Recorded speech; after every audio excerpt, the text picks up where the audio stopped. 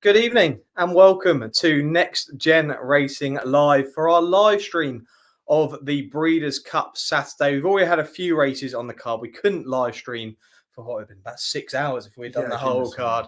I'm here with Jack. Jack, looking forward to tonight? I cannot wait. You know, I mean, we were knocking on the door last night, but look, we've had a great day of racing in Britain and Ireland, and hopefully we can do it across the pond. Yeah, and we'll talk about yesterday in a moment, and with regards to some of the top performances, especially Ryan Moore, the informed jockey on the evening. We've already had a couple of good races already. We had Caraval take out the Turf Sprint, a bit of a shock in that. I think it was a 42-1 shot there, around 50-1 starting price in the UK. Tyler Gaffey owned 2 winners in 2 nights, a man who had never had a Breeders' Cup winner going into the meeting. So well done to him. A big shock. We saw a great performance from Ante-Post.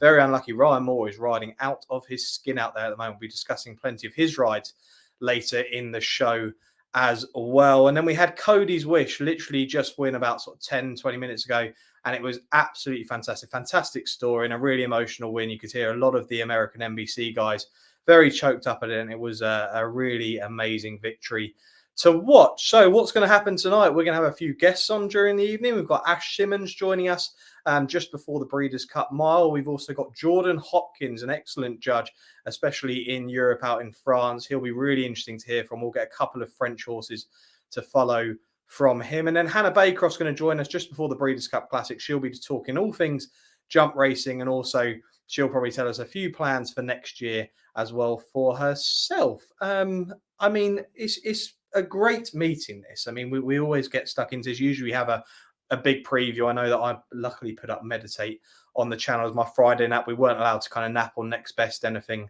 for this evening's meeting, but this is going to be a really interesting night. Plenty of good European horses coming into this. I mean, is there anything that you take note of when you're betting on American racing compared to betting in Britain and Ireland?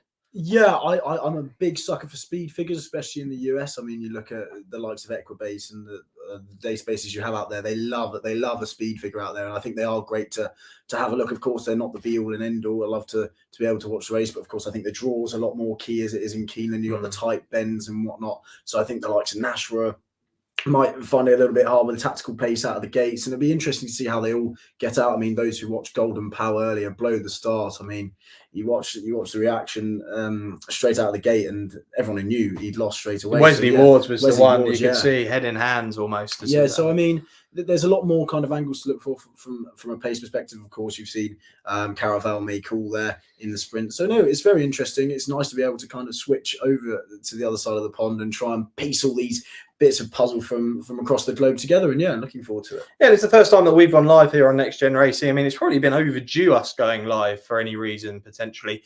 But look, we're going to be reacting live to the race. We're going to be commentating on racing, or trying to. Obviously, we can't have the volume on, we can't have the NBC coverage on Next Gen Racing. But look, we'll be doing our best to try and commentate. You even said you're going to do it in your American accent. No, I'm not. I'm not going to give it. And we're into the stretch to try and get one of them. Count those tickets. But we're using ITV's coverage initially. We may switch over to Sky Sports Racing for some of it as well, depending on our guests and how they're viewing the racing. Just trying to time it up. Okay, so you can try. We'll say when the horses are off, so you may be able to pause your TV and try and time it up so we're reacting live with you guys. Get your questions in as well. Get some comments in. Let us know what you're doing, where you're watching. Could be absolutely anything. Jack and I have got pizza on the way. That's going to be delivered. I don't know what time it's going to come, about 6:30, 7 o'clock. But we'll be discussing things like favourite pizza toppings. Who knows? I mean, we've got an hour between the Breeders' Cup Turf and the Breeders' Cup Classic to try and fill some gaps. So yeah, I'll tell you what, we've got 3 great guests. I mean, Jordan Hopkins, I don't know if you do follow him on Twitter, but he's 5 from 5 in November. The man's recorded, I think it's a 70% ROI for the whole of 2022 so far. It's absolutely unbelievable. So it'd be great to have a great judge on the French racing. Of course, he's tipped up. He's got 1 tip for the night. So it'd be interesting to see if he comes on to talk about that. That's so far he's got 1 tip in drinking. So far. I don't know. I mean, we're hoping to get something out of him for the turf as well. I mean, he'll be looking to try and find the winner of that race there. I mean, unfortunately, no big no big kind of French entries this year. I mean, yeah, I've been quite surprised actually. We haven't seen too many French or too many Japanese horses this year, which is fascinating. But look, I suppose we should kind of get stuck into things. As you see at the bottom of the screen, we've got the 550, the Maker's Mark Breeders' Cup filly and mare turf over just shy of 1.25 miles. Now, during the night, I mean, it's the first time, like I say, we've gone live, so we're going to be trying to share as much as we can with regards to betting and all of our tips and everything like that. So let me see if I can get the betting up currently for the fillies and mares. There we go on screen now. So as we can see here, we've got Nashvar as the 13-8 best price favourite at the moment. A little refresh there. I think Nash was on the drift. Oh, just quietly. We can quickly do that. There we go. Oh yeah, look at that. 15-8 Nashvar currently. Tuesday 4-1, in Italian 5-1. A lot of money for in Italian. Above the curve 6-1. Moira 14-1, 16-1 about the ex-French trained horse Rougier, and 25-1 bar these. Now let's take that away from the screen, and there we go. We're back on screen. Before we get into tonight, we should probably get our Napa next best, because I believe mine comes up in this race here. We're going to have our Napa next best for the night. Hopefully they go fairly well, and they're going to come on screen now. They may cover Jack's head. No, they're all right. So my nap for the night and Jack's nap for the night is going to be Modern Games. I mean, there's been plenty of talks about Modern Games. We heard last night Charlie Appleby saying it was his best chance of the meeting. So look, we're hoping that goes well. My next best is Tuesday. I'll be discussing her in just a second. And Jack, your next best is Rebels Romance. We'll be waiting right until the end of the show to hopefully land that one for Team Godolphin. The Godolphin hat is firmly on. 3 out of the 4 selections are Godolphin now. I've forgotten my Modern Games Breeders' Cup hat as well. I'm absolutely gutted. If there's one time to wear it all year, I've been saving it up for this moment. I've forgotten it. I know, absolutely fuming. And I am going to be, I've decided now, it was only in the last week, I am going to be heading to the Breeders' Cup for the first time next year. I'm absolutely buzzing for it. I'm heading to Santa Anita. I don't know whether this is Flightline's last start tonight. I mean, we'll be discussing more about the world's greatest horse, and we can't wait to see him this evening in our final race, the Breeders' Cup Classic. But with regards to Flightline, I mean, we hope he stays in training. It'd be great to be able to go over there to Santa Anita where he's trained and see him go out in the Breeders' Cup Classic next year. I suppose he's the highlight of the evening. You need to watch, not from a betting prospect, but we're looking forward to seeing it. Yeah, he has to be. I mean, obviously he's coming up against a slightly different caliber of opposition with Life is Good, Epicenter, and even the likes of Hot Rod Charlie, Rich Strike, you name it. I mean, of course, this is a different task to what he's been asked in the past, but I mean, 62 3/4 lengths his 5 outings, isn't it? So I mean, it'd be interesting to see how he gets on. Hopefully, he does it in emphatic style. It'd be interesting to see if they do try and stretch him out 4-5 lengths, or if it's a bit trickier than that. But look, fingers crossed. Well, I was actually speaking. We had a next gen preview. I had Willow on the show. That was 3 or 4 weeks back now. And before we came in there, I said to Willow, I cannot wait for FLIGHTLINE. And he said, "Oh, really? Is it that exciting?" I went, "Honestly, this horse is spectacular." And I said, he could set the world light and win this Breeders' Cup Classic by 5 to 10 lengths. And I think that's what we all want to see. We want to see a Secretariat-like performance. But we will discuss that later on. Let's have a quick comment come up. Zach says, "All right, chaps, hope all is well." Hi, Zach. Hope you're having a good evening. Joining us live, like I say, get all the questions in that you want to get in. Feel free to have a chat with us. We are looking forward to it. It's a long evening, but it's going to be a great one nonetheless. So let's talk through this race, shall we? The favourite on the drift, Jack, ITV are currently showing a 7-4 there on screen. And I mean, with regards to that, I've been saying all week that there was at one stage, I think 6-4, 5-4 around about Nashua, and I thought this is way too short with regards to this horse. Whether this horse is slowly becoming a backable price, maybe drifting out to 2-1, I don't know. A few will probably say so. But look, you've got to consider the soft ground in the Opera the last day it just didn't help me. She ran a mighty race in the Opera, don't get me wrong, but it just didn't quite happen for her. Pip late. Then, I mean, all season I've tried to get this horse beaten. I don't know why I've tried to get this horse beat. I mean, won at our beloved Goodwood, won the Nassau Stakes this year. And Holly Doyle with this horse is kind of, I mean, it's only been a year, obviously, or a couple of years, but slowly building up that kind of Frodon Frost kind of partnership. Do you know what I mean? A lovable horse, not quite to that level. I mean, we'll talk about today's jump racing after this race, but like they've just got this nice bond. They glue so well together and putting these excellent performances. This horse is so consistent, but I'm going to take her on again. And I think it probably is purely a price thing, even at 7-4. I mean, maybe 5-2, maybe for me, potentially a backable price. But like I said earlier, my next best on the night is Tuesday. Ryan Moore riding out of his skin, won last night on Meditate, my nap of the weekend, and Victoria Road as well. And again, this horse ran in the Opera, soft ground, definitely not suited with this horse, but we then go to races like the Yorkshire Oaks behind Alpinista on good ground.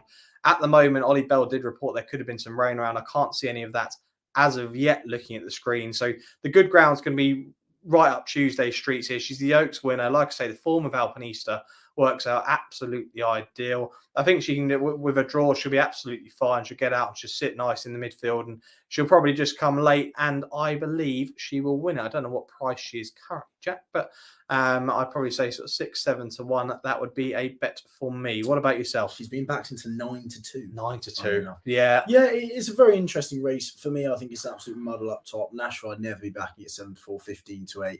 I think you're going to be looking at 2-1, 5-2.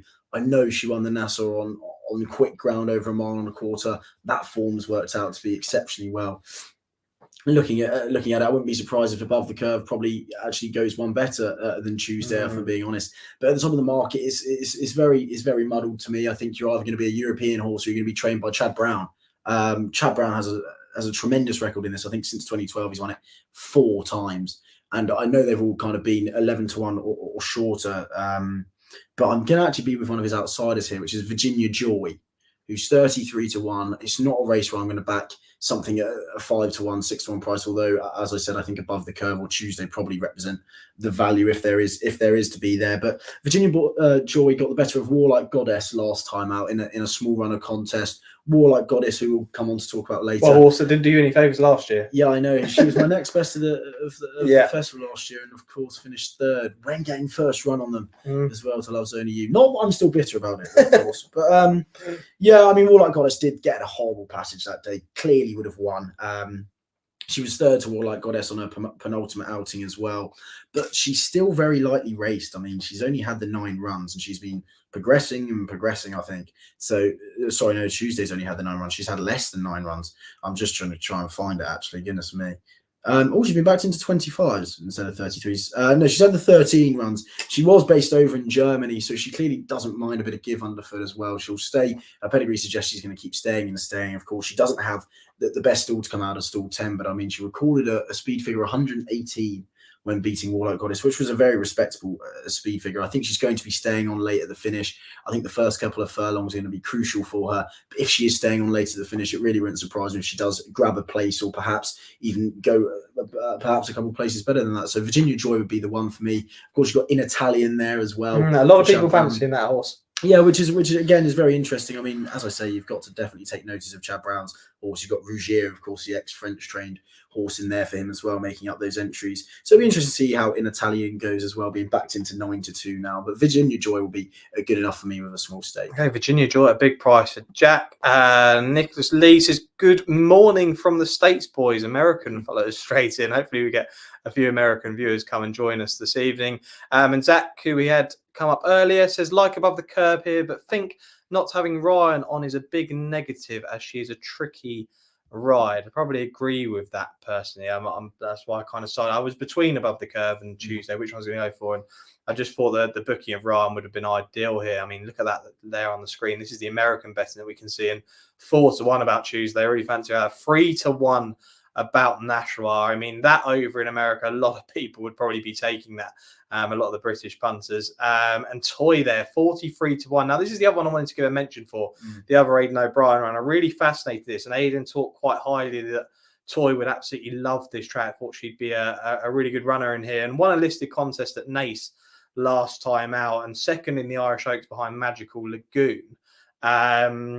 Toy's Dam, I think, is out of a US dirt horse in Maria Storm, who was actually a runner in the, I think only had 2 runs, but was a kind of 9th or 10th in a distaff. So has some American breeding there as well. And Aidan, just from what I could tell, Aidan was quite confident that Toy would run a fairly big race, and out there 43-1, probably, I don't know what here, a fair price of 25s, 33s would, I'd probably say isn't a bad each way price. So I'm going to be with Aidan O'Brien in this race here. In regards to some of the other runners, I mean, In Italian is fascinating, and loads of money coming here. And Mark Johnson, the commentator, I mean, he's been on absolute fire on ITV Racing, and you would have seen him on Racing Post in the know as well. And he's put up plenty of winners, and he's given a big mention for this Lady Speightsphere.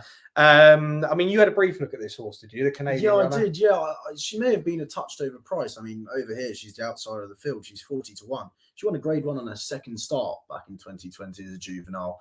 But I mean, she dropped back to 7 furlongs last time out. I didn't think that would be too much of a problem, stepping back up in trip. But she just looks like a serial winner. She's 7 out of 12 for her campaign. I mean, you look at Miss On Scene, there's now 61-1 over in America.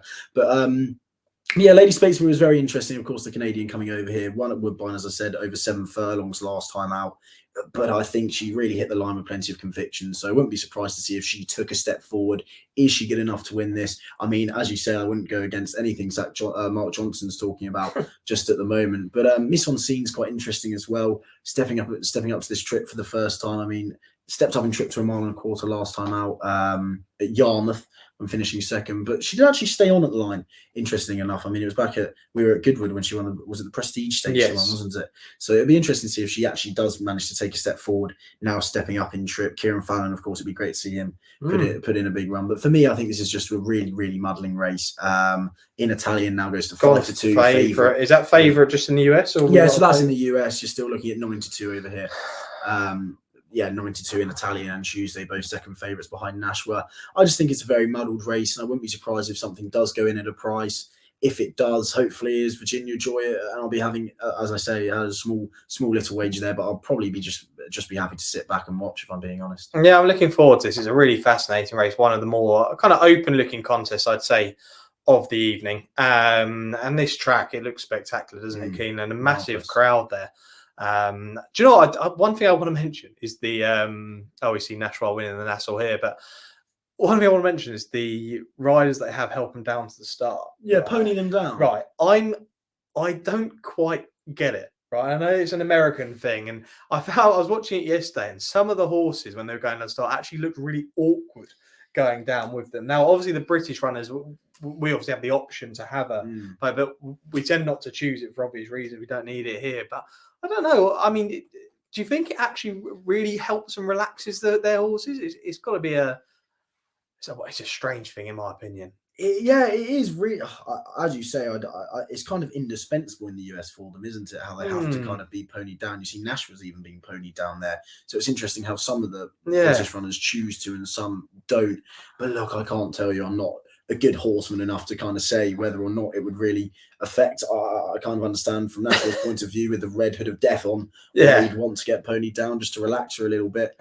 But look, it is a very odd one. It'd be interesting to see if anyone else has any thoughts or opinions there. But yeah, to me, I can't imagine it making too much of a distance as we see Mise en Scene as well being ponied down. It's yeah, like I said, it's American thing. Nashville's got the pony taken down and also the red hood. So extremely relaxed, you'd probably imagine heading down.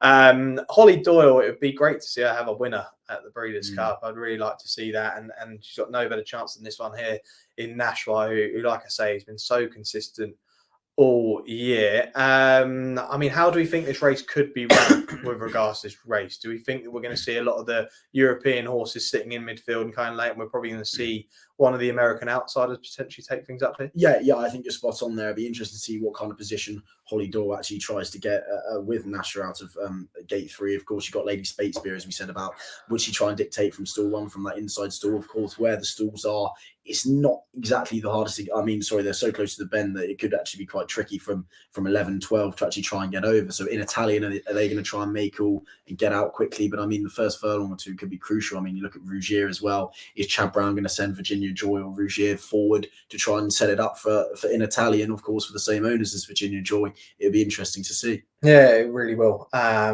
bet it's going to be a really interesting race, this. But I'm hoping that Tuesday can go and do the business. I guess that there, the ITV betting, is the English betting now. Yes, yeah, it is. Tuesday's now 7-2. Do you not think she's had quite a long season? Of course, she started going, in March, and she just had the one run as a 2-year-old?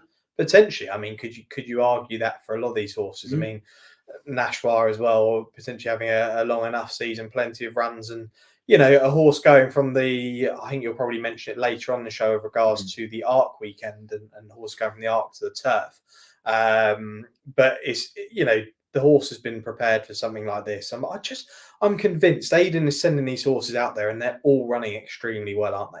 Yeah. I'm going to wait until kind of we get Ash on to discuss Silver Notch race yesterday and Victoria Road. I think we've seen there. I don't think we've seen a Derby type in Victoria Road. I think we've seen a French Derby Hope in Victoria. I think that's where that horse is going to head next year. The Prix de Jockey Club, I'd imagine, maybe the aim. I think Aidan will have something else in mind for the Derby itself. It's so fascinating. One thing I will be discussed for the evening is the difference in prices here and the prices in America. France as well. France, yeah, I say this all the time in France, especially with the British horses. If you head to France and you go on their PMU, it's a tote system. But essentially, what will happen is you'll look at the prices and think, my word, you know, the British runners 4-1, you know, with British bookmakers back home, but it's 8-1 out here, and it is really interesting to see. Especially if you go Arc weekend, you will notice it. There can be a massive difference in price. Let's have a look here. Nashwa, you're looking very relaxed. You'd be quite happy if you've backed Nashwa here. I just don't think there's any value there. Even at 2-1, I still don't think there's any value. When would you say that Nashwa becomes a bet?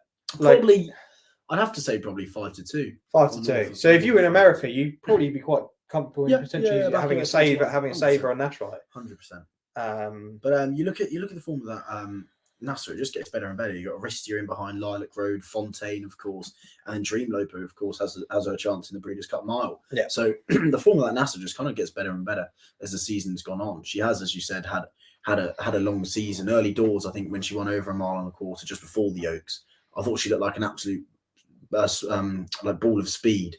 But then I think as the season's gone on, she's kind of showed that perhaps she can actually maybe now stay a mile and a half if they chose to try out the trip again. It'll be interesting to see if they ran that Oaks again now, just to see how that did go. But I think she probably would stay. But hey, we're about to get off. We are, yeah. Last one's loaded up. Wait for them to jump off here. Like I say, we'll try and commentate on the races. You'll be watching it at home anyway, so that's no problem at all. Nashwa has missed the break. Got the rail, but I mean, going to be stuck in a pocket here. Looks like Toy's going to take it up with is this in Italian? In Italian, saying out. We've got Toy sitting in second here. Mise en Scene's trying to get position. Family Way sitting in third. Lady Spatespear in fourth. Mise en Scene in fifth. Lady Shakespeare's got a nice sit there, really, for considering Mark Johnson fancies horse. I think you're pretty comfortable if you're on this each way.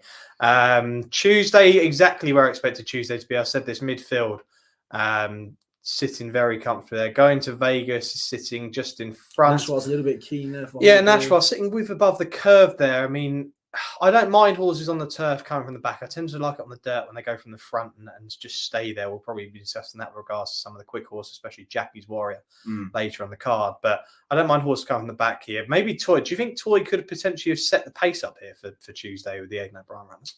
Potentially. I mean, in Italian looks very comfortable out in front there. Joel Rosario's not really having any qualms with making all here. Yeah, making all in the turf race here. 5-2 favourite. You've got 3 outsiders sitting behind. It'll be interesting to see if Holly Doll can get out. She's got Rougier and above the curve. Could be stuck in a pocket here. This is one of these, and I don't think Toy's being ridden here. In Italian, still looks comfortable at the front here. Joel Rosario has Ryan Moore is just slightly nudging along now. He's going to try and come late. Ryan Moore actually hasn't asked for everything here. He's going to come wide. Oh, here we go. In Italian, still in Italian does look good. Lady Shakespeare fight on Toy. Tuesday's going to finish second here. Nashwa's looking. Tuesday's going to finish second here. Go on, Tuesday. Go on, Tuesday.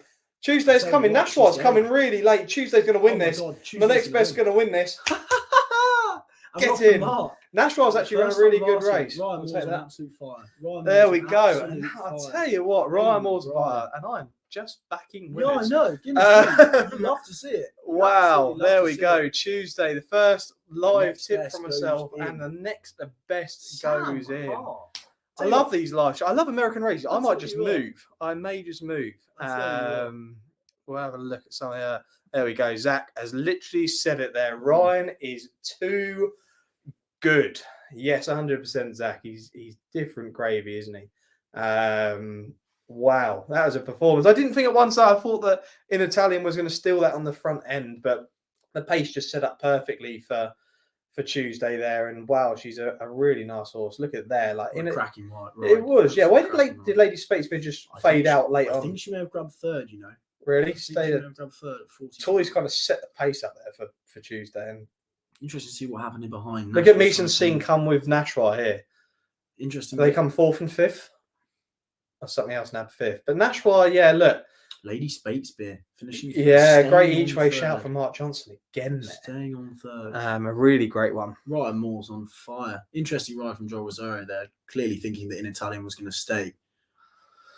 But Ryan Moore and Tuesday and Aidan O'Brien. Goodness gracious me. They are on fire, as is Sam Hart. Woo, there you go. I don't know what's just been said there. Who's bowled above the curve? I'm not sure. Given a bit of a word, whether that was a congratulations to Ryan Moore or whether there was any interference. John Velasquez is on. John Velasquez. I don't know whether there was anything that was really. Maybe it was just a congratulations, but I mean, Ryan Moore hates these interviews out in America.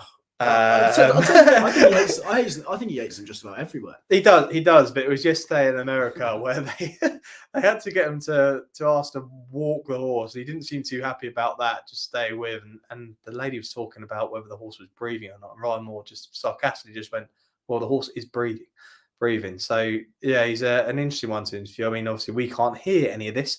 You guys at home may be able to, but yeah, what a jockey he is. I mean, when you're following him later on in the evening, have to look at his rides now. I mean, I don't think I fancy anything else that he's riding later on the card. But yeah, Ryan Moore, some jockey, has plenty of critics, but you look at the ride. So he's had, what was it, Dramatized finish second. Yeah. He's then had Meditate absolutely hack up. Victoria Road winner thriller. He's then had Emiratiana finish second at a massive price for Kevin Ryan. Now he's just gone and won the Fillies and Mare Turf with Tuesday. I think it's been about 4 years. Was it 4 or 5 years since Ryan Moore had a Breeders' Cup winner going into this? And he's just reeling them off now. Absolutely reeling them off. It is great to see. I think probably the last 2 years, more than any years that we've had, we see the likes of William Buick and Ryan Moore be able to be absolute globetrotters, and not only the jockeys, but I mean the trainers as well. Aidan O'Brien, of course, he's been able to do it for as long as he's been wanting to, and then you've got the likes of Charlie Appleby go and do it as well. But I mean, it's so great to see us have such a force wherever we go globally. I mean, Ryan Moore and Aidan O'Brien just reinforcing that this week. Yeah, no, it's fantastic. Aidan O'Brien, another interview with Nick Luck there, looking cool as ever, Aidan. But yeah, fantastic. It's good to kick off with a winner. What was it when we had next best? 9-2, I think I put the horse up at, as we start the show, and well backed into 4-1. So fantastic start to the show. I mean, we've got what, half an hour, just over half hour till the next race, so we can discuss other topics. I think we should probably discuss today and the racing in the UK and some of the jumps action. Any of our American viewers, I don't know whether they can get great access to watching some like Wincanton and stuff like that, but we had a fantastic card at Wincanton. Harry Cobden's birthday, he had a few winners. Enrillo, I felt so sorry for him because Enrillo was jumping so smoothly all the way around in the Badger Beers and just made that one hiccup. And I know there were issues with the ground as well with regards to slipping today. They seem to manage to sort that as well. And then Napper's Hill beating Sco Royale. Yeah, well, what I thought with regards to that elite hurdle, I mean, Sco Royale, obviously 3-time winner of that race, looking to win it 4 times. And people were saying that if he'd won this one, it would have been named after him. And that probably wouldn't have been a bad shout. But basically, no one wanted to set the pace in that race, did they? And Harry Cobden just managed to jump 6 lengths in front and go on then, I'll steal this. I don't think he did quite to get as many lengths. I don't know if you heard the interview afterwards. He said that he wanted to try and steal as many lengths as he could, but I think he only stole a couple. I think it may have just been the camera angle. It didn't look at first like he did steal 5 or 6. Yeah. But I think that very quickly turned into only 2 or 3. But I think it was an absolutely stellar ride, wasn't it? I'm still annoyed he didn't go to the Greatwood. I mean, he clearly wants 2.5 miles. You said this on the preview, didn't you? Yeah, and then Paul Nicholls reinforced that by saying they didn't know whether they wanted to send him to the Greatwood or not. Yeah. But hey, look, I mean, of course, Paul Nicholls can't doubt him because, I mean, he vindicated exactly what he thought. Exactly. By a good start. Yeah, he's in fine form. Ryan Moore is absolutely hating this, by the way, isn't he? This whole flower bit. I tell you what, I bet you Ryan Moore, after he rides a winner, just wants to get off, go into the weighing room, and just probably have a cup of tea, stick his head, I would say, in his phone, maybe an audio book, 100%. like that. That's it. And a pint of milk, I reckon. I'd love to live the life of Ryan Moore for just one day, and I'd just follow and see what he does on a race course. Would you? Yeah, I think he's the I'd love to sit around the dinner table with Ryan, Jamie, and Gary. I mean, what can you imagine? Well, just whack the whole family and put Josh and Hayley in there, because why not? You put the whole family in there. You'd have Hayley on the presenter side, Josh. I think Josh and Hayley would be carrying that table. I think it's fair to say. I can't imagine that there's too much conversation between the other 3 of them. Yeah, I mean, you mentioned the Greatwood there. I want to mention one of Jamie Moore's rides at Fontmore the other day, which is Teddy Blue, who apparently is going to go for the Greatwood. I think that's what they've outlined as the plan, which is interesting. I mean, looks like a typical Gary Moore horse, that. An absolute menace, basically, going for that race there. I mean, Frodon today, I mentioned the Badger Beers a minute ago. Frodon was sensational, carrying a monster weight. And do you know what? I think Frodon would have won it no matter what. But Lord Accord, having jumped the last I think would have been a lot closer. I think Frodon would have won it, but Lord Accord did make a little bit of a mess at the last. What were your thoughts? Yeah. Well, was flying. This actually kind of, of course. I mean, I put up Lord Accord, but no, I think Frodon did it in good style. But this weight carrying performances we've seen it the last 2 days with Grenadine and Frodon, it kind of made me think a little bit, because I don't know if any of you have been listening to the Pro Bet podcast, and if you haven't, feel free to have a listen to it. It's very insightful and informative, which kind of drills into more kind of the pro punting side of life. It's with Mark Holder and Andrew Lowry. I know Mark does divide opinion, but I think it's a very informative and very insightful podcast, and they're very opinionated. And I think it's great to listen to be able to kind of expand your knowledge. And one thing they were talking about is how much weight actually accounts for in racing. And I think that the stats they had was since 2017 in handicap chases, horses carrying 11 stone 7 or more had 2,495 wins. But anyway, a 15% strike rate, and horses carrying 10 stone 7 or less was 9.8% strike rate. So actually saying that those carrying more weight and were more likely to win in those chases. They also had the hurdles figures as well, which were kind of replicating that as well. So I think it was really interesting to have a listen to, because I know the BHA say that £1 is equivalent to 1 length. But they were talking about whether it's perhaps £2 or £3. I know Mark said he uses £3 per length, and it was really interesting to kind of to look at that. If you look at the weight carrying performances of Grenadine and Frodon, to kind of put into perspective how much I kind of account for weight, how much you account for weight. If something's up or down £1, it's interesting to see whether we do or don't back it, if you know what I mean. So when Frodon's carrying 12 stone and winning off 12 stone, I thought it was very interesting to kind of reassess my punting and perhaps take weight for less of an account as actually I do. Okay. Yeah, it is interesting. Very interesting with regards to that. I don't know what your thoughts are on it. No. I think you've got it spot on. It's interesting to hear all of that with regards to it. And I mean, Frodon was absolutely fantastic. I don't know what the plan is now with regards to the horse. I don't know where they're kind of aiming to go next with regards. Obviously, skip the Down Royal engagement as well. We'll discuss that in a second. But look, Bryony and Frodon get along so well. The crowd absolutely love this horse. You can see. Oh yeah, wasn't it just? And I just love the way Bryony just is so quiet in the saddle, just so still, and the way she just lets the horse just get into a rhythm. And Frodon is perfect. A very similar kind of style that she rode Present Man, who was back-to-back winner of the Badger Beers as well. Just sat so quiet in the saddle. And yeah, no, fantastic performance there. I don't really want to discuss Aintree too much, to be totally honest, because those who regularly watch the channel and would have seen the preview this week, I was quite a big fan of a horse called Gezkill, and said it wasn't for the most popular of trainers in Oliver Green and Josh Guerrero, and put up at 14-1, ended up getting smashed into 6-1, I think. And if you haven't watched it already, go back and watch the race. It is sickening. I think there must have been a nose in it at the line. I want to say though, Al Dancer, fantastic winner, and Di Waters and Sam Thomas. We wish all the best to Di Waters in intensive care after that nasty helicopter incident. But it was fantastic to see. I'm sure, plenty of people were happy to see that horse. There were a lot of kind of emotional performances today and a lot of stories, which was nice to see.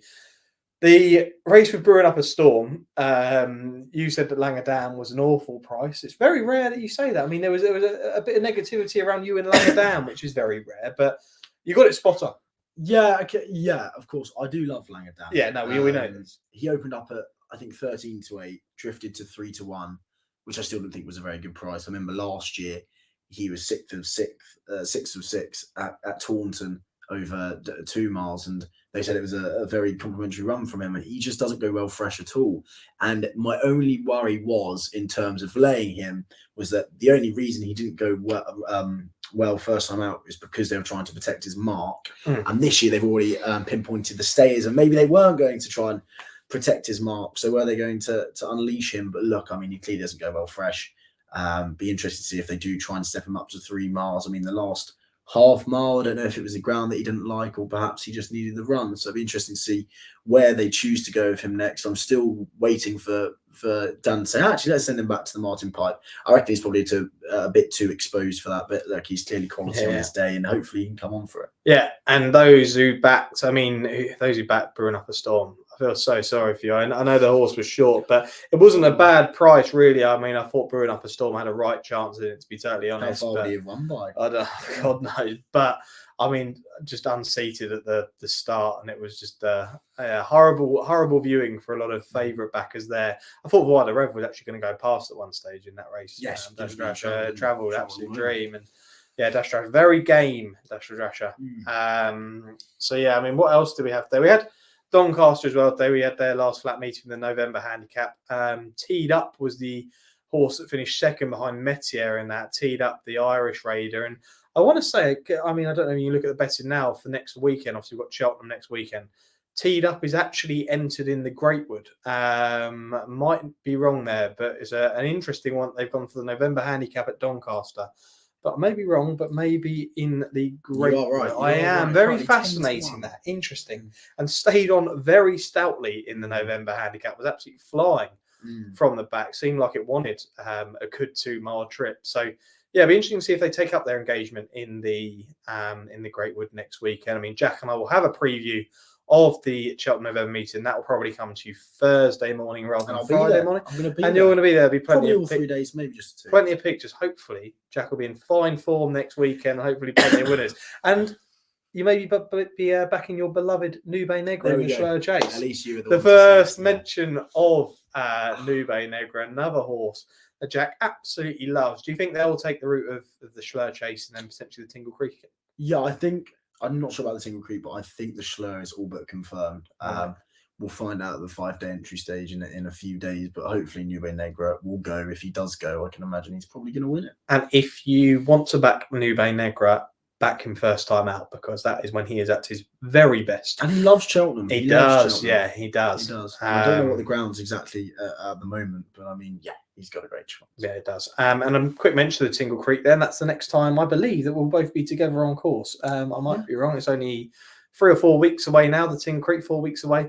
We'll be there, and we saw Grenadine win the Holden Gold Cup at Exeter. Nichols got it spot on. He even admitted to having a bet on the horse.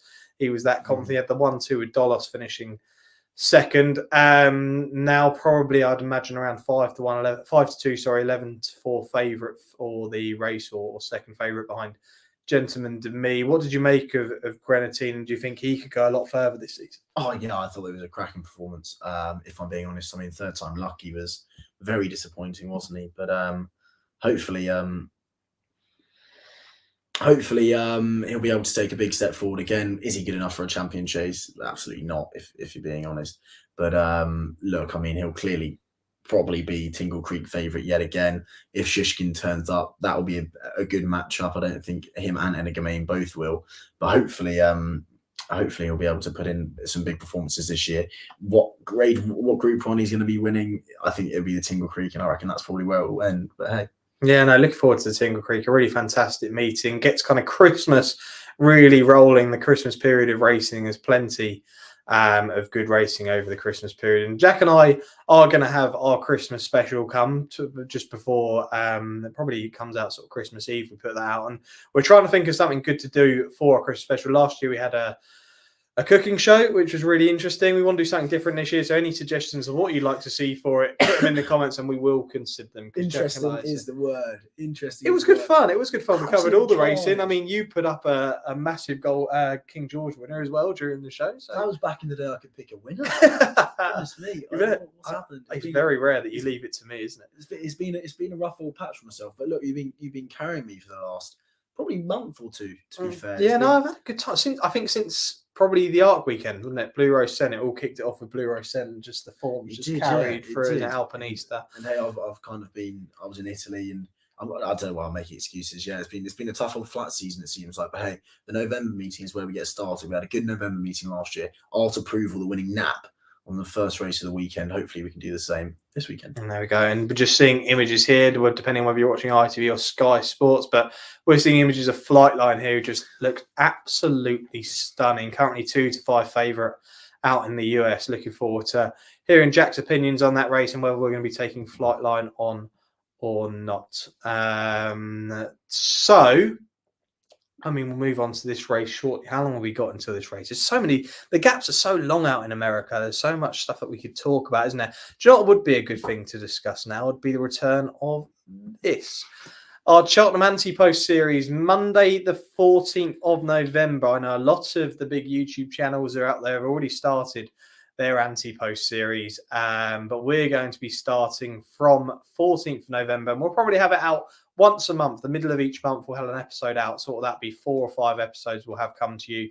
So it's quite a quick show, usually about 10-15 minutes, where we just have 2 or 3 selections each, putting up towards the Cheltenham Festival, hopefully having a few winners. So like you see there, it is back. The Cheltenham Ante-Post series did really well last year, really good views. You guys seem to love it.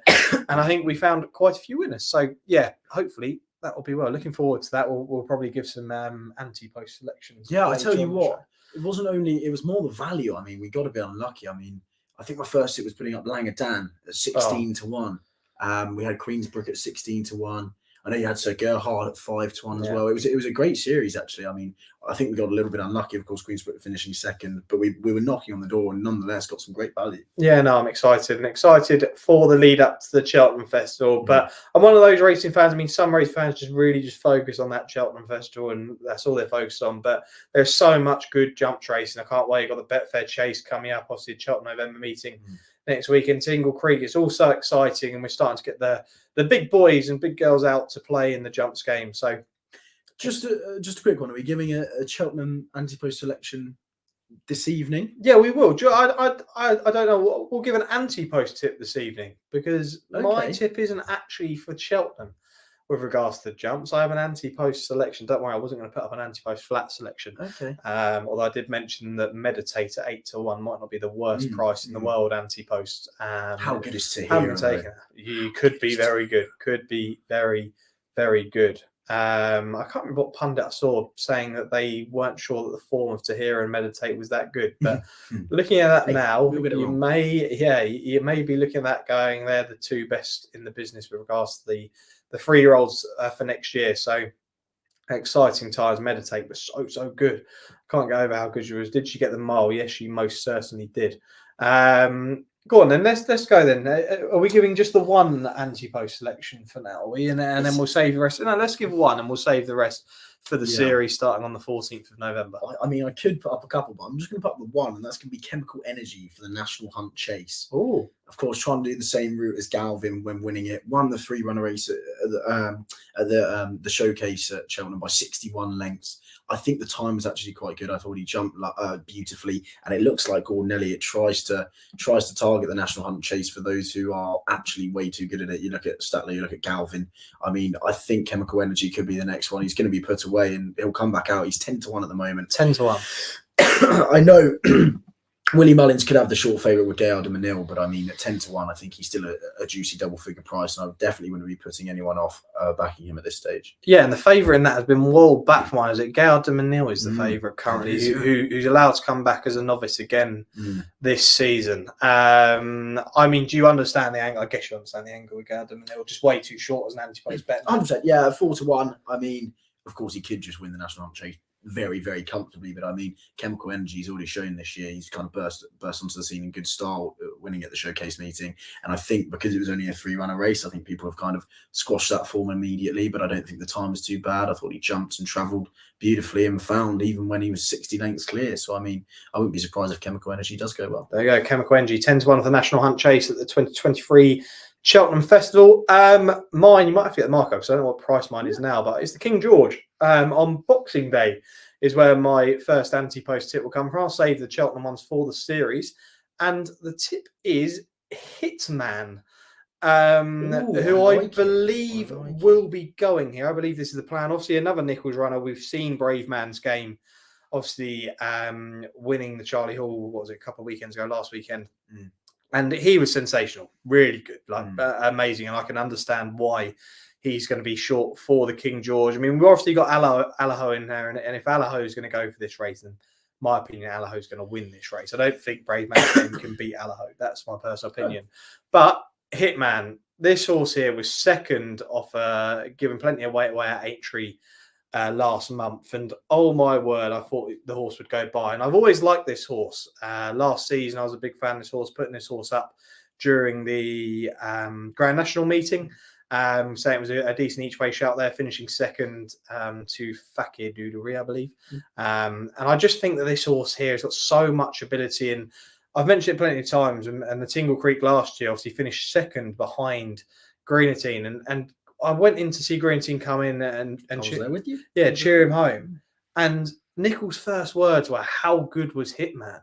who finished second. He just seemed like really energetic with regards to this horse. He obviously thinks this horse has a kind of a massive improvement in it, and I just think that he has all the ability. I think they're going to whack some cheek pieces on him. I've got a feeling, just to get him to really focus on his racing. And I just think that he what is he? Did you get a price? 20-1. 20-1 for the King George. Just think he's overpriced. I think if he goes there, I think personally he should be sort of an 8-10-1 shot. If Nigel Twiston-Davies doesn't have a runner, likely that you probably see Sam Twiston-Davies take them out.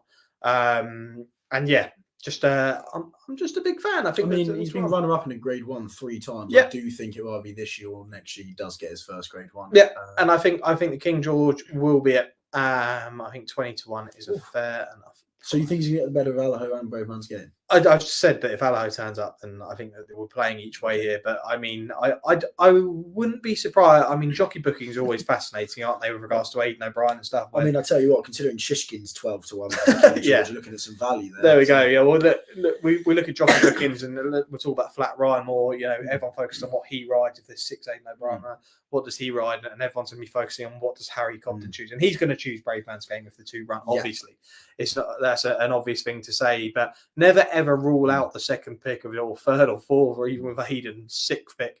Okay, so talk about the King George. One horse today who did shorten for the King George, of course, Envoy Allen. We haven't discussed that, have we? The Ladbrokes Champion Chase at Down Royal earlier today. What a race it was! A really fascinating one. I thought Ken Boy got a masterful ride out in front. Was very unlucky. I thought at one stage that Townend had stolen that race, and the money did come, didn't it? It did, yeah, 7-2. Yeah, ended up going off fairly short, and it was one of those where you just couldn't trust Envoy first time out. But now a lot of people may be thinking, "Oh, the horse is back." But so on that, I was seeing a lot saying the horse is back. What do you think? Is he back? Was he there? Was he back, or does he just really love Down Royal that we saw the best of him there? And we've got to see him once more. I'm not going to be backing him again next time out. I'll be leaving him alone. But if we see him put up a really good display again next time out, then he's going to be a serious horse going forward in these big races. I think he's just picked up a lot of pieces. As we say, Conflated doesn't go well. Fresh. Galvin, didn't really have it in his favour whatsoever. It was an interesting one. Of course, Ken Boy's getting on a bit now. So, it's an interesting one, isn't it? But I think he probably just picked up a lot of pieces at the end of the day. Yeah, no, I completely agree. Envale, I think they may go to the King George if Allaho chooses to go elsewhere, which could happen. Allaho could have other engagements over Christmas, like say over in Ireland. There are plenty of races that Allaho could go for, and maybe they may just take the jump with Envile same to Kempton, and hopefully he could run a good race. We'd love to see a good King. It's never a meeting I've been to. Have you ever been to it? I haven't, no. No, it's never a meeting. I always go to Fontwell on Boxing Day, being the local track. It's a lot easier. But just having a quick glance over that Champion Chase at Down Royal, obviously I haven't been able to hand time the time myself, but it was actually over a second slower than the other 3 mile chase, handicap chase, dead on a second slower. So about 5 lengths slower than Final Orders, who's rated 120. So it'd be interesting to actually hand time that and see from a time point of view whether it was actually as poor as it seems. Okay, yeah, interesting. We'll have Ash Symonds on after this race. He'll be joining us at 6:50. He's sure to be talking jumps racing and today's action. He'll also give us his best Ante-Post tip at this current stage for the Cheltenham Festival, I am sure. Let's move on to this race then. We've got 10 minutes until the off, and we'll put the betting up on the screen quickly. There we go. And we've got our first odds-on favourite of our live stream here in Jackie's Warrior. The 4-5 favourite. This is in the Qatar Racing Breeders' Cup Sprint. Our first race on the dirt is well over 6 furlongs. So Jackie's Warrior 4-5. Kimari's 9-2. Elite Power 11-2. And then a jump to a lower West who's 12-1. American Theorem's 14-1. 25-1 bar these. We'll leave just the favourite on screen there. What can I do? There we go. We'll leave. My face looks brilliant. I know, yeah. So I'll have to do that. There we go. We have to go full screen. Can't leave it on the screen.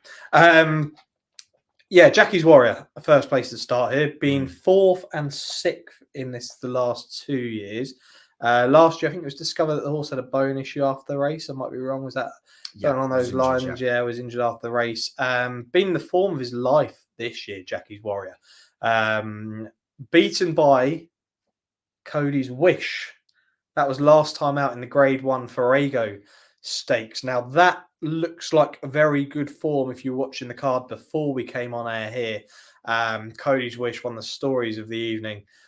Getting up in good style there, and like I say, that's got to really enhance the chances here of Jackie's Warrior. Horse who likes to do things fairly comfortably, boom, out and go, settle. I'd probably say will be quite prominent in this race here, and try and almost make all, potentially be there right at the top. I'd imagine that'd be the way we go. Kamari will be a horse that a lot of people over in Britain will recognise. Second in the Queen Mary at Royal Ascot in 2019. In 2020 was second in the Commonwealth Cup. A couple of good wins in Grade 2 company recently. This is a bit of a step up, I'd say, with regards to this horse here. And the horse, I think, is overpriced. American Theorem, currently 14-1. Last 3 runs started to look like a really good horse. Second over 7 furlongs the last day. This horse does stay. This is 6 furlongs, but this horse won't mind a decent pace. Prior to that run, the last day, was actually the winner of the Bing Crosby Stakes. That was the Grade 1 at Del Mar. Won that in good style. And like I say, we'll want a good, as a 7 furlong potential horse, we'll want a good pace here. We'll come from the midfield. We'll sit there, hopefully get a good position on the dirt. I mean, we had some horrid positionings on the dirt yesterday with some of the favourites, Jack. And yeah, I think that also could come late. So Jackie's Warrior is not a bet for me at the price unless you're playing this in multiples, 4 to 5. It might be one for the multiples on the evening if you've already got that. But I think I'm going to play American Theorem, 14 to 1 each way as my selection in this race, Jack. Who are you with? Yeah, I think the only thing stopping Jackie's Warrior from being 3 to 1 on is the Breeders' Cup Hoodoo. Of course. You make excuse. I mean, obviously, there's an excuse last year.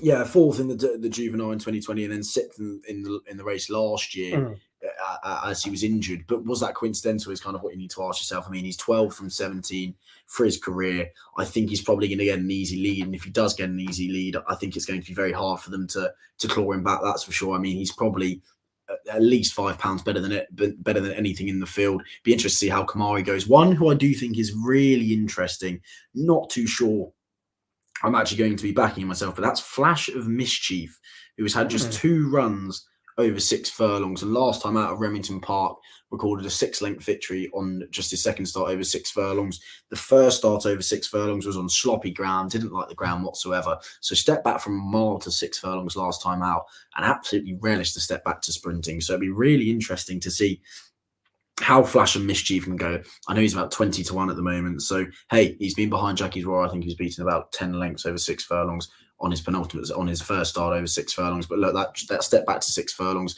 clearly lit a new spark. So, hey, if Flash and Mischief can grab a place, then I wouldn't be too surprised. Okay, there we go. A nice price. We've got some prices in here. So we both think Jackie's Warrior is probably going to go and win this. But look, we can't have a bet on Jackie's Warrior at the price. So we've had an each way shout in this to try and land a place or maybe a big price winner. Who knows? I just looked. I would love to know how we pronounce the name of the trainer of American Theorem here. Let's put that on screen again.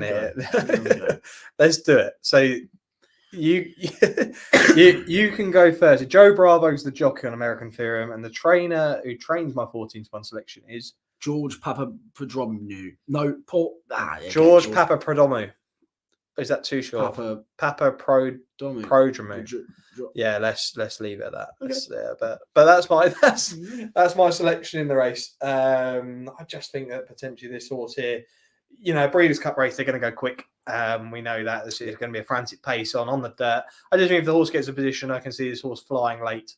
I think the whole of America are going to want to see Jackie's Warrior win this. And speaking to Mark Johnson, when we were doing In the Know and I was speaking to him after, he was kind of saying, if you do fancy Jackie's Warrior, you wouldn't be afraid to have a bet on this by lengths, because this is the kind of horse that does like to win, in good style. So, this horse could win by a length or two. So that may be the play if you wanted to. I'm not a massive fan of length betting. You either win. He either wins by more than 5 lengths or finishes out. Kind of, yeah.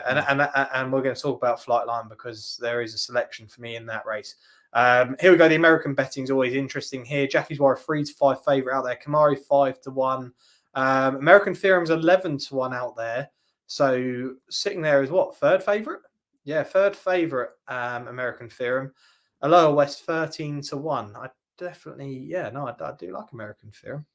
Seems like the Americans do as well, but Jackie's Warrior 3 to 5 here. I imagine still sort of 4 to 5 here at the moment. I can hear fireworks going off outside our window. I mean, we're sitting here on Guy Fawkes night, so plenty of fireworks. Hopefully see a firework in the Breeders' Cup Classic with FLIGHTLINE later. It would be an almighty shame if you got turned over, wouldn't it? It would. I mean, do you know what? Especially having Bay turned over in the Champions Stakes. We've got 2 of the world's. We've been spoiled to 2 of the world's best horses that we've ever seen this year.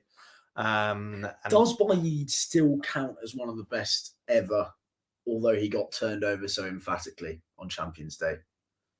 Can I just get your opinion before? Do you actually think that? It's frustrating for me because that performance in the Judgment was absolutely electric. Yeah. But it just frustrates me that they felt obliged to run him. I know from a breeding point of view, they pretty much had to run him. But it just really does scupper. Of course, the turn of foot wasn't anywhere near as electric on that worst ground. But can he really be considered as one of the best ever after being turned over in such emphatic style? Plenty of excuses on Champions Day. There obviously were. The ground was an excuse. And I will say, with regards to I think he's well up there as one of the best British turf flat horses we've seen. But what I will say with regards to, I wouldn't have minded on Champions Day. I know we were there. We were looking forward to see him put up a really good performance. I wouldn't have minded see him pull him out and say, we're going to change the engagement and we're going to come here and we're going to go for the Breeders' Cup turf. I would love to have seen that. And I would not have said that would have been a bad decision. I know we're looking at a completely different track and it would have been a completely different risk. But, if he'd won a Breeders' Cup turf, his breeding potential actually becomes, in my opinion, even more valuable. I agree. And I was shocked once he'd been beaten that they didn't go, do you know what, we'll have one more go. Now he's had that unbeaten tagline go. Well, no, he's had that unbeaten. I don't know if they retired him after the Champions Stakes if he was unbeaten. But would you gone for the turf instead of the mile? I would have gone turf. Yeah, you've got nothing to lose now. I mean, he's been beaten. Like, just go for it. Like, even if he places in a turf race, he's still going to be valuable at stud. He's going to be valuable at stud no matter what. Like, hopefully he's successful. I'm not denying that whatsoever. I just think if we're talking about one of the greatest ever don't usually have many excuses when they turn up to an engagement. You may think I'm wrong there. It'd be interesting to hear anyone else's views on it, but I don't think that if we're talking about the greatest ever, they usually don't have that too many excuses if they do choose to turn up. I mean, where does he sit? Hopefully I've got a graphic here that I can put in between us. I can move slightly to my right and yours. So there we go. So we've got Bailly. These are time form ratings. So look, Bailly's 137. Look, he's well ahead. I mean, Kyprios, we'll probably discuss him as well later on the show in regards to staying division. Obviously, we don't have a stayers race out at the Breeders' Cup. Verdani 130, Bay Bridge, one of your favourites, along with My Prospero and Desert. My Prospero 129, and then Desert Crown, who's going to be Desert Crown's going to be the interesting one next year. Fascinating. I think he single-handedly made me think of this flat season less than it would have been if he was there. Just that one horse. Yeah. I think he won the Derby so emphatically that him not being there left a massive hole in the flat season for me, like a huge hole in the flat season. Yeah, you discussed about the flat season, didn't you? You mentioned it about a month or so back, just saying that hasn't really kind of caught your imagination this year. And I can get it. I mean, arguably, you look at it and go, we've seen one of the best stayers of all time in Kyprios. We've seen one of the best turf horses of all time in Bailly. We've seen one of the best dirt horses of all time in Flightline. And it's like, we've seen some top 2-year-olds. We've probably seen some of the best crop of 2-year-olds I think we've seen for a while. We'll discuss that probably later in the show. But I think we're in for a hell of a flat season next year looking at some of these 2-year-olds. I think it's going to be a really good year next year. Do you think the Colts or the Fillies are better? Well, you'd have to argue. Last night, Meditate, you'd have to argue into Hero, you'd have to argue the Fillies. But I think Chaldean's sensational. Yeah. I think August Rodin. Yeah, agreed. Agreed. A joke. Agreed. I think he could be. I mean, we'll do a flat Ante-Post next year, but I'm sure that I'm going to probably have a play on him to win the Triple Crown next year. I think he's the kind of horse that could do it. I know he's going to be a Derby horse next year, and everyone's going to say that. I think he is a Derby horse, but I think he'll do what Luxembourg did. He's going to run in the Guineas. He'll have a go at the Guineas. If he wins the Guineas, I think he'll win the Triple Crown. I think he has so much ability. August Rodin, very excited about him. We'll talk about him probably when I get the 2-year-old time form ratings up. But I just think that we've had one of the best crop of 2-year-olds that we've seen for a while, and the most exciting we've seen. And Aidan's got so many good horses. Charlie Appleby, I mean, they just dominate, don't they? They do, yeah. And Charlie Appleby, obviously, while we're on the Breeders' Cup, but he enjoys this meeting so much. And Jack and I have napped up one of his in modern games, and we'll hear Ash Symonds, you probably saw on his Twitter earlier today that he also likes modern games. He'll be talking about that, but we'll be watching that live together. So hopefully modern games can do the business for all three of us whilst we're live. And we just see some of the horses going in here. It really is. I've never seen a dirt race at all. I'm looking forward to next year. I mean, it's obviously you've never seen a dirt race at all. Well, no. Unpopular opinion, but I know many Brits don't really like dirt races. I love them. I think they're brilliant. I mean, it's just a better version of Southall, isn't it? It's just a greater. I love the all weather. This is just different gravy, isn't it? There was an argument to have Southall. I know they've replaced it to obviously to an all weather track and the Tappeta and all this, but I Just quickly, Zach has asked, what are we on here, lads? Oh yes, American Theorem for myself, Zach. Is my bet. It might be a bit late, but it's not a strong player. I think Jackie's Warrior is going to be tough to beat. Flash of Mischief. Not a strong bet for us tonight. It's probably going to be one of our race that we leave alone, really. But yeah, an each way shout will be the play here. As the last one goes in, we've got a couple more. No, last one's in. And they're up in the Breeders' Cup Sprint. And we're in running. And who have we got taking things up here? Oh, you've got the Silks here. I'm relying on you until Jackie's Warrior is sitting in second at the moment. Oh, perfect. Super Ocho, the outside of the field, trying to take it up. In third, you got CZ Rocket. There we go. On the outside, Flash of Mischief. And Kamari's also pretty prominent. American Theorem's exactly where I thought American Theorem would be. Find it interesting that Jackie's Warrior hasn't tried to dictate from the front here. Must be I know he didn't get the worst of breaks, really. Not at all. But Kamari's there's another big outsider leading here, trying to kick off the front end. Jackie's Warrior is still travelling delightfully. Looks like Jackie's Warrior is really travelling really nicely here. Yeah, it does. Just got to get to this leader, though. He's being asked a question now. Going to be part of Jackie's Warrior. He's being asked a question. Is he picking up? Very gradually picking up. Very gradually. On the inside, though, CZ Rocket's also picking up. Yeah, and who's just on the outside? Elite Power in the Jumpmont colours. Is Elite Power going to get Elite Power? I think Elite Power is going to turn over Jackie's Warrior, and that is the first odds-on favourite of the night. Beaten. Super Ocho in second. In third is Jackie's Warrior, and flying home late, Bezos at 40-1. Wow. Jackie's Warrior beaten in the third time in the Breeders' Cup. That elusive victory will remain. Brad Ortiz Jr. again on the board for Jumpmont colours. That's the fifth consecutive victory for Elite Power. Kamari nowhere near the frame as well. So the first and second favourite turned over in emphatic style. Jackie's Warrior just didn't have to turn a foot whatsoever. Came there travelling, didn't want to dictate from the front. Once again, the front runner putting in a decent showing as well. And Zach, that is why this wasn't a strong fancy for us.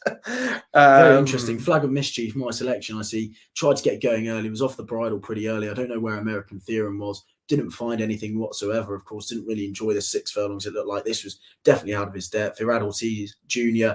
angles out Elite Power, and my goodness me, flies down the outside. Jackie's Warrior, absolutely nowhere. Joel Rosario, 2 from 2, lost, turned over on favourites over in the US. Madness, absolute madness. Cracking run. Probably said that we're not in running anymore. Cracking run from CZ Rocket on the inside there as well. Yeah, no, I thought one stage that was the place to be. Bezos flying home there as well. I've just realised that the pizza order didn't say, so I'm going to have to pass that on to you in a second. Oh, that's okay. I can't remember I checked. That's a cracking ride from Mare. It is, yeah, no, it is. Joe Rosario there, when switching ride, almost got almost a little bit stuck behind the leader there, but goodness me, didn't really find much whatsoever, did it? The odds-on favourites in the US at the Breeders' Cup, they have an awful record. Worries for Flightline now. Interesting you say that, you know. I think, what was it Mark Johnson said last night? He did mention something with regards to... I don't know, but I was actually just looking at some stats of dirt favourites, and I actually think it's... dirt favourites are better than turf favourites. I think they are, you know. I think they are. Let me just... I mean, I won't be too long, but I'll just try and get it up. But goodness me, Jackie's Warrior turned over. Yeah, that's the big shock. I mean, Flightline would obviously be the big shock of the evening that we've got. Who have we got here? You love to see it. We're going to be discussing this later. Sugar Tom Apple Rogers says, if Flightline is as good as Frankel, he will win easy. I mean, the comparisons haven't been with Frankel, have they? Obviously, with Frank being served, the comparisons have been with Secretariat. But yeah, look, I'm in complete agreement. I mean, if he is compared to these horses, then he should be winning this with ease. And the fact he beat a Dubai World Cup winner by 19 1/4 lengths just shows that. So yeah, we'll be looking forward to having a long hour discussion with regards to that. I'm sure we'll have kind of a brief ad break as well. We'll have a break during that race where we kind of, for 5 minutes, have a pause. But yeah, looking forward to the Classic later. Sorry, everyone, I'm literally trying to order Jack and I food. I have to get used to yours. Come on, in a Sam. second. Come on, Sam, you got this. Yeah. Plug that in, please, Squire. Can I take your... What am I taking out? I don't know. Mine's no, that's the phone. I'm taking your phone out. That's cool. Don't worry about it. But no, wow. Jackie's Warrior turned over. And emphatically as well. Once again, back in third. Weakening back in third. Very interesting, that. Yeah, very interesting. Anyone who's watching, let us know who your betters of the night. It may have already been, and it might have been on the early card, but let us know how you're getting on, because we'll read them out and we'll have a look. It's lovely to see. I mean, there's always an outsider or two just down the inside, isn't there? Just staying on second or third for those places. So I mean, there's always an exacta or a trifecta going in at humongous price. So I mean, that is the double as well for William Mott with Cody's Wish. Cody's Wish and Elite Power going in. Yeah. Fantastic colours as well. Look, the colours of Frankel, we've just mentioned the Jubbment colours in America. Carried by the great Arrogate as well, who was a winner of the Breeders' Cup Classic. Such a legend of a trainer, Stephen Mooson.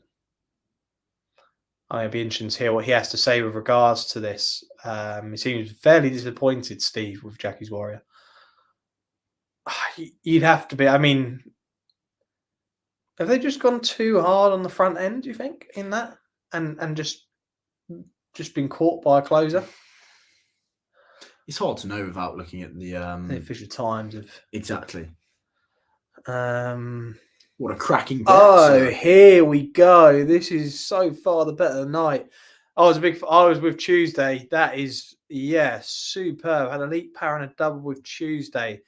Let us know what that was to 1. I'd be intrigued to know what that paid to 1 there. But that's got to be a fair price, I would imagine. Drinks on you, sir. Yeah. Delightful. Yeah. If we see you at a race course, you come over and say hello. And so I was the one with Elite Power and Tuesday a double. You will be buying Jack and I around. We will be demanding it. But yeah, no, congratulations. Great double there. Really great. What have we got next? So next, we've got the 710, which is the Fan Jewel Breeders' Cup Mile, presented by Permanently Disabled Jockey Fund. It's a grade 1 on the turf, and this is where our nap comes up. We'll wait until Ash is on. We'll have plenty of discussion between then and now before Ash comes on to discuss the race. Delightful. Both 6-1. So yeah, that's a fair double. I don't know. You can try and work that out. Yeah. I'd like to. I tell you what, the Breeders' Cup, obviously, it's a marvellous event. I love the week of the Breeders' Cup, how everything. It's impossible to get away from, isn't it? It's about 50-1 double. Top bet, sir. That is a top bet. Yeah, no, that's superb. Brilliant to see. But I tell you what, the merch they do as well over at the Breeders' Cup is just unbelievable, isn't it? I mean, if you haven't already, do have a look at on Twitter and have a look at the Breeders' Cup merch they have.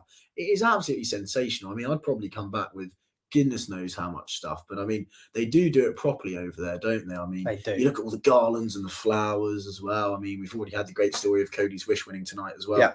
But I mean, Kamari, of course, again, just watching the replay again, very disappointing. Jackie's Warrior had every chance there, Sam. Yeah, no, agreed. A lot of favourite backers me very disappointed. I know that was a lot of people's banker. Kamari as well, edging right there. I mean, we're seeing the. I'm not sure where American Theorem's finished here, to be totally honest. I think he's pulled up at the back of the field, and I think second to last was Flash Mischief. Well, look what we've done there. Brilliant. Plus £5 each way singles. Yeah, cracking. Yeah, delightful stuff. There are things that Jack and I love to see, and that is it. Boom. I haven't even added a voucher onto this. I tell you what, pizza ordering is it's tough, isn't it? It is. I mean, whether I'm just really struggling here, I don't know.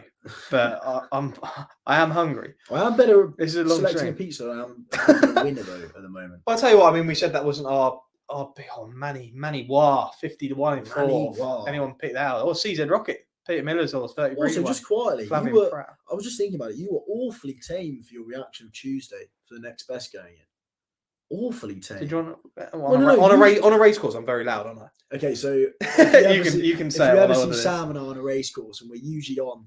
Even if we're not on the same horse, Sam is, and I can't express this enough, the worst person in the world to watch a race with.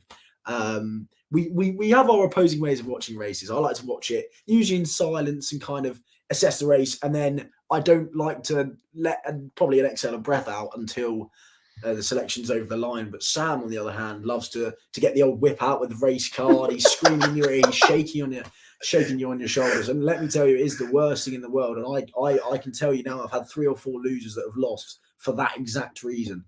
So thanks for that, Sam. Yeah, no, don't forget spin around at Goodwood, the nap of the day, spin around. Oh yes, and I landed mine at, was it Crystal Estrella? And I doubled them up, and I doubled them up at 4-1. Spin around was 2 lengths clear with Frankie on board. Didn't really like the ground. It rained a lot that day, and I remember you coming up to me and saying, "Yes, come on, it's won." And I was like, "No, Sam, please just give me a second or two." Gets chinned on the line, and there we go. Sam's nap lands. Mine doesn't, single-handedly because of Sam. So hey, it happens. And there we go. Pizza is ordered. That is exactly what have you gone for. A farmhouse. It's not actually my usual choice. What's a farmhouse? It's like we've got mushrooms and ham and bacon and stuff in it. So, yeah, it's quite nice.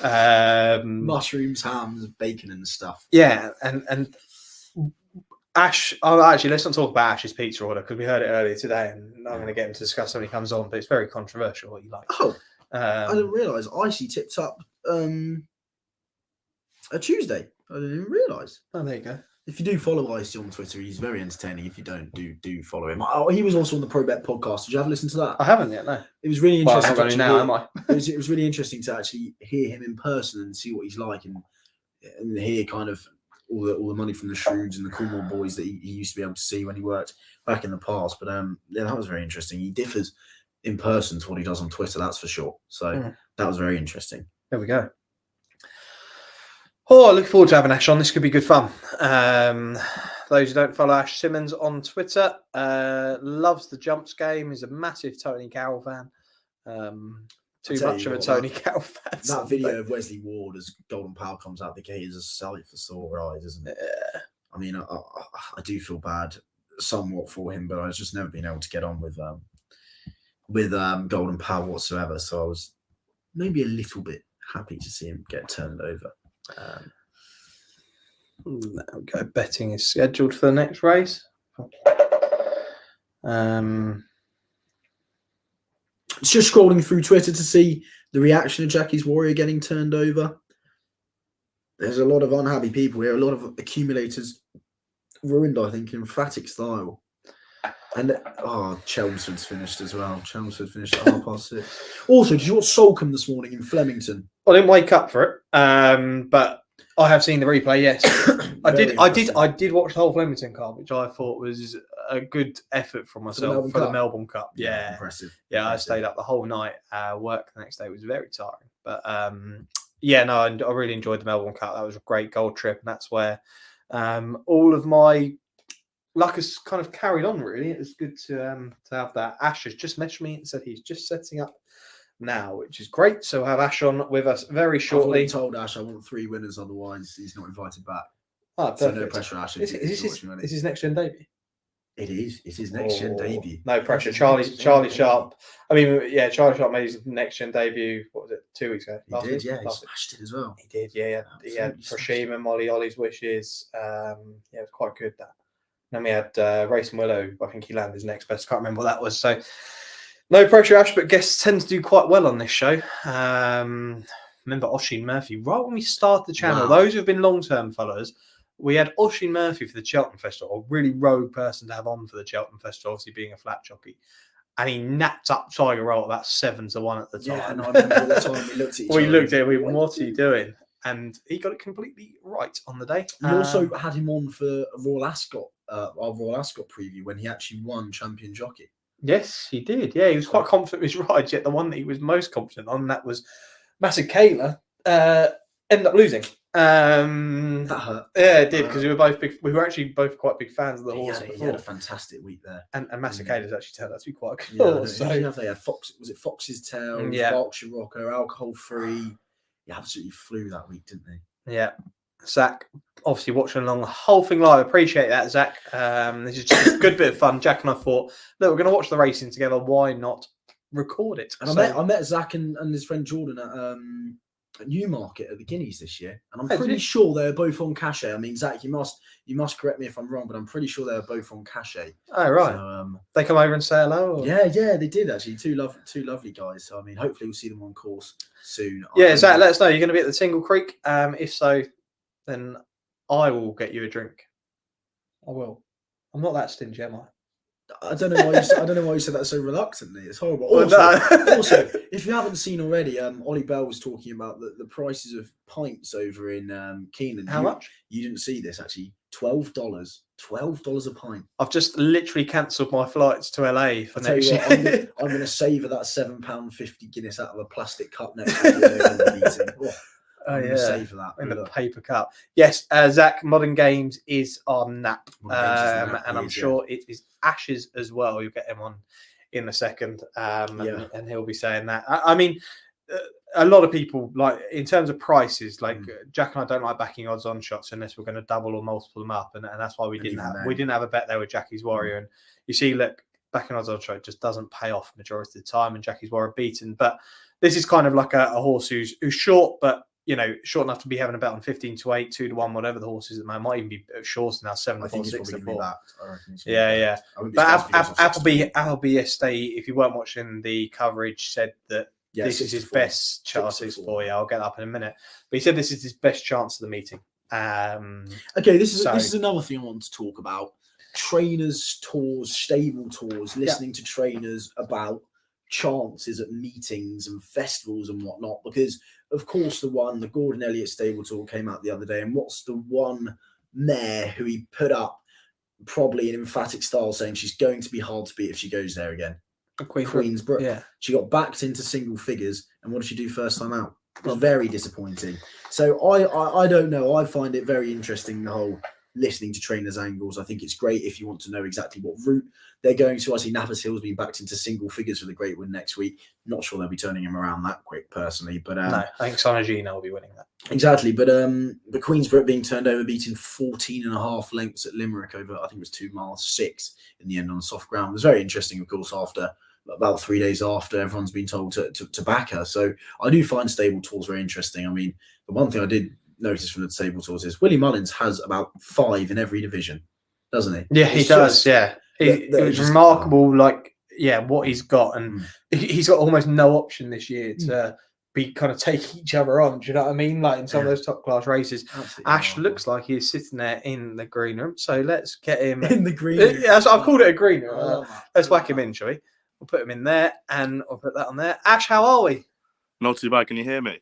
I can, yeah. You're perfectly fine there. Yeah, no. How have you been enjoying? Well, have you watched most of the card so far? No, I've unfortunately been working a football game in Southampton, just as my little side job. So I've managed to catch up with the results.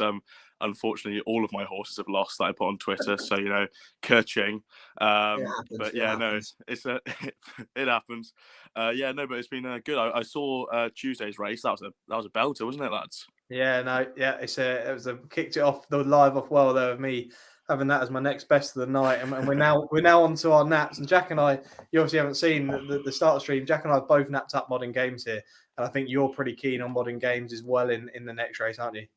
Yeah. I mean, it's quite unimaginative, and while we're sat here, I'm going to try and find an each way play in the race. But just from what I read on Twitter and from what I'm looking at, the Godolphin team seem pretty sure on this lad. The second to Bayside Boy, I thought he should have really won in the Champions Day. Like I was stood in the stands with my dad, and I backed the first 3 about a furlong from home. I was like, go on, one of you, honestly, one of you win, just one of you. And I was like, who is this down the outside? And then it was obviously Bayside Boy. But yeah, no, that run reads well. I have no issue with that. Got the Baid form there. Pretty solid horse, and it's short, but I'd be looking for another horse potentially, but it just looks like the most likely winner at this current stage. Yeah, no, agreed. You're spot on. We'll give our reasons behind the selection in a moment, but we had a discussion earlier. Actually, I want to hear your opinion on this with regards to Baid. Jack saying the horse getting beaten on Champions Day said, can this horse still be considered one of the greats? No, one of the greatest ever is what I'm saying, because everyone's been saying he's one of the greats. I understand to an extent, but can he possibly be one of the greatest ever when there's so many excuses in an engagement which he has partaken in rather than just my thoughts were that I wouldn't have been annoyed on Champions Day if they had pulled the horse out due to the ground and said, do you know what, we're going to change our engagement, we're going to head to Keeneland and we're going to go for the Breeders' Cup turf. What do you make of it? Obviously the horse has now had his unbeaten tagline gone. Like, do you think he still could be considered one of the greatest ever? So just to clarify, greatest ever, we're talking Frankel, See the Stars, that caliber. In that sort of remit. Look, I think they tarnished his name slightly when they didn't go to the Arc. I think that was, first of all, the wrong decision. I know it ends up turning that way, that the ground probably on the day would have been against him. Alpinista was very good on the day, which she would have been hard to beat. But I think at that time, you don't know what that situation is. And I think if you're to consider that horse the greatest or one of these greatest ever horses, you surely have to look at the arc, lads. Like the horse was progressing really nicely over the distance. Again, at that stage, we didn't know if he would stay with the 1 mile form. We still don't know. All we know is he stepped up to the Jugmont, the one mile 2, and he passed it with flying colours. He galloped through the line. I think the Champions Day run, I don't think tarnishes his record too much. Like, let's just think back to the Jugmont. We were all waxing lyrical. The actual argument of him and Frankel had some merit. I don't think it had merit beforehand because we hadn't seen him in the latter stage of the season. But I don't think it tarnishes his record, and I 100% don't think it tarnishes his abilities as a sire or his credentials as a sire going forward. Personally, I don't think he ever made it to that level of greatest ever. Like, I think he's a really good horse. Like, don't get me wrong. I think he's a really good horse, and he's beating, well, apart from Champions Day, he was beating all the horses that are put in front of him. I just think the level of horse, and I was actually having this discussion with someone the other day.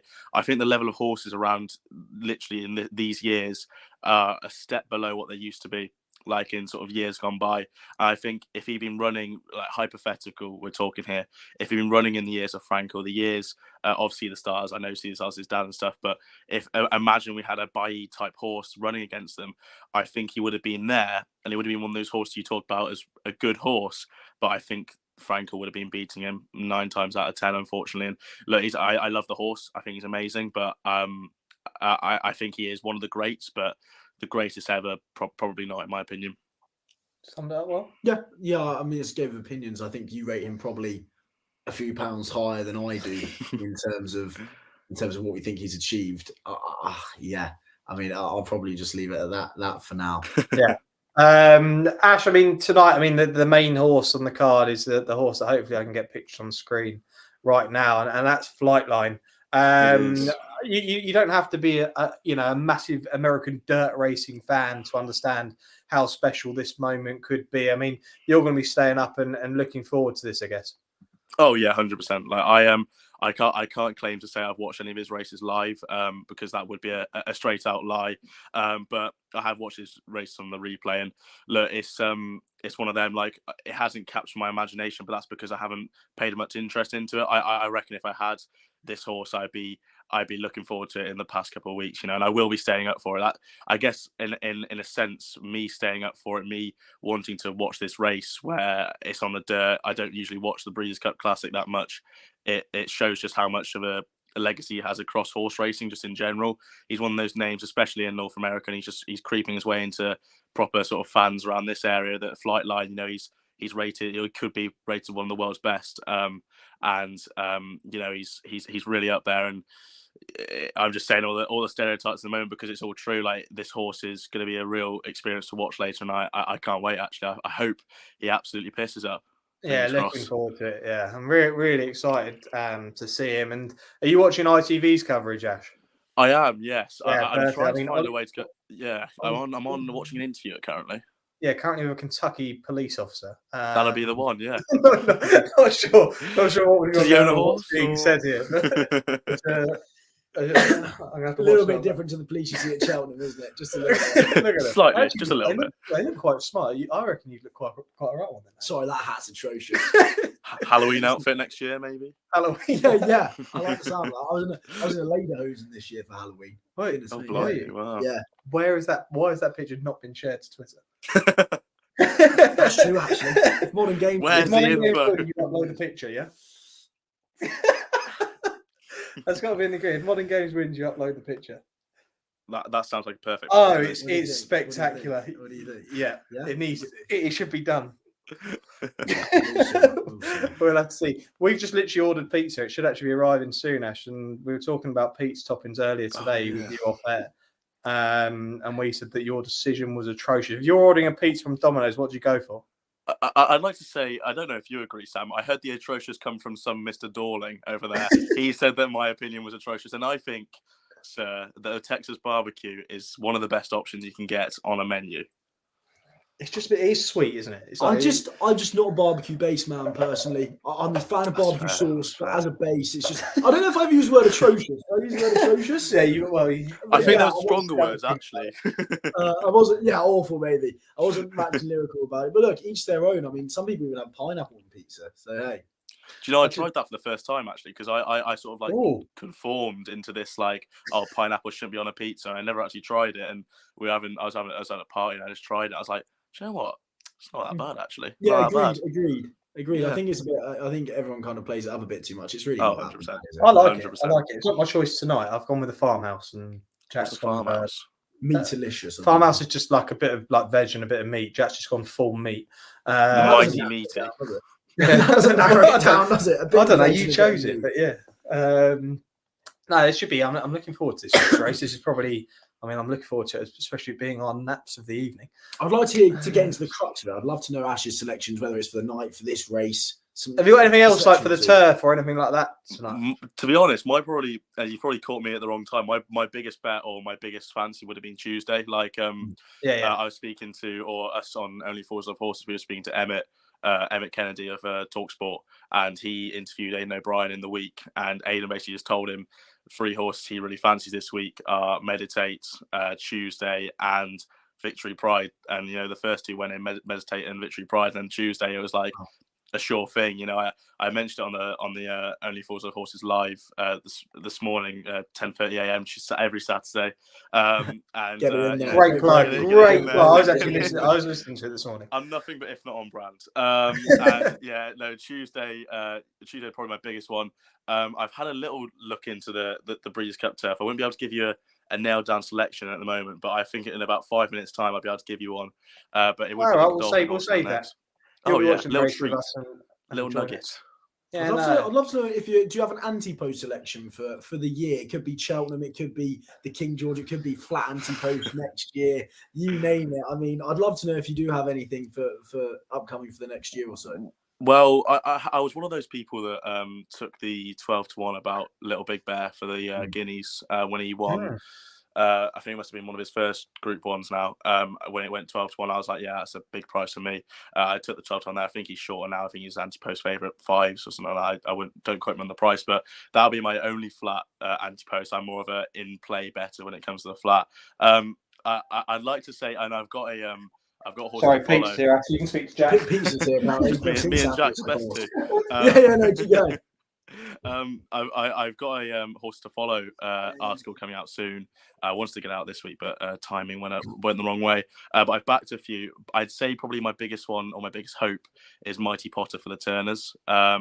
Really like this horse. What do you think his performance on debut over fences? Look, it is what it is. There was no mugs in behind now. God, I'll be able to find the names of the horses, but there was no mugs in behind him. Like that beginner's chase was fairly strong. You usually get like these big runner beginners chases. 2 or 3 of them are decent. The rest are looking for a handicap mark in about 7 runs time. The Mighty Potter beat some fairly useful horse there on chasing debut, and I can have no issue with that at all. I think Mighty Potter Turner's best trip for him. I saw the blogger backed him for the Arkle, and I just thought, as he misspelt the Turners or something like that, putting him up for the Arkle.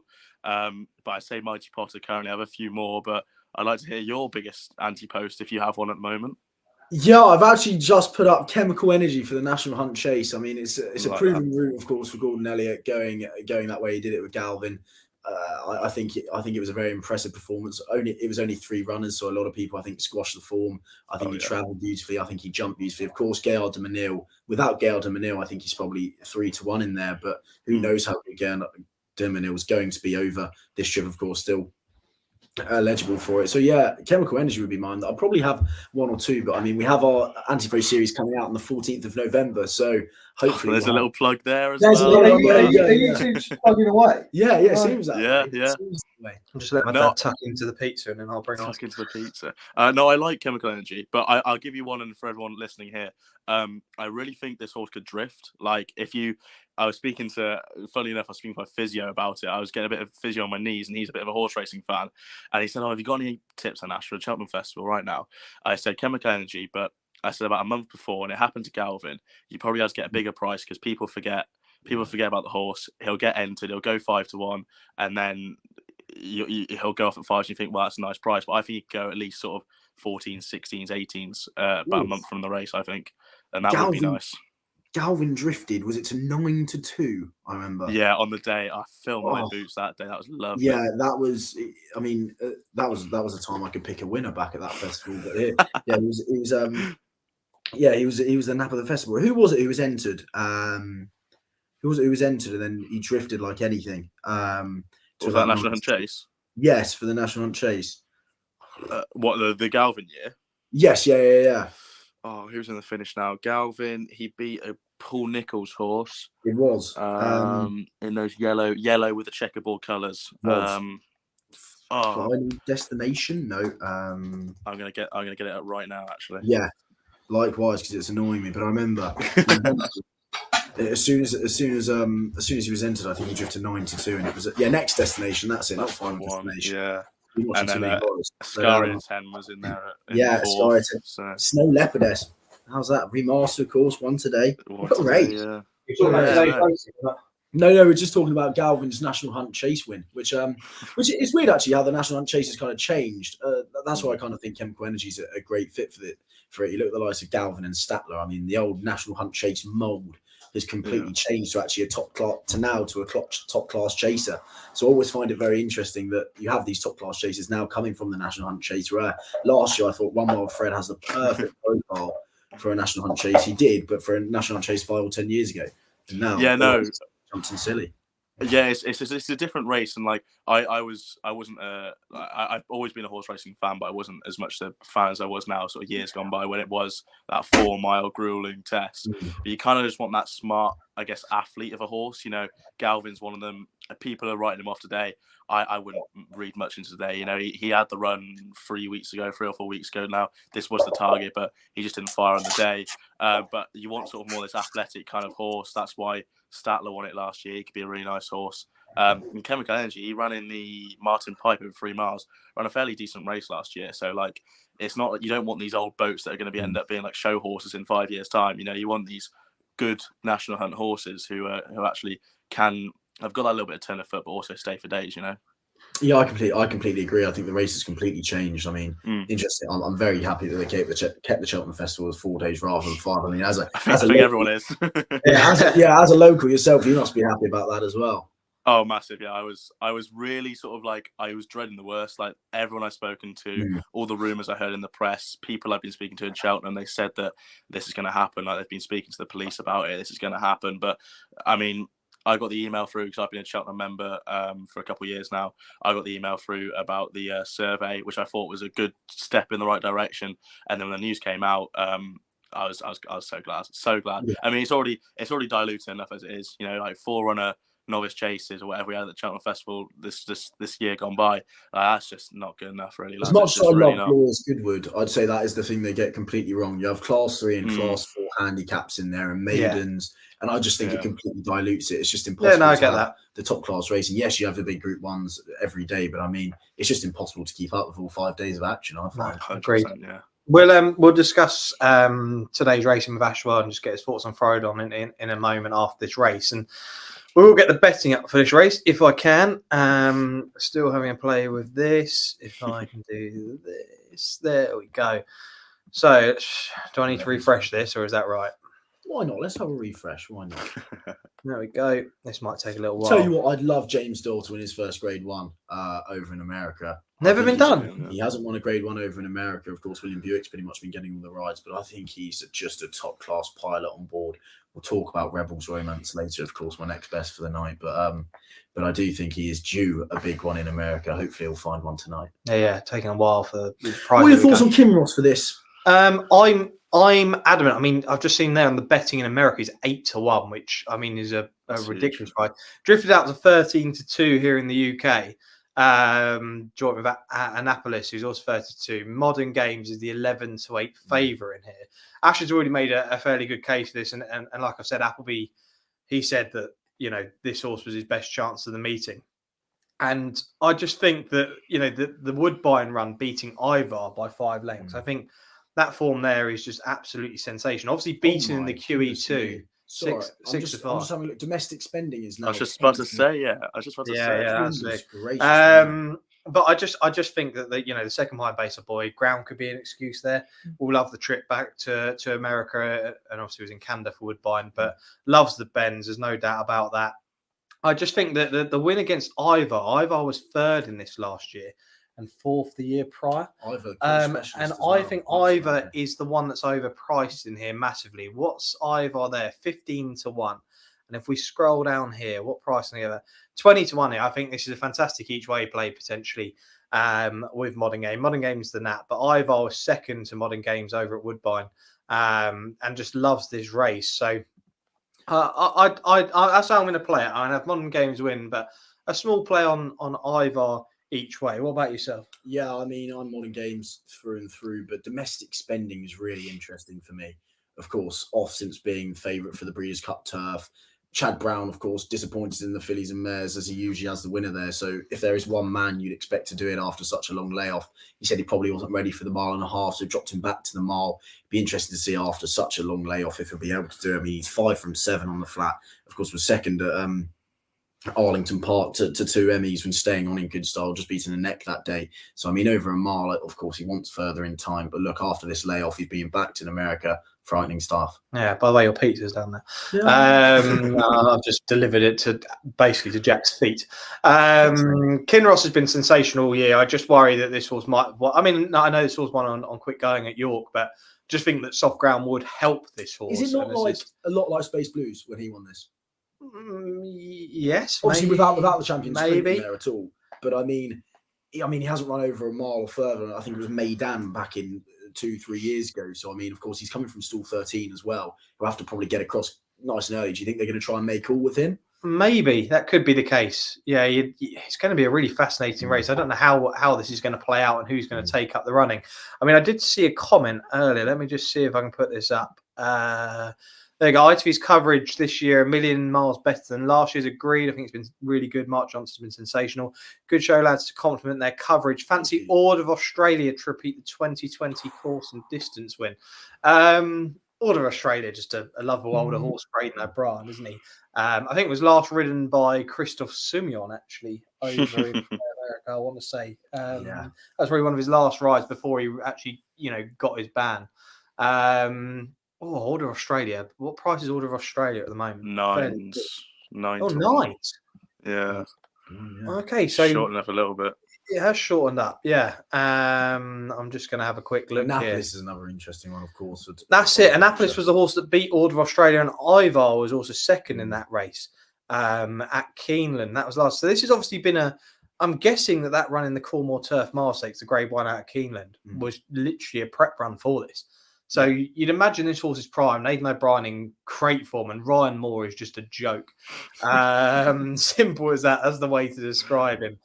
Well, quick, can we talk about that race yesterday, Victoria Road and Silver Knot? Because we all kind of have different opinion. Ash kind of is on the fence with both sides. Jack completely thinks that William Buick will be kicking himself, and I think he had every chance. I would just I'm going to rewatch this ask you race the question: did the best horse win the race? And if no, why? I think the horse that's going to turn out to be better is Silver Knot. That's such a poor answer. Such a poor answer. So what you're saying is no, the best horse did not win the race. That is what you're trying to say, and then I'd ask you why. Do you think? I think that William Buick was hesitant on the rail. I think he got the gap. I think he considered at one stage pulling the horse out and trying to find a run there because he thought that gap was going to close. But you need to watch that drone shot over and over. At no point do I see there not being a big enough gap for Silver Knot to go through. And I just it looked worse. The size of the gap. It's the question of did he take the gap? We're talking about the ride here. Yeah, he quote unquote from last night. Oh, have you deleted the tweet? You have. No, I wouldn't. It would have been Dougie Costello. That's it. No. This isn't me who tweeted it. I didn't tweet this. Yeah, 2 unbelievable rides. This was tweeted by Jockey, Flat Jockey, Dougie Costello. And you did. And I think he's spot on. This sums the race up perfectly. Yeah, 2 unbelievable rides. I thought they were 2 sensational rides, actually. I think they were two world-class So you riders. just said that he did proved not how take good the gap when he could have done, which obviously would have won in the race because Silverknot was the best horse. I think he was only it was slightly hesitant, but he did the right thing in the end. He made the decision, the right thing. Ash, what do you think? I'm just rewatching now. I've been going to and fro on the actual replay, and to be honest with you, lads, it's very similar to Emily Upjohn and Tuesday in the Oaks when they were talking about the differences on the track and stuff. When William Buick pulls Silverknot sort of really to the rail and goes to the gap, Victoria Road is basically like besides him. You know, like they're basically level, and then Ryan kicks on and Victoria Road just gets home. Like there's plenty of chance there and I backed Silverknot. I was really backed Silverknot like a fair amount. And there's plenty of chance there for Silverknot. He's probably up at one stage. There's plenty of chance for him to actually go and kick on. And Victoria Road just gets the better of him on the straight. I think Victoria Road is game. I think Victoria Road was doing plenty at the line. Yes, I don't think there's many excuses there for Silverknot. I think the best horse won on the day. And I think we're all in. Are we all in?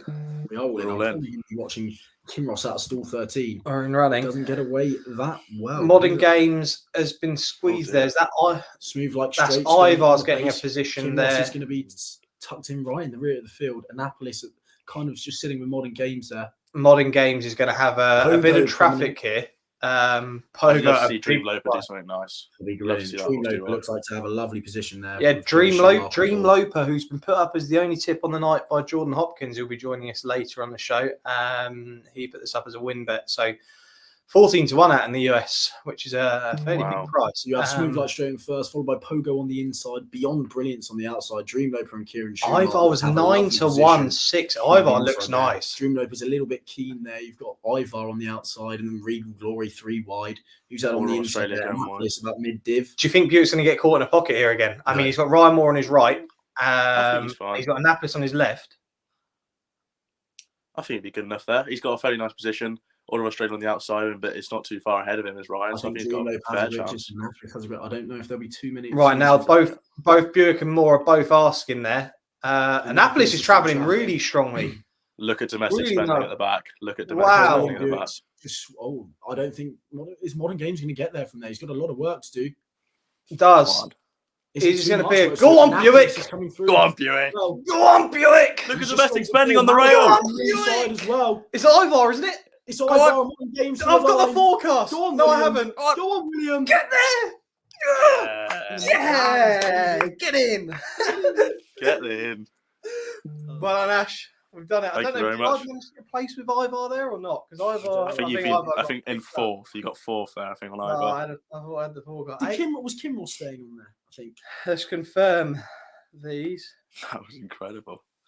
What a ride from William Buick. What a ride. That was a good one. That was a good ride. That was magnificent. That is confidence of what you have under the bonnet to be able to come 4-5 ride round the bend, isn't it? And I hate bigging myself up, but He's probably missed the brake bar stride as well there. I've landed my nap at next best. Oh yeah. I am little pat on the back there for you. Well, look. What can I say? Usually Jack carries me on this channel, but it's a different way around. Although you have landed that as your nap as well, so you're back to form as well. I don't know. He was. Here we go. This is the replay. So Modern Gate just picks up. Well, Order of Australia. How well does Order of Australia come out? William Buick closing the door on Annapolis there. Yeah. Delightful move. Delightful. Yeah, move. yeah, fair. Kinross finishes. Having to switch right. Kinross is Kinross is inside. Looked like he was coming with a winter shoes. Yeah, Kinross got up for it was close for a second. Yeah. It's a great Ivar ran a mighty great race. run from Kinross. Great run from Ivar again has run a big race in the Breeders' Cup Mile, just not to be with this horse, which is frustrating. What Jordan just said, perfect trip, not good enough. Looked like she was feeling the ground. Yeah, he'd probably say that with regards to this horse. I was going to have a bet on the forecast, but I didn't end up doing it. So thank God I didn't do it because it didn't come off. William Buick enjoyed that one, didn't he? Oh yeah, he loved it. But that's because it's been bigged up as the big winner, isn't it? So sensational from Buick once again. Whether he can ride the turf winner, who knows, later on in the card. Let's just talk a little bit of the day-to-day, Ash. I mean, you've obviously been working on the football and stuff, but you obviously caught some of the action from Wincanton, Aintree and places like that. Who was the one that really caught your eye or was the best winner of the day? Well, I think, I think sort of feelings wise for everyone really, Frodon was amazing.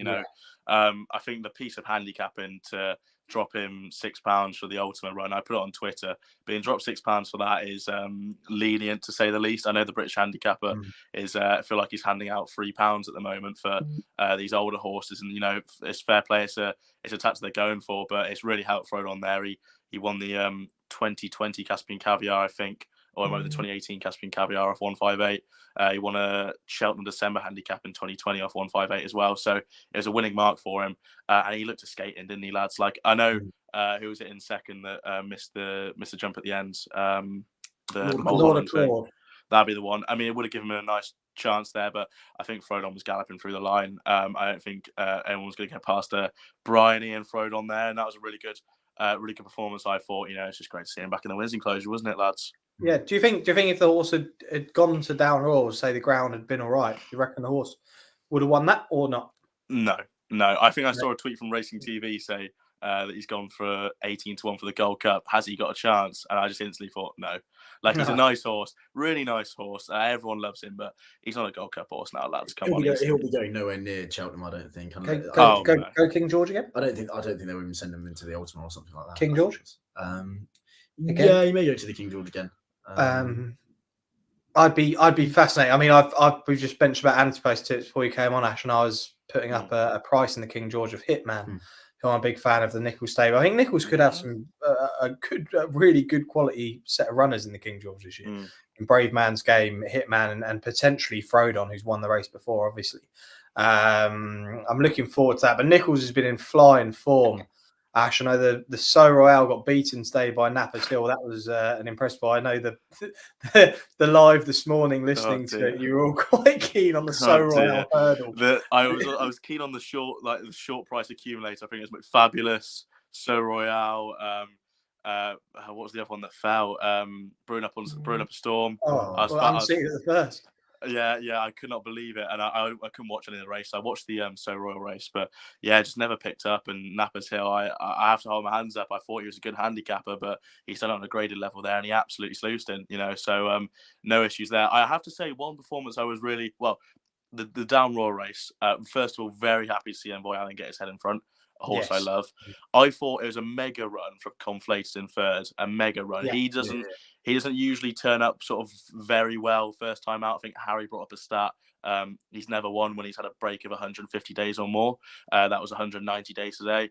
And he's run an absolute belter in third. We don't know what the form is. 158 Kenboy finishing second doesn't read extremely well. Envoy Allen, who has been a bit out of sorts last season, winning the race, but I thought it was a mega run. And to be honest, lads, I'm going to go in on it again. I mentioned Conflated this morning. I couldn't believe it was 40-1 for the Gold Cup. I'm happily going to say it again. Like, I'm not going to put it up as like a nailed on tip here, but like, for any of you listening, I just go have a look at that Gold Cup market, because 40-1 for Conflated seems a little bit overpriced for me at this current stage. But I don't know what you lads think of the run of Conflated. Yeah, no, well, you could tell by the betting. There was a big drift, wasn't there? It was almost like the betting was telling you that Conflated would need the run today. And yeah, look, as I said, I don't think the betting needs to tell you. I think it was more than 150 days. Unseated, fell third in a small runner race, then fourth out of sixth in a small runner race. And then comes on a lot for the run. So I thought it was a very muddling race, but I thought Conflated, I completely agree. I thought that was a massive run. And as seasonal reappearances go, I'd say it was a massive career best for him. And you have to say the Irish Gold Cup, he won it last year. You'd assume he's going to go there again. He's had a perfect prep run there. What we are, 5th of November. That gives him perfect time to turn around. I'd be surprised if he gets another run in before there. I think he'll go straight there and try to retain his crown. I really wouldn't be against him at this early stage. Like, I don't think there's any betting markets up at the moment, but as soon as they open up, I'll have a look at the price. And if I can get anything north of, I reckon you could get a nice price from there, maybe sort of 8s, maybe something like that for a retainment. I'd be really happy to take that at this current stage. I think he's a really nice horse. He would have finished second to Allaho in the Ryanair if he didn't tip up, So I think he's a really smart horse. And the winner of the race, do you think that potentially now, with regards to Cheevy Park, we might see Envoy Allen in the King George rather than Allaho? Or because everyone's been debating whether Allaho actually turns up, haven't they, against Brave Man's Game? But could Envoy Allen potentially be the horse they send? Look, it's Willie Mullins for Allaho, and you're going to be throwing 9 darts at the board, and you'll miss on the 10th. You know, like it's one of them. Like, obviously, is it the John Durkin he's got? Is it the other one that he's going to or could potentially go to? Yeah. Look, if Allaho turns up in the King George, and I said this on the Only Fools Love Horses video, like at the current stage of Allaho and Braveman's game, I'd be taking Allaho. Like, I think Braveman's got a really nice horse, jumps really nicely, travels into the race really nicely, but you just have to look at the form and the runs. Allaho beat 172 rated Clanderzobo by 13 lengths in the Punchtown Gold Cup, beat mid 160 horses by half the straight, and Braveman's game's beaten the 157 rated Sam Brown by 4 lengths. You know, like the form doesn't stack up for me. So if Allaho goes there, he sluices up. But I think now they've got the option of Envoy Allen. Would I say Envoy Allen wins the King George now? No. To be honest, at this current stage, I'd have to think about it more. But on initial viewing, probably not. But if Allaho turns up against anyone, I think he just wins, lads. To be honest. Okay, yeah, no, I've been in agreement. I said that with regards to Hitman, didn't I? Say, like, if Allaho turns up, then you're playing for places. But it's whether he turns up. If you're taking the short price about him now for the King George, you're just betting on him to turn up. Basically, you're Willie Mullins, and Allaho wins the King George by 5 lengths. What do you do then? I'd love to see him in the Gold Cup. I'd love to see it. He won't go, and he won't. Of course, go, but I'd love to see him there, and I think he like. It's funny how everyone thought he was a non-stayer after his run. Was it in the novice chase that Champ won? RSA, was it now? Where Champ just went straight through him. Everyone thought, he's a non-stayer, 2.5. He goes to the Punchtown Gold Cup. He bolts up by however many lengths you want, and now people are talking about the Gold Cup. It's a funny old game. I'd love to see him running a Gold Cup because it's very similar to Baid for the Arc. If he goes and wins Ryanair, you know, it'll add to his legacy a little bit more. But I think if he goes on to that Gold Cup, like, then you can start talking about Allaho as this horse. You know, is this horse that everyone remembers, did 2 Ryanairs in the Gold Cup. You know, like it'd be amazing to see, at least just to try. You know. Yeah, no, complete agreement. Yeah, I agree. Complete agreement. Well, Ashley, you've been on for about half hour now. We appreciate you coming on. Before you go, I have to see. We did mention you might be able to find us something in the turf. Have you got one? It would probably just be the Godolphin horse at the front of the market, to be honest. Yeah. What's the name of it now? Name escapes me. Nation's Pride. Yeah, really nice horse. I think the Godolphin horses are flying at the moment, to be honest. If you'd be hard pressed to go against them, and Nation's Pride's got some really nice form behind it. It was just get the page up for me now. 2-1 again, very bit uninspiring. But yeah, no, just I will be the Annapolis. Easy for you to say. Oh, not pronunciations, please don't. Please don't. Yeah, no, I think really nice horse there. I wouldn't be hard pressed to put anyone else off that. Do you know? I'd say one at a price. Stone Age. Really like this horse, and I think this would be the right trip for him now. Like, I really like Stone Age as a horse, and I think Aidan O'Brien, look, he's obviously trying to bang in the Breeders' Cup winners at the moment, and you know, the form of Nation's Pride, but behind that, over probably the wrong distance for me, reads fairly well. If he's back up to this 1 mile 4, I think he could do some damage, you know.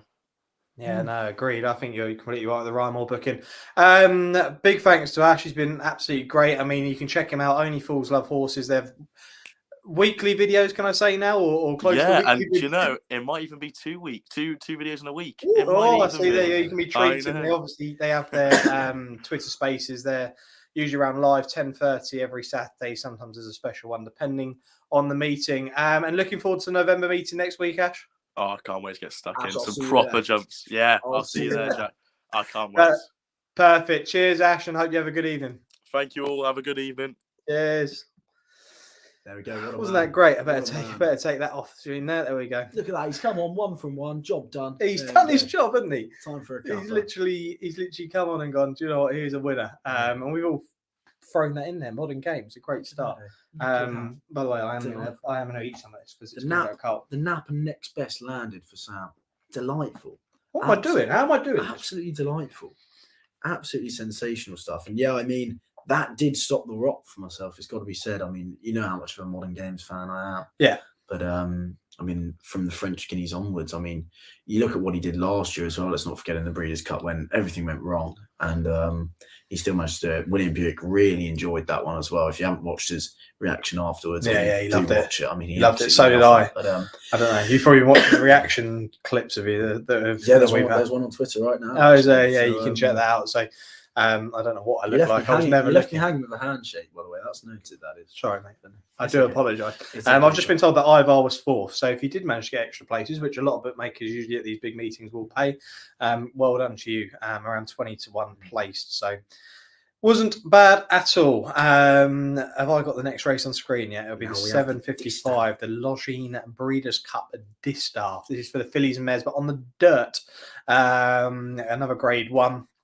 And this is going to be an interesting race. We'll preview that in a second. Really fascinating to hear what Ash had to say about kind of, the jump season so far and who he rates and what he doesn't. And it was interesting to hear what he said about Conflated. And I was in complete agreement with him that Conflated is definitely won at a big price in the Gold Cup, considering what the horse did in the Ryanair and travelled really well and was obviously going to finish second behind Hello before falling. So, wouldn't put anyone off that. I haven't actually got a bet on the horse that I like in this race. Those who follow me on Twitter will know who I like in this race. But I remember I was all over Latruska in this last year at 2 to 1. Finished 10th of 11th, I think it was. She was going to go into the fillies and mares sprint this year. Unfortunately, picked up an injury, which is quite annoying. But it's a very intriguing race. I do actually really like the Distaff. It's one of my favourite races. And for those of you who don't really know what Malafat versus Nest versus Clairiere, I still don't know how to pronounce Clairiere. It's almost like a Naval versus Sea of Class versus Magical on the dirt over in Keeneland. So it's a cracking race. And I know there's some seriously big opinions flying about, including from Sam himself, because I know you're pretty keen on one in here, Sam. So it'd be interesting to see what happens here and interesting to have a discussion about it. Yeah, no, we'll get the betting. I'm just waiting for it to load up for myself. There we go. It has loaded. So if I share that, there we go. So we'll run through the betting quick. And as Jack mentioned, Nest is the 7-4 favourite for Todd Pletcher, and Todd Pletcher also has the second favourite in Malafat at 3 to 1. Clairiere is 6 to 1. Society 6-1. Search Results is 8 to 1. And you're looking at bigger prices. Those other three on the screen: Blue Stripe, Secret Oath, and Wake at Midnight. So this race here is going to be won by Todd Pletcher, and that's obvious to say. He has the top 2 in the market, but it's not going to be the favourite that wins it. I think that Malafat's going to be winning this race in the Shadwell Silks. An easy winner of the Judgment Spinster Stakes, a Grade 1 that was here actually, so has course form, absolutely loves it here. Won the Ashton Stakes in 2021 here as well. 2 from 2 at Keeneland. A really beautiful looking horse, Malafat. When you see this horse go out, we'll wait to see them go out on track. We're still a little way off that happening. But when we see on screen, you'll see how beautiful this horse is. The one thing you'd look at if you were looking at Malafat's form is this horse has been beaten by Clairiere twice this season.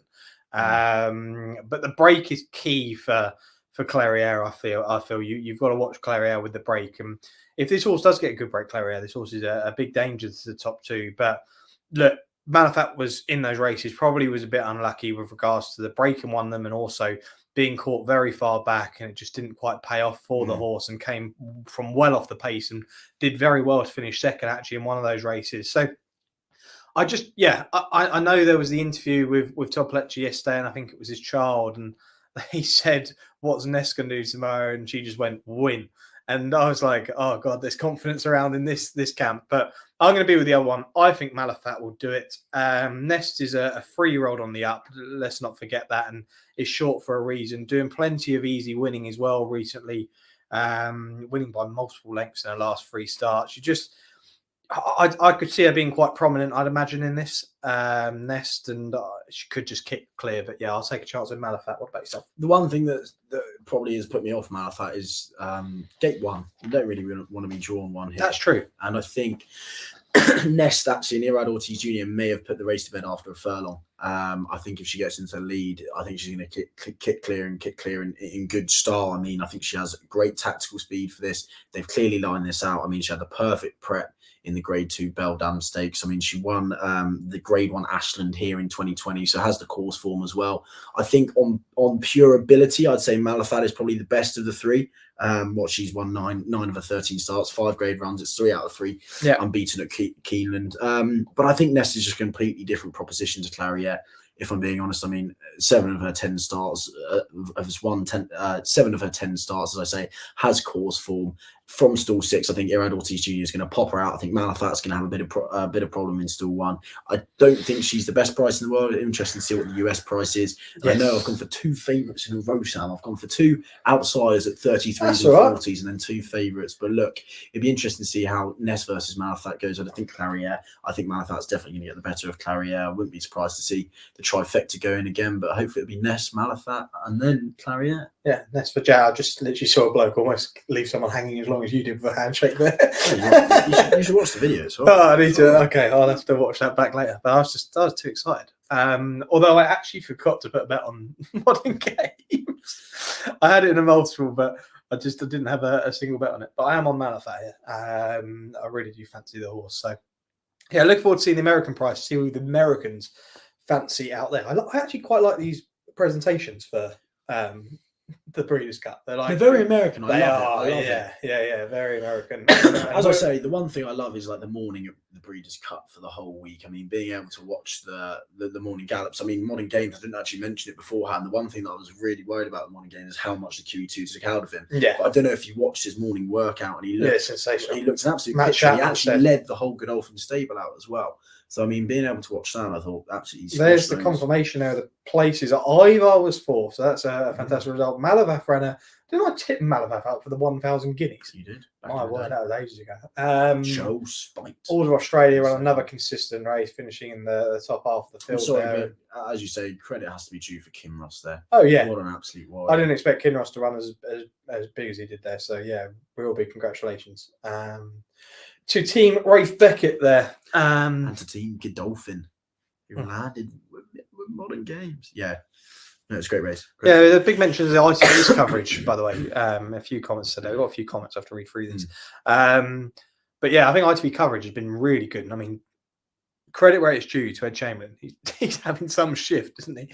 I mean, I thought our shift was long doing this. Yeah, sitting at Wincanton for the whole day doesn't seem most ideal. But I mean, fair play to them all. They're absolutely smashing it, aren't they? Whilst Ollie Bell's out in Keeneland trying some bourbon. Goodness me, that must be hard to watch. I'm just having a look. I'm just having a look at a few of the comments that are going through. But no, it'd be interesting to see who you guys fancy for the Distaff, and if you do actually bet on the dirt races. I mean, that'll be interesting to find out, because as I say, I do love a dirt race. I love an all-weather race. I love a bit of Southall back in the day, kicking up the mud. But no, I'm a big fan of American racing, especially dirt racing. So I mean, don't get me wrong, I love the turf as well. But hey, I mean, I think the dirt. I love the Distaff as a race, and hopefully either Nest or Malafat will go in for us. We're having an all right night. So we've got a chance having the top 2 in the market. And just going to put this card, my first Breeders' Cup. This is like the flat Cheltenham, isn't it? Hayden and Appleby genuinely giving their best. It's great. Yeah, it is. It's a fantastic meeting. Whether I describe it as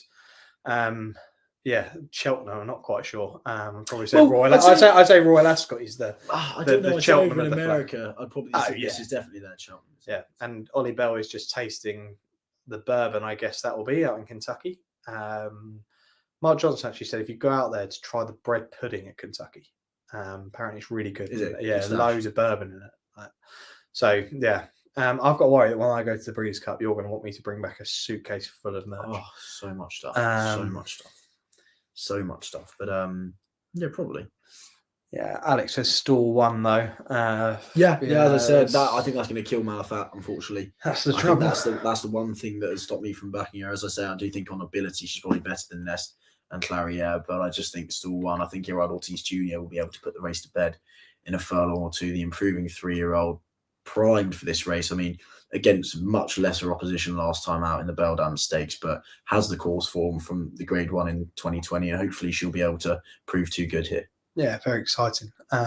Kentucky's a meeting. I'd like to go to Kentucky, but I think if I'm going to do Kentucky, I'd do the Derby. You do the Derby? The Derby. The Derby. Yeah, sorry, the Derby. When I go out there to San Benito, I'm going to try and see if I can get myself in with one of the morning workouts as well to see some of the horses. I think that would be great. By the way, the pizza is slightly cold. Is it? That's okay. I'm just I don't mind cold pizza. I love cold pizza. But yeah, no, it's been good fun doing this. I mean, we're just snacking away on pizza. Jack's just off camera, loving it. But yeah, surprisingly, I'm in good form. Hopefully that continues going into Cheltenham next week. It'd be interesting to hear as well who you guys are on. Be interested to hear any naps for the rest of the night. Do you think FLIGHTLINE is going to be what he could be in the Breeders' Cup Classic? Is he even going to be turned over? Yeah, is anyone actually genuinely looking to take on FLIGHTLINE? Because if you are, be intrigued to see who it is and why. Give a small little couple of pointer case for why you think could get beat. I really hope he wins. I really do. He's just a beautiful. I mean, he's on screen now. There we go. As we talk about him, he's just look at him, like just a machine. He's a machine. There's so much machine. I put him on screen again. Yeah, he's absolutely flying, isn't he? Yeah, absolutely flying. But I wouldn't like him to get turned over, but I think if he does, he's more likely to stay in training next year. Yeah. That's true. Yeah. The question is whether this will stay in training next year. I can't see it happening personally, but for their hot wings. Oh, I'm okay for a hot wing right now. You know, a bit messy. There's garlic bread there. I'm okay. I'm okay for now. Should we Yeah, you can hide. You can click the hide. Yeah. Oh, we're back, just like that, And yeah, plus in the comments, do let us know your best Ante-Post selection as well. Oh yeah, be intrigued to rate them. Yeah. We've had a little lull the last 5 minutes. So if you do, did I miss Ash's because I had to go and get the pizza? It'd be Mighty Potter for the Turners. Oh, okay. Mighty Potter for the Turners. I saw the blogger put that up, didn't he? He put it up for the Arkle. Oh, but I just think John Bon could perhaps actually be really, really good this year. Yeah, I think good going to be even better over the fence. Yeah, I completely. Yeah, Mighty Potter definitely looked like Mighty Potter needed a trip. Yeah, I sure. Like, I watched him the other day. Agree. I bet he just looks like an out-and-out staying. What did we make of that day at Down Royal yesterday? Because Gordon Elliott had everything going for him, and then had the favourite beating in the last with Best Days Ahead. Yeah, it was weird. Did he win the last at Down Royal day? Someone said King of Kingsfield was it? Maybe. Is it okay if you can unplug that just so I can? I'll let you lean over. Thank you. Yeah, it was an interesting old day of racing, wasn't it? I have seen as well one of my old favourites, Lieutenant Rocco, is out soon. Of course, changed yards a couple of times. Was my nap at the Cheltenham Festival a couple of years ago. Didn't actually run in the ultimate, so that was a shame. But hey. You've had some horrible hard luck stories at the Cheltenham Festival. I don't actually. I tell you what. I mean, it's kind of an on-running joke with myself is that during the year at the November meeting and whatnot, I usually go quite well at Cheltenham, but as soon as it comes to the festival, can't pick a winner. So hey, these things happen. Yeah, Mumford comes back on.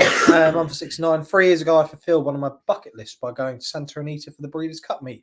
Hopefully, we'll be back there next year for it. Great memories. Defo recommend it. Well, Jack is unlikely to be there next year, but I am definitely going to be there next year. So if you do see me there, please come and say hello. That's a long range. That is a long range. Come and say hello. That is a long. Yeah, that's a big meet. That. Me and Mumford. There'll be a picture of me and Mumford. If anyone is coming to the November meeting next week, do come up and. Yeah. We like people saying that. There was plenty actually. I mean, you went missing at Champions Day for a bit, but I had a bloke come up to me and just go, "You and Jack are legends," and I went, "I wouldn't go that far." Thank you. No, I appreciate it. I did. I said I appreciate it, but I just said to her, I wouldn't go that far. No, neither. We just enjoy making this content. We enjoy talking racing, and we're there's plenty of people on these YouTube channels that they only like their jumps racing, but Jack and I are jack of all trades. We like both our jumps and flat and master of none. Yeah. No, 100%. I'd say I'm pretty equal with what I enjoy. I'd even dare I say it, probably edging towards a national hunt man a little bit more. I think that is solely towards not enjoying this campaign as much as you do. If I had to pick, I'd pick the flat, but it would be very narrowly. Yeah, of course. I do also want to talk about the standard of coverage that the ITV are doing. Nick Clark, it's NBC, NBC. Obviously, they get to use NBC's coverage. Nick Clark and Rishi Prasad, I think, are two of the best in the business. Yeah, sure. Is Rishi Prasad working for NBC, or is he? I don't know if he is, but I'd say that. But I know he's definitely over there. But I'd say they're two of the best in the business. Oh, They're yeah. absolutely top class. Nick like Daly, I live off it. Rishi, I mean, he gets yeah, unbelievable and Rishi interviews. Prasad lives the dream, doesn't he? I mean, He does. Channel 4 cricket. He interviews at Wimbledon on centre court as well. the Masters. I remember Novak Djokovic. Novak Djokovic had a go at him, but Richie Prasad would always give him a stat or two, and Novak Djokovic had a little joke and jest about it. Of course, what did you say? Sorry, What else does he do? Masters? No, the Open. He did the Open. He has done the Masters. Has he done the Yes. Masters? Oh, delightful. Masters when it was on terrestrial. When it was to- on terrestrial TV, he did the Masters. Then he went out to Tokyo as well. So there we go. Oh, did he? Yeah. So yeah, very interesting. Very interesting. Nest is best. So Nest is the best, right? Nest Not for is me, best. not for me, but for Jack, yes. Yeah, I just think the draw, as I said, I think still one's going to unfortunately be a real hazard to Malathat, who I think has the most ability in the race. I just think the improving 3-year-old, she's been absolutely lined up for this. As I said, after racing in the Bell Dam last time out against much inferior opposition, I think this will be a good step up. And I think Irad Ortiz Jr. hopefully can put the race to bed in a couple of furlongs. It'd be nice to see that. But yeah. What are you laughing at? Kieran just said me. Rishi's doing TVG, so not NBC. I actually forgot about this because I know he does this. Rishi does the bowls every year too. He does do the bowls, doesn't he? If you were, he was there. He was there for the Barry from EastEnders. Just got to try and understand that, but I might be being an idiot. Now, no, I know. I'm sorry. Yeah, it's the first time that I've done a stream. Well, it's the first time I've done a stream this long. Actually, no, lie. We did the finishing line stream, which was about 6 hours with Gavin Lynch, didn't we? Just a quick one. Are we going to talk about this flat season so far? Or are we going to leave that to when we're with Jordan? I think we'll talk about it with Jordan, shall we? It'd be a good topic to talk good. about That with. sounds good. I need to find that clip. So apparently, there's a viral clip of him singing. Oh, really? Yeah. Rishi Prasad or Jordan? No, Rishi Prasad. Okay, cool. I was Not thinking, Jordan. oh, that'd be great. No. To be fair, I haven't seen much of Jordan on video or anything like that. I think he's an excellent judge. I'll tell you what, he doesn't really need to do the video because he's absolutely smashing it. I know. Oh, well, this is a good question. Let's not talk about flat zoom. Let's put this one up. What do you think about the flat apprentice jocks this year, lads? Very impressed with Harry Davies. We have been very impressed with Harry Davies. And completely. I mean, Zach, you obviously watched plenty of the videos. You know that I'm a massive fan of Benoit de la Site, who was trained. Did you say here, here, here? Here, here. What, are we in the House of Commons? Here, here. So we give it here.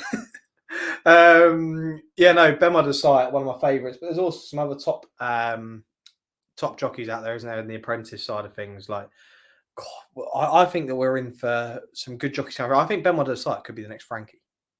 He does have a very similar riding, Frankie, doesn't it? It's whether, I mean, Frankie's going to stay in the saddle for another couple of years. Then Benoit is in a chance of becoming a professional jockey and then eventually taking over. I mean, he's winning the Lincoln last year was just delightful, wasn't it? Was it? Yeah. Well, last year. Last year. No, it's always confusing at this time of the year. Last year, last season. Yeah, isn't it? Yeah, you got to get it right. Yeah, last year he won the Lincoln, and then obviously had the problem. But he has learnt, and I've been quite been a big fan of the way that Benoit de la Site has come out and kind of been quite open and apologised for everything and said that he's learnt and he's been fantastic all year and rightfully deserved the champion apprentice. I actually thought at one stage that it would be nice for them to share it because to me they've just looked the top of the game, and it was that Goodwood meeting. Can you remember the free Friday nights where they had a champion an apprentice cup? They had a trophy at the end, and it was just Benoit and Harry just dominate all night. So yeah, it was. I think it's been a good season with regards to the apprentice jockeys. It's been one of the best. You sometimes find it can be hard when they lose that £3 claim, to get the opportunities and stuff like that. But I can definitely see with Harry and Benoit that they're going to get plenty of opportunities because they look like professional jockeys way before they lost any of their claims. When Benoit was claiming £7 and Harry was claiming £7, that was stealing, really. If you had them on board, especially in a big handicap. So. No, I completely agree. I think they're both absolutely top class. I think in 4 or 5 years they could be dominating. Let's not forget Frankie. How many years do you think Frankie has left in him? Do you know what? I've actually stopped talking about it because how many times have I said on the Champions Day preview that he's going to retire, and then no, I'm going to go at least another year. Oh, great. Well, I've got that wrong again. So I think this year he's great. I think he's great, and it's interesting to hear that he wants to go. He's staying in America, isn't he? With this year, what happened to him? with John Gosden, I think that could really scupper potential. I don't know. I think it probably gave him a little time Only to lasted rethink. a couple of weeks, though, didn't it? Really. But I think it still gave him a time to rethink and reevaluate. Of course, Charlie Appleby then gave him 2 rides when he got turned over on Nation's Pride, with a horrible ride as well. But I think that probably gave him a chance to reevaluate a little bit. And I suppose I wouldn't be surprised if, of course, his son's getting older now. I really wouldn't be surprised if he does probably call it a day in a year or two. Okay, that'd be interesting. Yeah, no. Who would you say? Who is your favourite flat jockey? Would you say Currently? Yeah, Maxime Guillon. Maxime Guillon. 100%. That was quick. I've snapped that out. So That that's was definite. very quick. I mean, obviously we know everything that happened, but I think Pierre Charles Boudot was the number one when he was riding 100%. But yeah, Maxime Guillon for me. I think Barcelona's up there. I mean, your 2 top jockeys. I think Simeon is good, but I think Barcelona and Guillon have now taken over as the 2 top ones out there in France. I think UK Moore and Buick, obviously. Yeah, you can't really look past. I still think probably if you had to say who's the better of the 2, which way are you going? And you're not allowed to sit on the fence. Buick. Why is that? I mean, it's hard. The reason I say it's hard to say is because you've got 2 trainers here who get the best horses. So it can depend on the horse. But I just think that Buick is a jockey who, especially in handicaps when he's not riding for Godolphin, he can get horses winning that shouldn't be winning. That makes sense. Ryan Moore can do it, but great question. Where are we? Current top 5 flat jockeys ranked 1 to 5 worldwide. Oh, in the UK. Oh, in the UK, I was going to go worldwide because I was going to bring out the names of Jamie Carr and James McDonald. Yeah. Okay. You go first. I'll go after you. Buick 1. Yep. Moore 2. Yep. Who am I going to go 3? I'm going to put Frank in at 5 because I think there's 2 better. I don't think he'd be in my top 5. Oh, okay. I think Azzini will be 3. I'm not allowed at Murphy, no? Yeah, you can go. You can have Murphy. You can have Washington. Can I reevaluate then? Yeah, of course. Buick, Murphy, Moore, Azzini, Dettori. Okay. Yeah? Yeah. I'd probably go Buick, Moore, Marquand, Murphy. Who's going to number 5?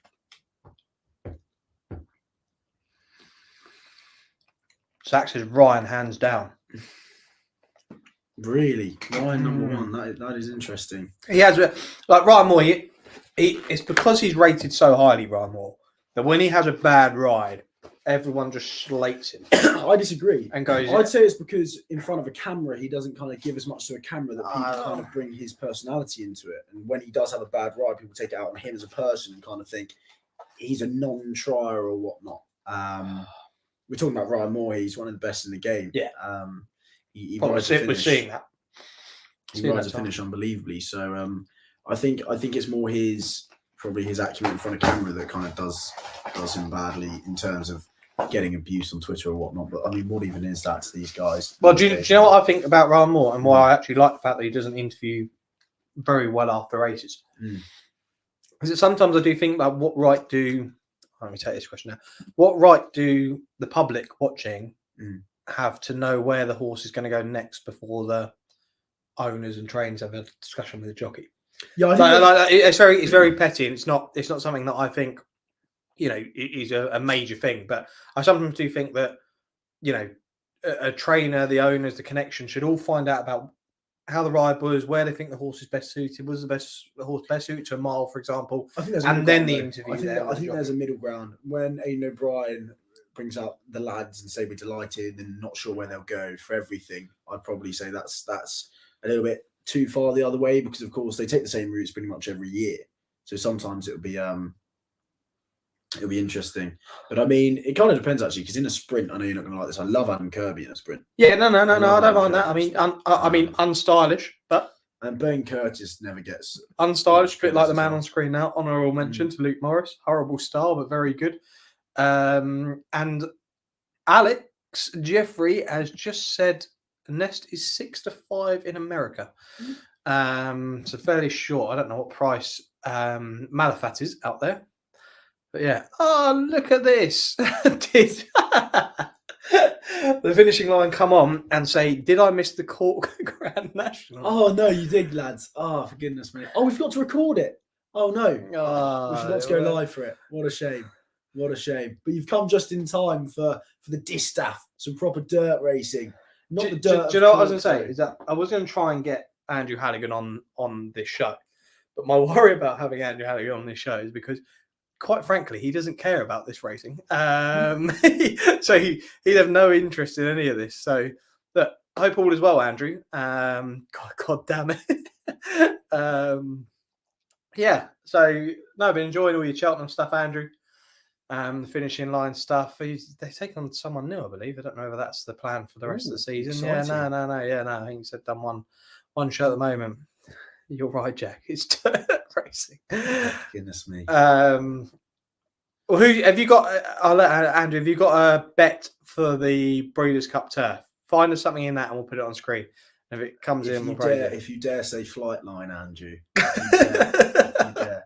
No, a couple that I think go under the radar talking about flat jockeys. James Doyle doesn't get anywhere near enough credit. Did you mention Probert? I didn't mention another Probert, one that deserves a lot of credit. Zach mentioned Probert. Yeah, I think he put him in as number 3. He does deserve a lot of credit, but I think Doyle deserves a lot of credit. He doesn't get anywhere near as much as he does get, obviously, because he's number 2 to William Buick. If you go through some of the likes of even like a Callum Hutchinson or a Reece Clutterbuck, I think they go so under the radar, and because they're not big names in the stables and they're so young, they go really under the radar. And I think the future is definitely bright. Yeah, no, really bright for some of the jockeys. Apparently, FLIGHTLINE is value though. FLIGHTLINE is value. You said FLIGHTLINE. It's value. 2 to 5. Yeah, it's value though. They always talk about value. Vaughan. What's Vaughan? There you go. David Egan. Sorry, didn't mention David Egan. He's another. Yes. He's another. Yes. And I mean, we can talk about every jockey. Kevin Stott. I think he's a jockey who deserves plenty of credit. He's going to go for the all-weather championship. Good looking lad, Kevin Stott, as well, isn't he? Yeah, lovely looking boy. Isn't he just? Oh, another look. Sean's on. We're getting plenty of people come on now with this topic. What about Jim Crowley? Like, this is what I mean. Like, it's hard to really sort them. If we went to sort the world's best jockeys, I'd find it potentially a lot easier. Another who I quite like. Yeah, Irish jockey. Yeah. No, Jim Crowley. Colin Keane, Mustard. Colin Keane, Colin Mustard. Keane. Yeah, Colin Keane. So like, yeah, but no, you're completely right with Jim Crowley. I just missed the days of Mahatha. I know it was only a couple of years ago, but that ride on Mahatha. Oh, you loved Mahatha, didn't you? Oof, absolutely love Mahatha. Do you remember the days when Ryan Moore was going to be chopped off and Colin Keane was going to be Coolmore's number 1? Hey, that was a funny old time, wasn't it?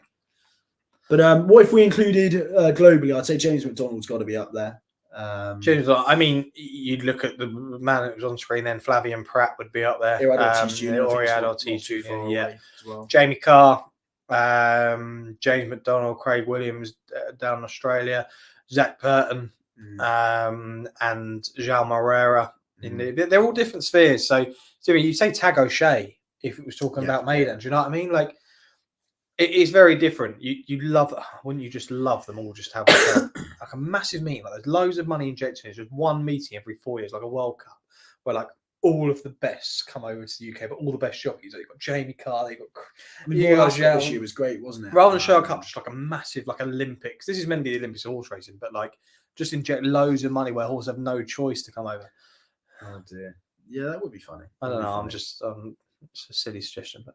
I'm just having a look through the old Flat Jockeys Championship. Alex says they're all tipping Malafat on the TV as well. Yeah, I think he could be the one. Andrew, do you have anything for the November meeting next week, or are you going? Yeah, November meeting. Actually, did they? I think they went last year. I think I remember. I might be wrong. Yeah, Malafat's an interesting one. I really like Malafat. I think the draw is the only concern, but if it gets out the draw final, we'll.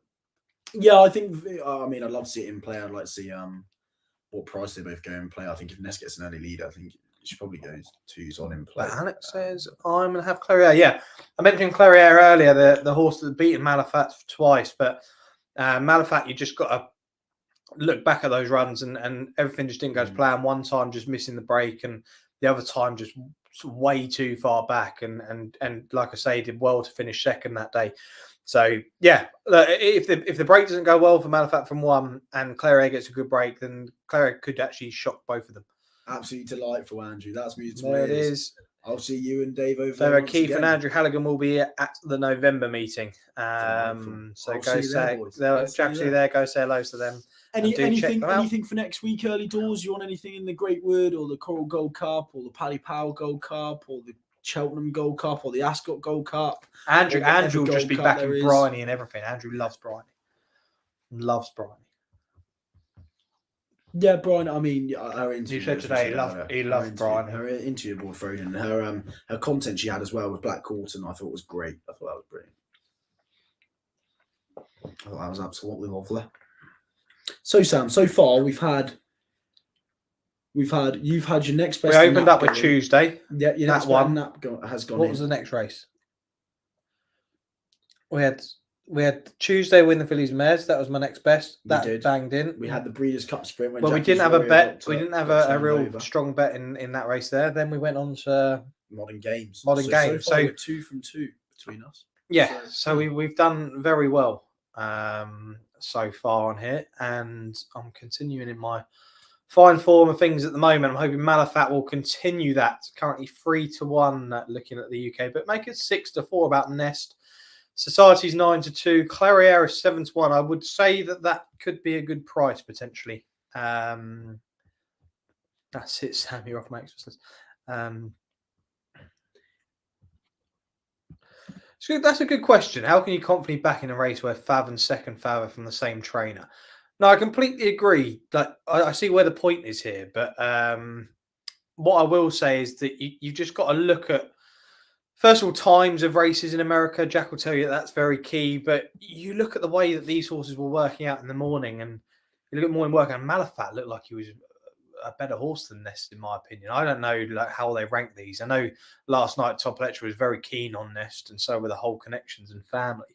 But yeah, no, I'm not too bothered about that. I don't. It's think like anything... the Supreme this year. I know we've talked about Cheltenham way too much, but I mean, you look at Constitution Hill and John Bon. I mean, you can clearly. A personal opinion is you can go on ability. Yes. I know, of course, you talk about Willie Mullins is in the bump, or you look at Charlie Appleby out in the US. But I mean, if you kind of take it as a separate entity, I mean, of course, Malafat and Nest, they have their own owners. Yes, the trainer will probably know which one out of the two he fancies more, but I don't think that should really kind of influence at all who you're backing, because again, today conflated and Galvin, they both ended up getting turned over by Envoy Allen. So I mean, I think you can confidently back something, although the trainer may have 2 or 3 in a race. They may want to throw a couple of darts at it, but of course they have different owners. So I don't think they'll be able to say to one owner or the other, sorry, I'm not going to go because I'm sending a different owner's horse there. So I think if the owners do fancy it, I think that's, again, I don't really look into it. I mentioned that earlier, didn't I? I mentioned about I mentioned jockey bookies, didn't I? I'd never be put off by a jockey booking. If Aidan O'Brien has 5 in a race and you fancy a horse but Ryan Moore's not on it, still fancy that horse. Don't let Ryan Moore kind of sway your decision, because yes, Ryan Moore will probably get one of the better horses, but you know, if you fancy a horse to win it and you know you've got a Wayne Lorden or a Shamey Heffernan on, stick with it. That's what I'd give advice. And we're nearly loaded up here for the Distaff. I think there's one left to go. Society. So we've got the Distaff here, then we've got the Turf, and then we'll have the Classic to finish things off. So very key. See how Malafat gets out of 1, see how Nest gets out of 6. And we're in running. They tell you what, Nest and Malafat have just both missed the break ever so slightly. Society's out in first. But Clariere has as well. This is open to an outsider at the moment. And I'll tell you what, the 3 favourites, Bar Society are all at the back of the field. Irad Ortiz Jr. is looking in all kinds of trouble there in about 6th. But Society's opening up. Clariere is about 10 lengths off the lead. Malafat and Nest are miles at the back of the field. Society's gone off like an absolute train. Clariere is not going to be enjoying Blue Stripes in the second. Search Results on the outside, too deep. It looks like he's just slowing up the pace up here. Is Malafat going to be sat right at the back here when they switch the camera here? I don't know, but it looks like Society's just slowing it up ever so slightly. We just helped the favourites here. Personally, I don't know why he's done this. But looks like it may turn into a sprint. What's Malafat got from there? Irad Ortiz Jr. is travelling down the outside. Clariere's still at the back. Society's still in front, but got a wall of horses coming towards him now. If Nest is good enough, she can win it there from 5 wide. But hey, Malafat's got it all to do. Malafat's going to come through horses here. This is going to be tough. Clariere and Joel Rosario are going to hope for a golden highway through there. Comfortable here. I know Nest is travelling a dream. Nest is travelling an absolute dream. Malafat getting a toe in around the outside. I don't know. Malafat, what are they going to find here? Malafat's going to stay on. This is going to be a good finish. I've got a feeling. What a race this is. Clariere, can they find a way through there? No, Malafat looks gone here. 4 wide. I think there could be a shock here. Secret Oath has gone on them. What's Malafat going to find down the outside? Nest is beaten down the inside. Clariere's there as well. And from absolutely nowhere, Blue Stripe, the 33-1 outsiders coming down the outside. It's a great finish. Malafat is finishing. Clariere's coming up the inside. Nest is beaten. Is Malafat going to get there? Are we going to have a shock? Or is Clariere going to get there on the inside? It's Malafat, Clariere, and Secret Oath at the same time. Malafat, he got there. He must have got there. Just gets there, I think, followed by Clariere on the inside. Did he get there? Did he get there? Comments. Did she get there? Did she get there? She has got there. Has she definitely? I'm pretty sure she's got there. Has she got there? I'm pretty sure she's got there. Has she got there? Sorry, I got too excited then. I'm pretty sure she's got there. Has she got there? What a race that is. 3 and she's done so well, by the way, because it's all gone wrong from the start. An unbelievable ride, perhaps, from John Velasquez. This is tight. This is very tight. I think we're seeing the slow motion now. On the nod, you know. We're seeing the slow motion now. It's going to be heads up, heads down. Malafat's head is coming down. Right on the just wire, right baby. At the right time. And another win. Winner. Samuel Hart. Malafat takes the win there. What a ride it ended up being. That was absolutely outstanding. What a race that is. Boom. Winner. Do you know what? I'll eat a slice of pizza on camera for that. Tell you Cheers. What a race. What a race. Sam with the next winner. Shall I move to America? I think you should, you know. Dirt racing is the maybe one go Australia for the Melbourne Cup and just dirt racing is the one for you, but wow, that was just remarkable. That panned out completely different to anyone could have imagined. The 3 at the rear of the field.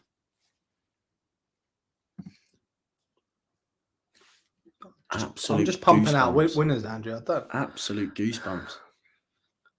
Apparently, it's a Malafat Clariere. I can see it being a Malafat Clariere photo finish, but surely on that angle that we've just seen on ITV, it looks like Malafat's won this. Oh yeah, 100%. What a race!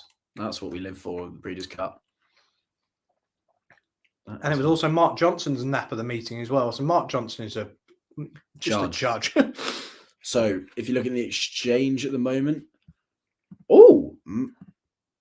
that can't be right. No, that's not right. That's from. Don't worry, ignore me. Oh God! You panicked me then. Definitely got there. That's good. I think so. You'd like to think so, wouldn't you? I think the market will be suspended now. Suspended. Malafat was 1.14. Blue Stripe was 1.35. Clariere 4.6. Secret Oath 1.6. So it looks like. I mean, I don't know why it's taking this long to the side. Malafat wins. Sam going to be a Southall special. He is, yeah. He is. Absolutely tremendous. I just love this game. And for those who were on my Twitter, the many 800 apparently results been called, and I think I've got it. Yeah, I've got it. I'm just having a look here, but those who follow me on Twitter would have landed a nice lucky 15 if they'd followed me in, I think. Here we go. Meditate 11-4, Modern Games 2-1, Malafat 7-2, and fortunately Golden Power didn't get the break. But it's 3 winners at good prices there in my lucky 15 over at the US. Look at that. I am absolutely flying. And that's me done. I'm done now. I've got to carry on into the turf. Jack's gonna have a little break thing, so I will have a chat with you guys about certain things. We are going to have Jordan Hopkins join us soon. We're actually going to have a discussion about the World Cup. We're only a couple of weeks away, I think it's about a week or so away from the World Cup. So we'll have a discussion about that, who we fancy for that. Jordan's a big Liverpool fan. So speaking to us Pompey fans, we'll be discussing with him what's been a tough start to their season for sure. But that was, do you know what, being honest with that race, I didn't, as soon as I saw the break and as soon as I saw him come 4 wide, I thought, no, this is gone. So this is a sensational ride, as Jack said. It really was a really great ride to watch. Alex Jeffries, there we go. Stall 1 didn't stop him. Good shout. Ness was a flop.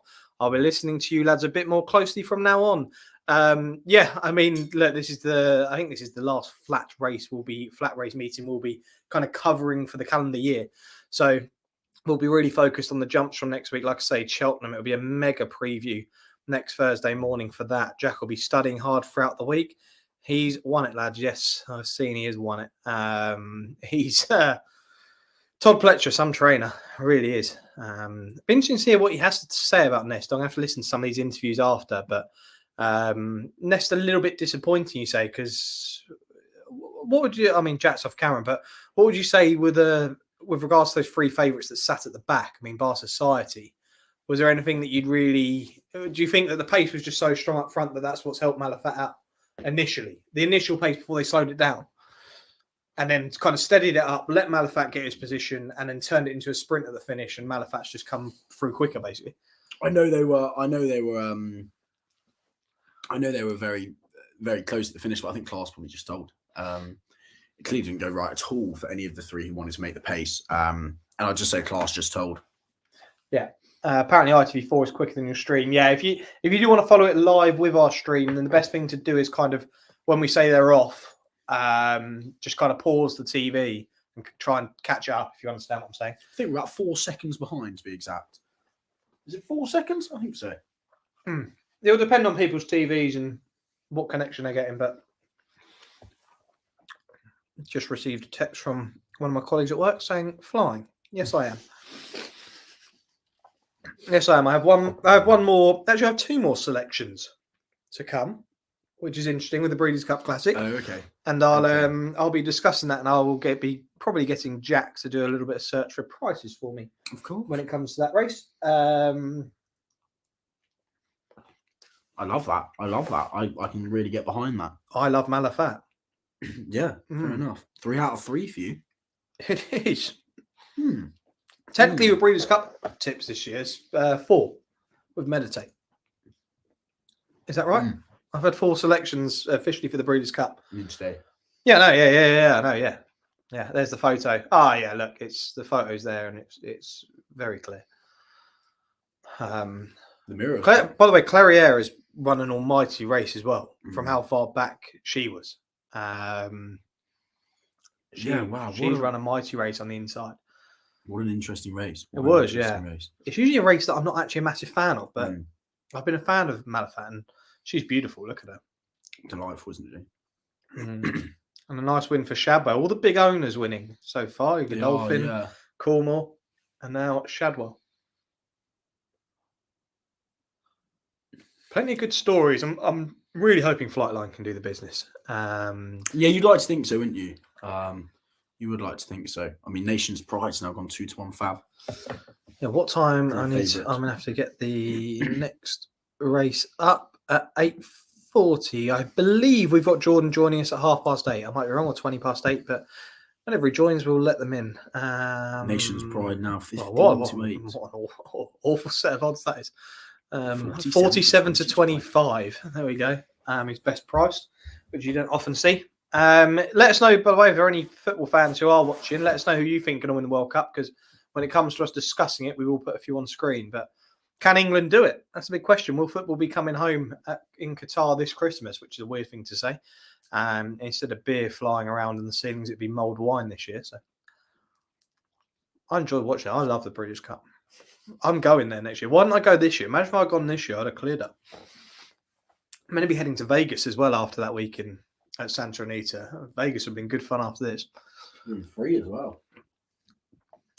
Lads, are you back in Nation's Pride? We are going to be discussing that. We'll be discussing that in about 10 minutes' time. Please stop. No. Brazil wins. Andrew Halligan has said.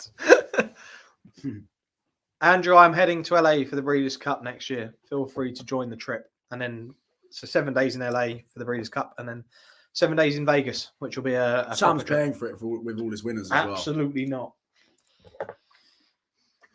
No, but the Breeders' Cup Turf, one of my favourite races of the Breeders' Cup, I'd say. Yeah, in being totally honest, it is one of my favourite races, but this year, it's not my favourite betting race. Like, I'm not really confident on something. I have got a selection, but I'm not as confident as I have been on the other races, to be totally honest. It won't be one of those where I say no bet. I am going to have a selection and a bet in it, but it's a weird one. I mean, I had one glaringly obvious selection, and then managed to talk myself out of it. And it's just a price thing, really, for me. Just a price thing, really. By the way, this does not happen. The free trip to Vegas. No one gets this. Like, we're not even going to run a competition on Next Gen for this. Yeah, we're starting to get a few selections in. We won't read them out yet, but a few selections in for World Cup selections. So, yeah, we'll leave those in the comments. Don't worry. We have seen that people are commenting that, and we will come back to them. And maybe I can try and get the market on screen for that. I guess I can get one off Odds Checker. Beautiful. But no, how's everyone enjoying the night? How are you getting on? How are you getting on punting wise? If you are watching, like, just, yeah, what are you doing? You sat like us, just sat here chilling, pizza? Yeah, it's an absolutely delightful night at the moment. I mean, it's bonfire night. I mean, I imagine some people have either just got in from fireworks or still at fireworks. Very true. Yeah, one's local to me were last night and they were very loud while I was watching the Breeders' Cup.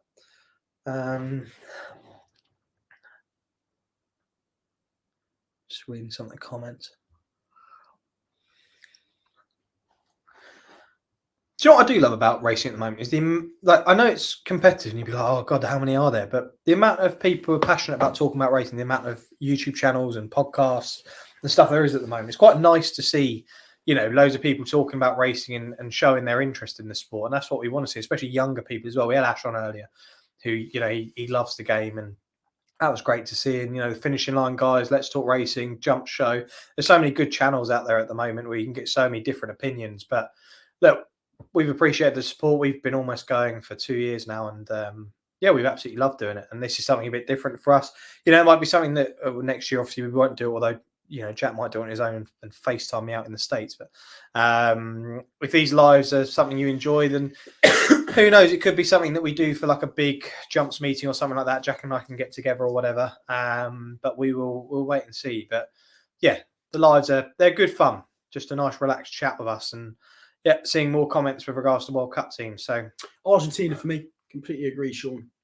Argentina, I think, have a massive chance this year, the South American teams. So do you know what I thought this was? I thought he was giving us a Cheltenham tip. Brazil.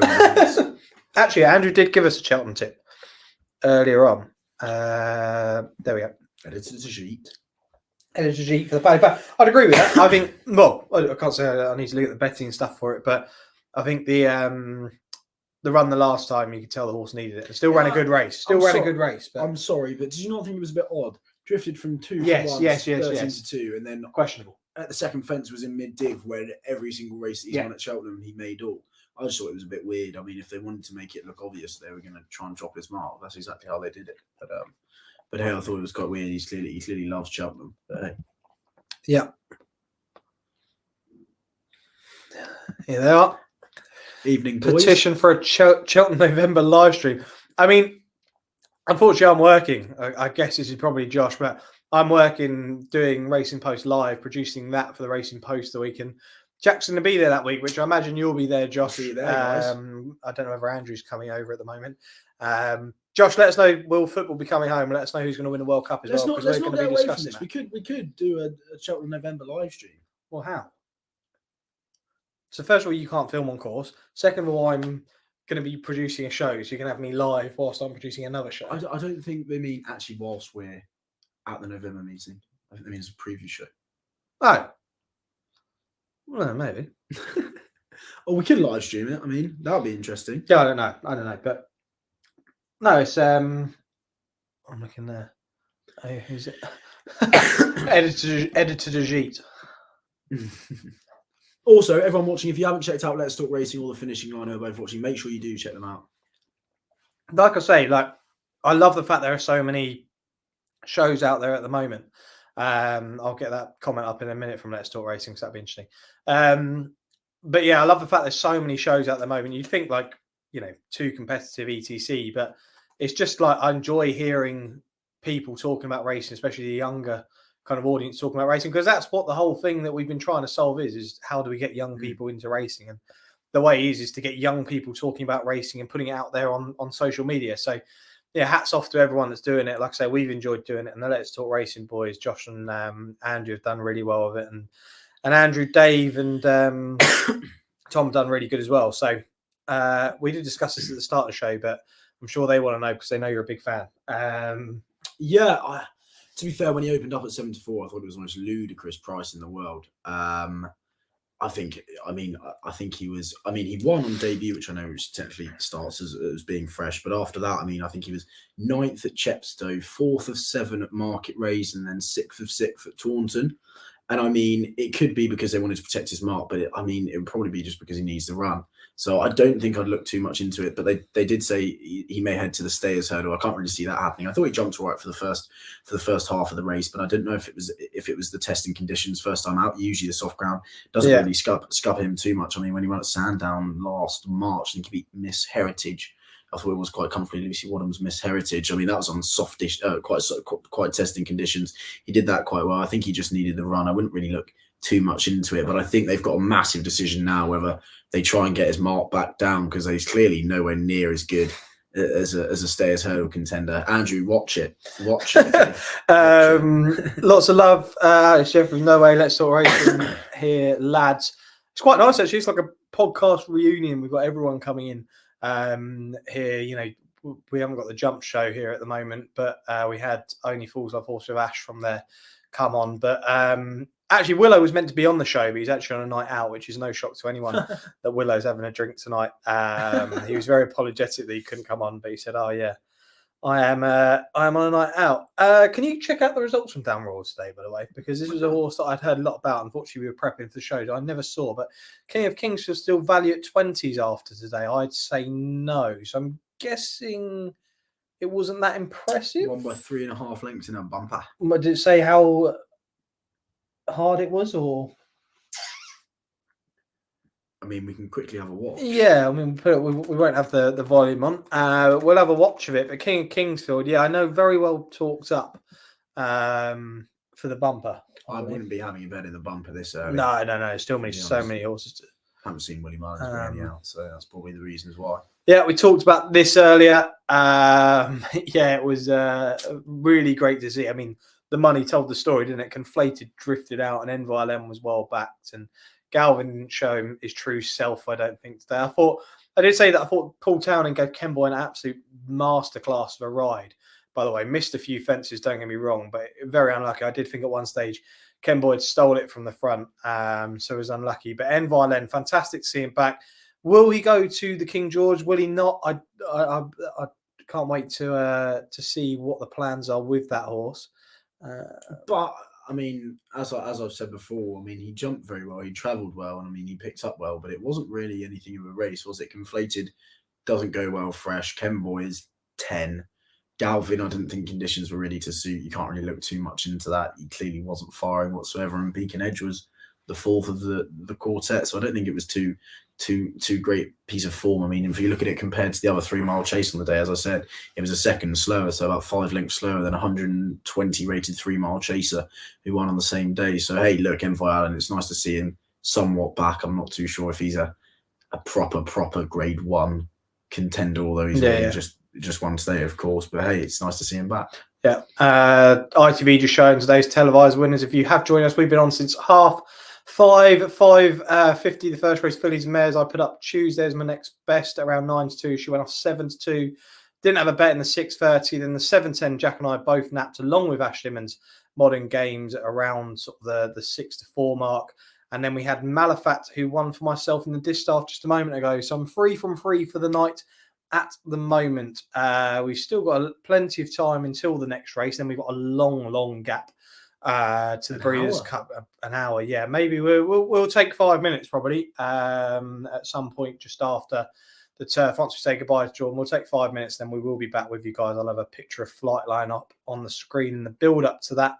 Very excited to see that. Like I say, look, you don't have to like your flat racing, and most people don't like their dirt racing, but Flightline, something special could happen. It's one of those moments, say that, you know, I watched this race, I was there when Flightline won. What when you say you were there? Well, like there, I was alive. I was there. Yeah, I tell my grandchildren there was a horse years ago that I was there. Called Flightline. Away, yeah, watching it too. I'm going to be. I am going to right next year. I just pray Flightline stays in train because I am going and I want to see this horse retire there because he's trained. He is training Santa Anita. You know, you said this about. I'm so excited and it's so far out and I'm not. It's not even Goodwood yet. It's not even Cheltenham yet. Why are you looking forward to the Breeders' Cup next year? We've got the November meeting next week. No. I'm excited. I'm excited for the November meeting. It's quite good because Goodwood's up behind you, yeah, a canvas behind you with Goodwood Racecourse. But look, so much to look forward to with regards to our content. We're literally in the process of changing how our content's looking. We're going to have a few more little extra features with the look of the channel. It should look quite good. Using some of the software that we've got here, some of the stuff along the bottom, having the betting etc. Just a few things that help. Ollie Bell living the life out in Keeneland, by the way, this week. Great interviews and speaking to some strange people, police officer earlier from Kentucky, which was unusual. Just have a look. Aidan O'Brien's 3 from 3 for the Breeders' Cup this year. I didn't even realise. That Canadian I sent you is kind of annoying, but that's all right. Southall Sam, yes. Get Southall Sam, where is it? Hashtag Southall Sam. You can get it going. Get maybe, you know, when we do Christmas and I got you a present last year with Dan Skelton. I can't remember what it said at the bottom. Yeah, I love him. Just Southall Sam. Southall Sam. Southall Sam. Southall. Let's get you out to America, I think, Sam. Let's get you on the dirt. Cheers, Andrew. Have a good evening. Jack will see you next week. I won't, but I will pop you a message. Is anyone else? That looks unstable. Just an interesting one for those of you who do like maybe a bit of information or something, but yeah, the bus. I don't know if that's information. I think he's putting your leg there. He is, no, I didn't read the whole comment. He's not wrong. He's right. There is definitely something hidden away, isn't there? No doubt about it. 100%. If you could have one Ante-Post bet for next year's flat season, what would it be? We've done jump tracing. Those who don't know, Chemical Energy for Jack in the National Hunt Chase and Hitman for me in the King George. For the flat, I don't know whether you can find a price on this already. You're my price finder for tonight, but if probably someone like Sky Bet might offer it, but August Rodin to win the Triple Crown. Sam, come on, something realistic. Big price. No, you want a price. He won't win the Guineas. Okay. He can win the Derby. I don't think he's going to win okay. the Guineas. If you want a price, if you can find it. I mean, I think August Rodin will win the Derby. I don't know what. He's probably too short to be backing. 3 to 1. Nah, too short. But I think he'll win it. Okay, well, the treble is 215 to 1 to do the triple. Oh, okay. Right. What do you think? Yeah. I think he could be one of the best 2-year-olds we've seen. And one of the best 3-year-olds we're going to see. Do you think so? Yeah. Oh, really? I'm not really too sure. I think I know they do. They really like him at the yard. I remember someone before he was out said they really like him. But so Sky Bet have got an offer there. August Rodin to win the 2023 Guineas Derby. Oh, and Prix de l'Arc de Triomphe 50 to 1. I'd probably say that August Rodin, if you want a single bet, August Rodin to win the Arc would probably be the price. If you think he's going to win the Derby, I think he'll win the Arc. So yeah, you're watching King of Kingsfield there, I guess. Yeah. The Let's All Raise. I thought King of Kingsfield looked good without looking like a superstar. Would have done it easier on quicker ground. He'll come on for that run. I want to see him once more. Yeah, I mean the ground was it was well, I mean Frodon getting pulled out. Going for the Badger Beers probably showed that. I don't know how this horse is going to come back. It's another horse that you're going to have to see run once, isn't it, next year due to the injury? I never like backing a horse after an injury. Something tells me he's a little bit different to a Dale, though.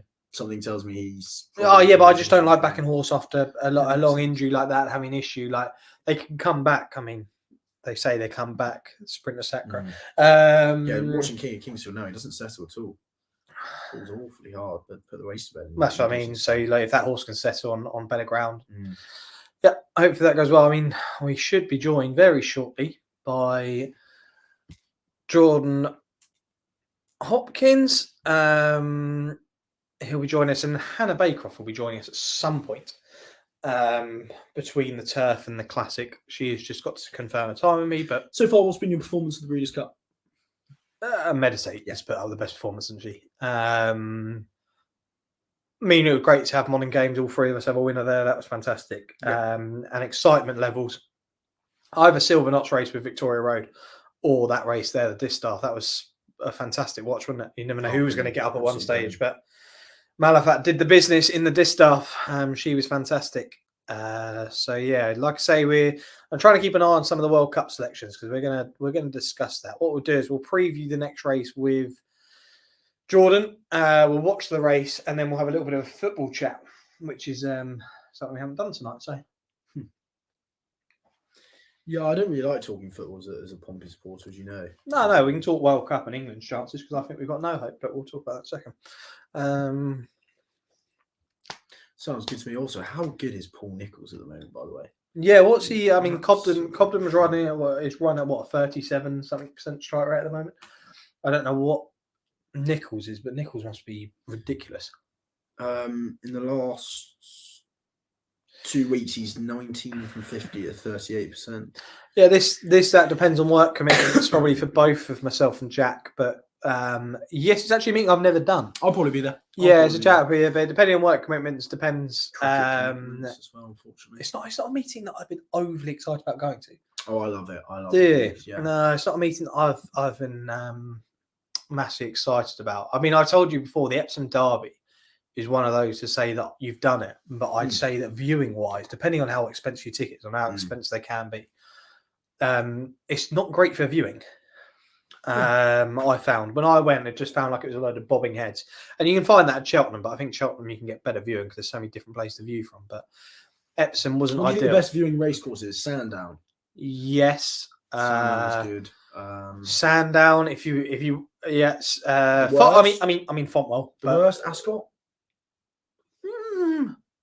Ascot's maybe. Cheltenham's okay. Obviously, Goodwood's up there. If you want an abroad one, and everyone knows I like my French racing, we'll have Jordan in a second, but Chantilly is special.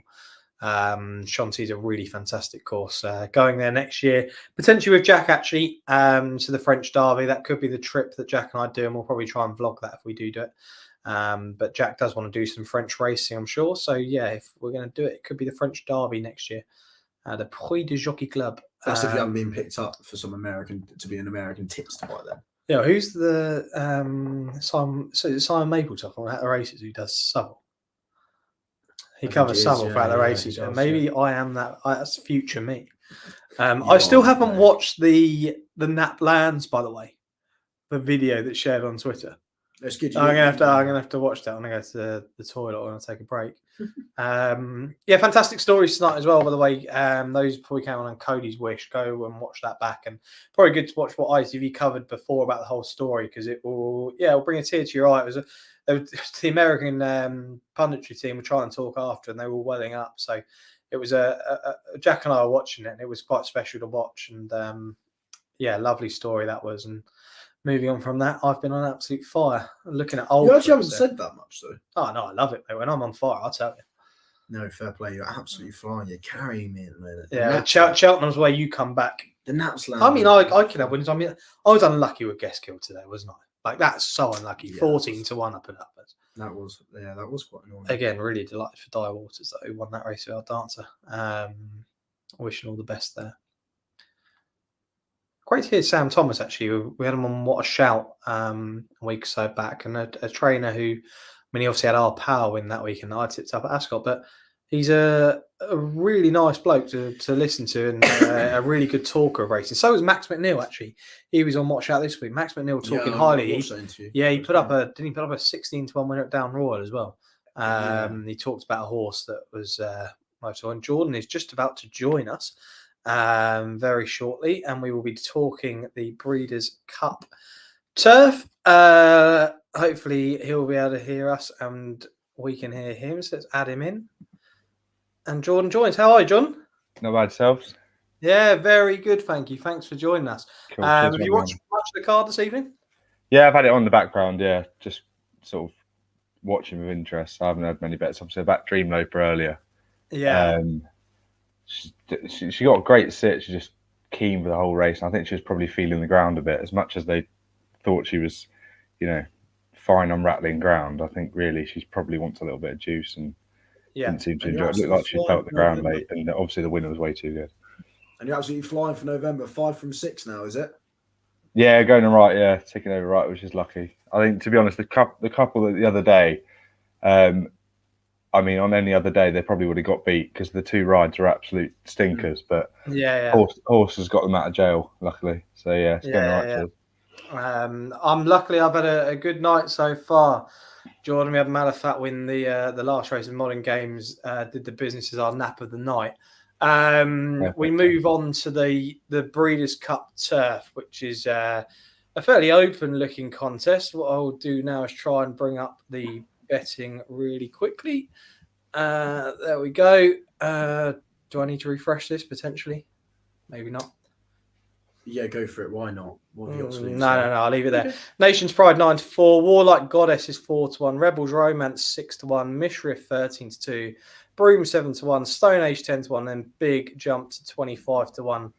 And bigger the rest here. Jordan, you probably had a good look through this race, knowing that you're coming on here.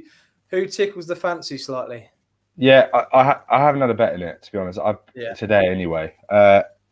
A few weeks ago, Mishriff was 10s. I had a bit of him then, but he looks like he's got his mind on other things going down, and probably I think his race is over before it started. So I wouldn't be encouraging having anything on him. It's probably, I don't want to sound too negative, but it's not a great renewal, is it? Let's be honest. No, it's not. Going by previous years, it's an interesting race. I mean, it's wide open to the point where probably 5 or 6 could win it.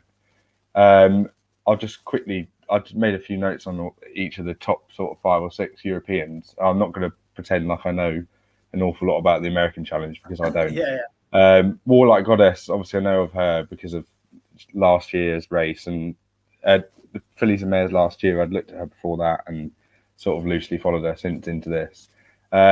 Obviously she's ultra consistent, unbeaten at the course, and is a high quality mare.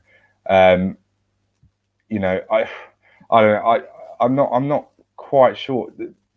I don't think coming into it, I was thinking if Mishriff comes up, you know, if he runs to his best, he's certainly the one to beat. He's the only real proven top class individual in the race. She beat, from what I can gather, she beat not an awful lot last time against the Colts at Aqueduct. But she did it very impressively, and I think she's likely to be in the 3. The 2 Appleby Colts, as much as, or one of them might be gelded, the 2 Appleby horses, Rebels Romance is gelded, I think. Yeah. Both, you know, you can't really knock. He knows the sort of horse that he needs in these races, and I'm not going to just sit here and crap all over the both of them. But Nation's Pride, I'd have definitely my favour of that pair. I don't particularly rate the German Derby form. I think it got a massive. It's been massively overrated because the winners come out and ran in behind Torquato Tasso in that 4-runner Group 1, 2 back. And to be honest, I think that race was a bit of a farce, and I don't think it should be read truthfully on paper what the form was really. And it's 4-runner field split 2 lengths, and you got Alter Adler in 4th, who's like, he wouldn't win a Group 3 here. So I don't really know if he's actually top-notch Group 1 level. So he's beaten him, albeit with not a great trip, and he won very well. And then the start before, he's beaten Nierik, who was 4th or 5th in the German Derby, so it's sort of the same form line. You know, comes in with a nice profile. He's unbeaten on turf, and obviously you're looking at he's won 2 Group 1s, but really those fields weren't strong at all. I mean, I don't think any of the horses he beat in that race would win a Group 2 here. Arguably a Group 3. Samarco probably would be a Group 2 horse, but yeah. And aside from that, sorry, I'm just quick looking at the market. What have I missed? The Aiden horses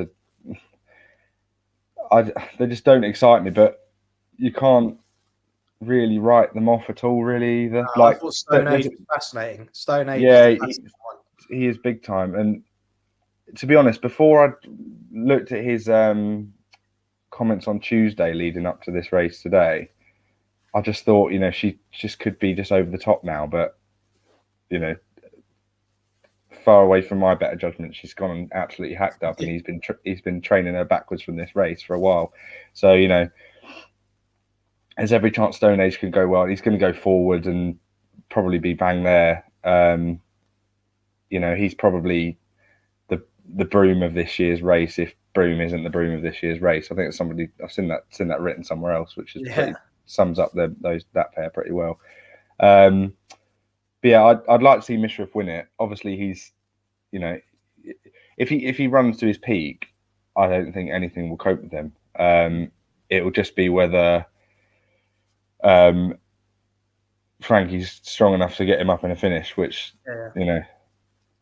No, well, I think Jack and I were discussing. Jack's always, it'd be great to see Mishriff go out, wouldn't it, and retire with a big win like this with Frankie on board.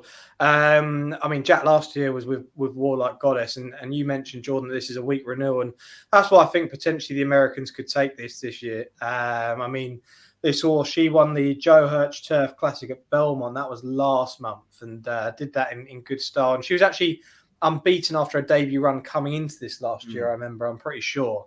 And was just mowed down in the finish last year. It looked like the winner, actually, with a furlong to go.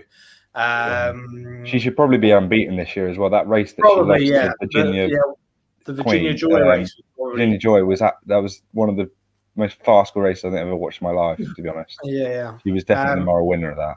Yeah. I mean, Nation's Pride. Nation's Pride obviously been trained with this in mind well out. What was it? 2 wins in America, 2 wins in 1 second. Nation's Pride. Yeah. So, it's obviously been, and Buick and Appleby can do nothing wrong at this meeting, can they? Plus, even that second, that was just Frankie. But I mean, I'm looking here, seeing I saw a great comment come up here. Broom will sweep by them all at the furlong pole day. But I can see the case for both of the Aiden runners. I just have this feeling that Stone Age, I mean, hasn't shown overly too much, but Stone Age could just be one of those horses well suited to this American track, and hence the reason Ryan may have picked this over Broom. And you just don't know what to expect. So if I was to play one for the places, I think Stone Age would be the one. But I think Warlike Goddess at 4-1. She'll do for me. Jack, what about yourself? I'm actually with Rebels Romance. I know, Jordan, you said that you don't really like him, but the only worry I really have, he looks like a proper galloper. And I don't really know if Keenan's going to suit him, but I just have the feeling that he could be criminally underrated. Obviously, he's unbeaten on turf. I think a lot of his exploits out in Maidan kind of made people kind of squash his form early doors. But I think he's on the up. I mean, on RPRs, of course, he recorded 119 last time out when winning in Germany. I don't think the form is that great. I think you're completely right. I think what would worry me is, of course, Charlie Appleby won this last year with Yabir coming from the Jockey Club as he did Nation's Pride. Nation's Pride, of course, has the Belmont at the Big A form. Funny how they've changed Belmont, because I think is it a basketball stadium is being built there? Which is quite interesting. But hey, I think it was more of a price thing. I know Rebels Romance being back to Nation's Pride is actually on the drift, but I mean at the time I think it was Rebels Romance was 13-2, Nation's Pride was 15-8. So I do think at that time I think it was more of a price thing for me, just in case Rebels Romance is a little bit underrated. I know he's wearing the old Red Hood of Death, which I don't really like. But James Doyle's on board, and hopefully, I know he absolutely dwarfs Nation's Pride. And I do think he's a little bit of a galloper, which is my only worry, really. But I think he'll be finishing fast late. Will he get there in time? Who knows? That was my worry for him, really, as well. Really, just that lack of tactical speed, really. Yeah, Zach's spot on with Irad bin, but I think Irad will be there to send Broom right forward from the start. Potentially could set this up for Stone Age. I don't know whether that could be a plan, but. Yeah, I could see Broom going off in front for sure. Who else is on? Alex Jeffrey Highland Chief each way, or 4 place at 5-1. Been tucked away. It was a fairly useful horse over in the UK before going to America. So he won well last time as well, to be fair. Yeah.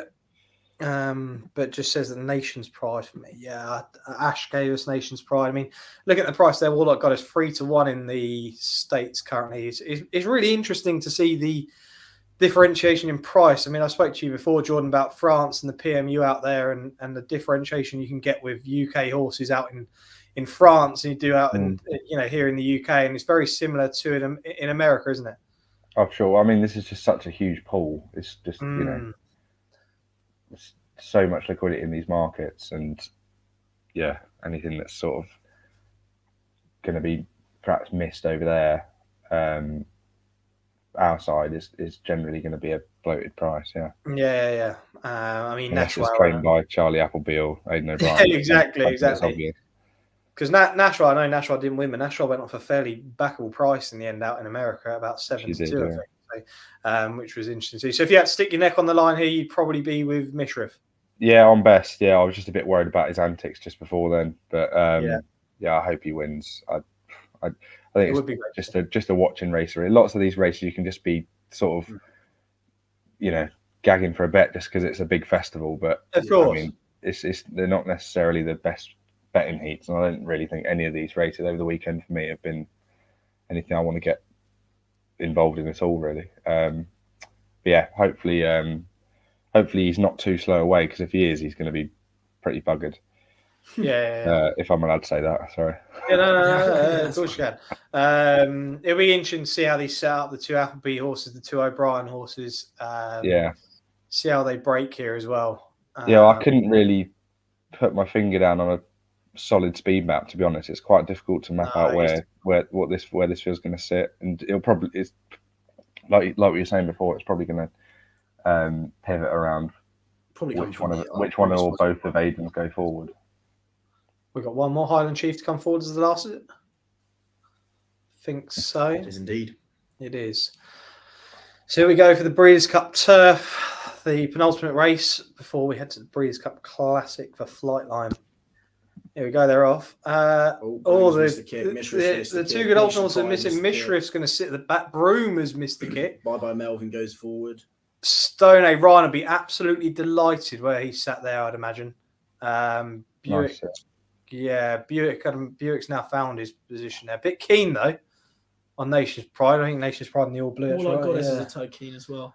Joe Rosario. Yeah. He'll probably be wanting to get up after Clariere last time. Yeah. Clariere had an awful start.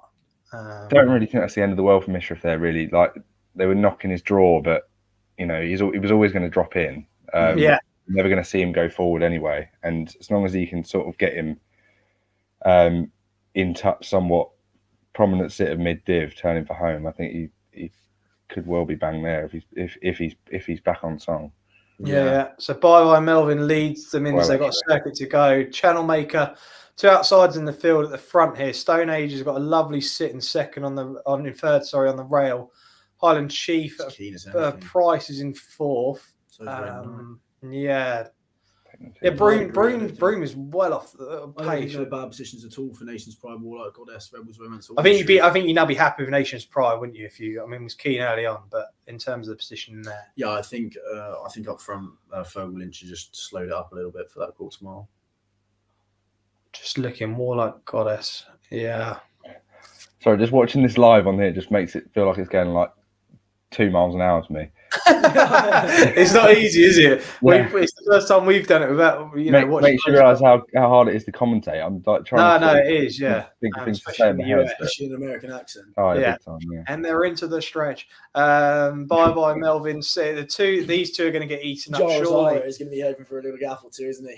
Ryan Moore is absolutely delighted where he's. I don't think Frankie's sticking about 1500 horses He's wide. going to be pushed out by Rebel Romance. Rebel Romance is carried wide. About 30 wide. Go on, Frankie. Go on, Frankie. Here we go. Frankie's now rolling, but so's Rebel's Romance. Absolutely flying Rebel's Romance. All I got is he's going to get unlucky again here. All I got is he's going to get very unlucky. Go on, James. And finish third. Go on the Doyle. James Doyle, Stone Age. Go on the Doyle. Got a second and third. Yes. Come on, the Doyle. Warlike one in the US. Warlike Goddess once again was third there. Stone Age has run a massive race in second. And James Doyle, that's his first Breeders' Cup winner, all right? First grade one winner in the US. First grade one winner in the US for James Doyle. And there we go. Both naps and next. There we go. Good old Charlie Appleby. What can you do wrong? He's now done. I think if he had Silver Knot win, he would have won every race that he could have possibly won. Is that right? And he was unlucky with Silver Knot yesterday. I mean, you're a big fan of French racing, Jordan. I mean, I've mentioned earlier about the two in that race there that maybe Victoria Road could have ended up a Prix de Jockey Club horse for next year. What were your thoughts on those two? Yeah, I mean, sorry, which two horses, Victoria Road and who? And Silver Knot. Oh, right, yeah, sorry. Yeah, I mean, for sure, he's improved it. But by the way, well done with that winner, Jack. I mean, Cheers, thanks. I've just completely written him off for about 10 minutes and he's gone shatting by 3 lengths. But yeah, with Victoria Road, I'd have thought he'd have needed to improve quite a bit on what he'd done previously, to be honest, going into that, because I thought Silver Knot had a good few pounds on him, and to be honest, I still think he did. As much as you can argue, he got out at, with enough time. I think if you swap their trips, there's only one winner. So with regards to the Jockey Club next year, yeah, he's probably a likely candidate for that, or likely one of Aidan's to go over, seeing he's took him there as a 2-year-old, particularly in like the weaker Group 3 races before, not just the criteriums on at Saint-Cloud.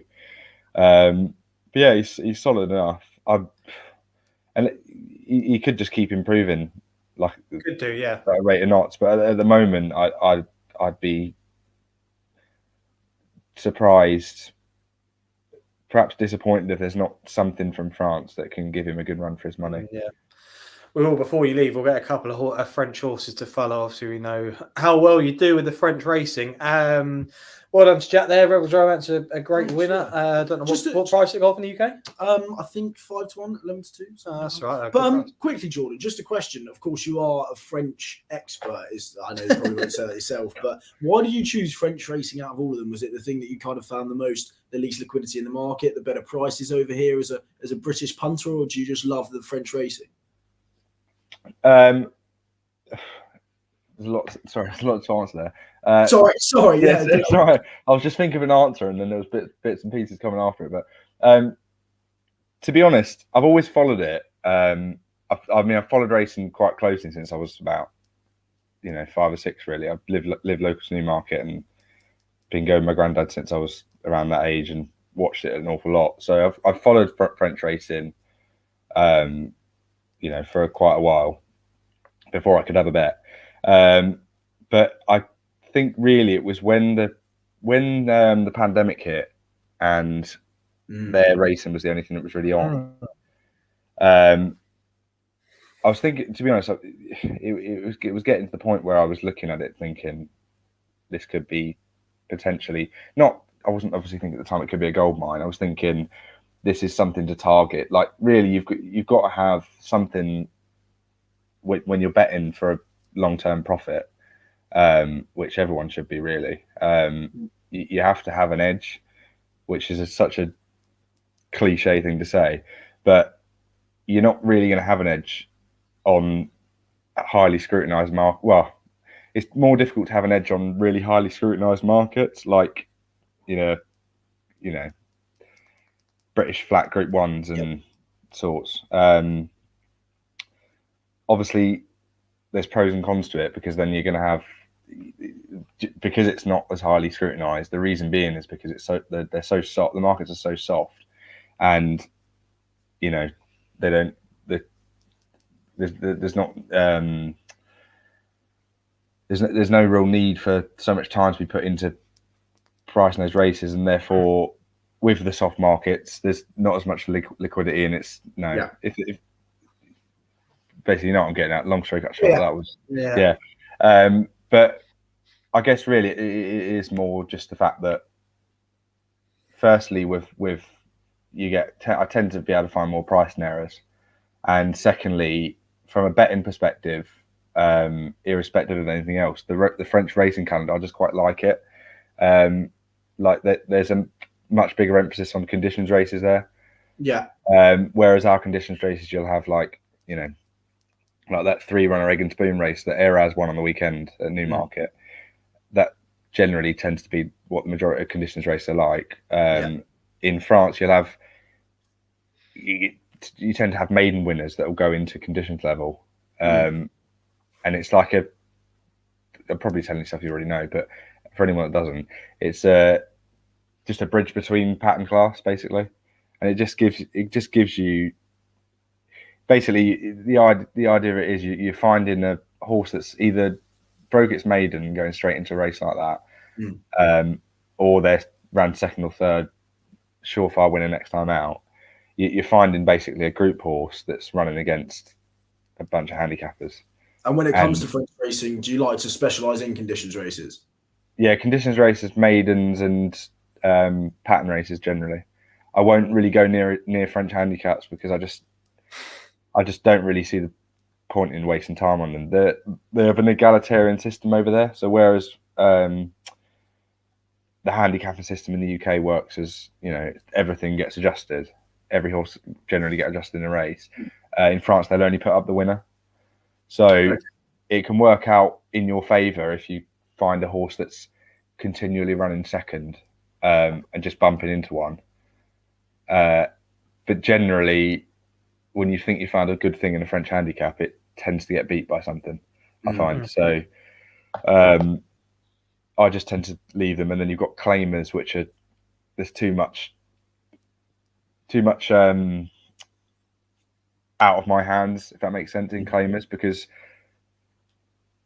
I don't know, I try and say this in the most politically correct way possible, but there's a lot of dodgy races you'll see. Yeah. A lot of dodgy claiming races, basically. So, yeah, that's pretty much it, really. I mean, obviously, I follow the British flat racing almost just as much as I do the French, but also that it's quite consistent with quality as well. Where by that I mean the race quality. So you tend to have a Class 2 conditions race sort of every other couple of days on the flat, and generally, 8 or 9 out of 10 of those there'll be a listed horse in one of those races, especially the 2-year-old and 3-year-old ones, or listed class in France anyway. So yeah, I just like their calendar, and I find it, quite profitable to bet from it. Yeah, that's fascinating. Yeah, I mean, that's great. And as you can see on the screen there, you can see Jordan's Twitter. Do follow him if you don't already. It's JH Chevaux. If anyone wants to know what Chevaux means, it is the French word for horse, I believe. I might be wrong. French GCSE. Better translation there. We're going to talk a little bit of football before we leave you, Jordan, horse to follow. But yeah, I know it's not going to be easy. Well, you got two Portsmouth fans here, so don't worry. No Premier League teams. But you're going well. Oh yeah, we are going very well. Big FA Cup win last night, but mighty Hereford. But we know you're a Liverpool fan. You see that on Twitter. Plenty of pictures. It's not been the easiest season domestically. Obviously, in Europe, things have worked out quite well so far. But just a quick kind of minute sum up that before we discuss the World Cup. Yeah, I'm going to say luckily most of the games I've been to this season have been the Champions League, so done all right there. But yeah, I don't know really. It's difficult to put a finger on why such a dominant team has sort of just, in a sense, just crumbled. Really, I mean, we haven't crumbled to the point where we're, Man United's level or where we were with Hodgson, but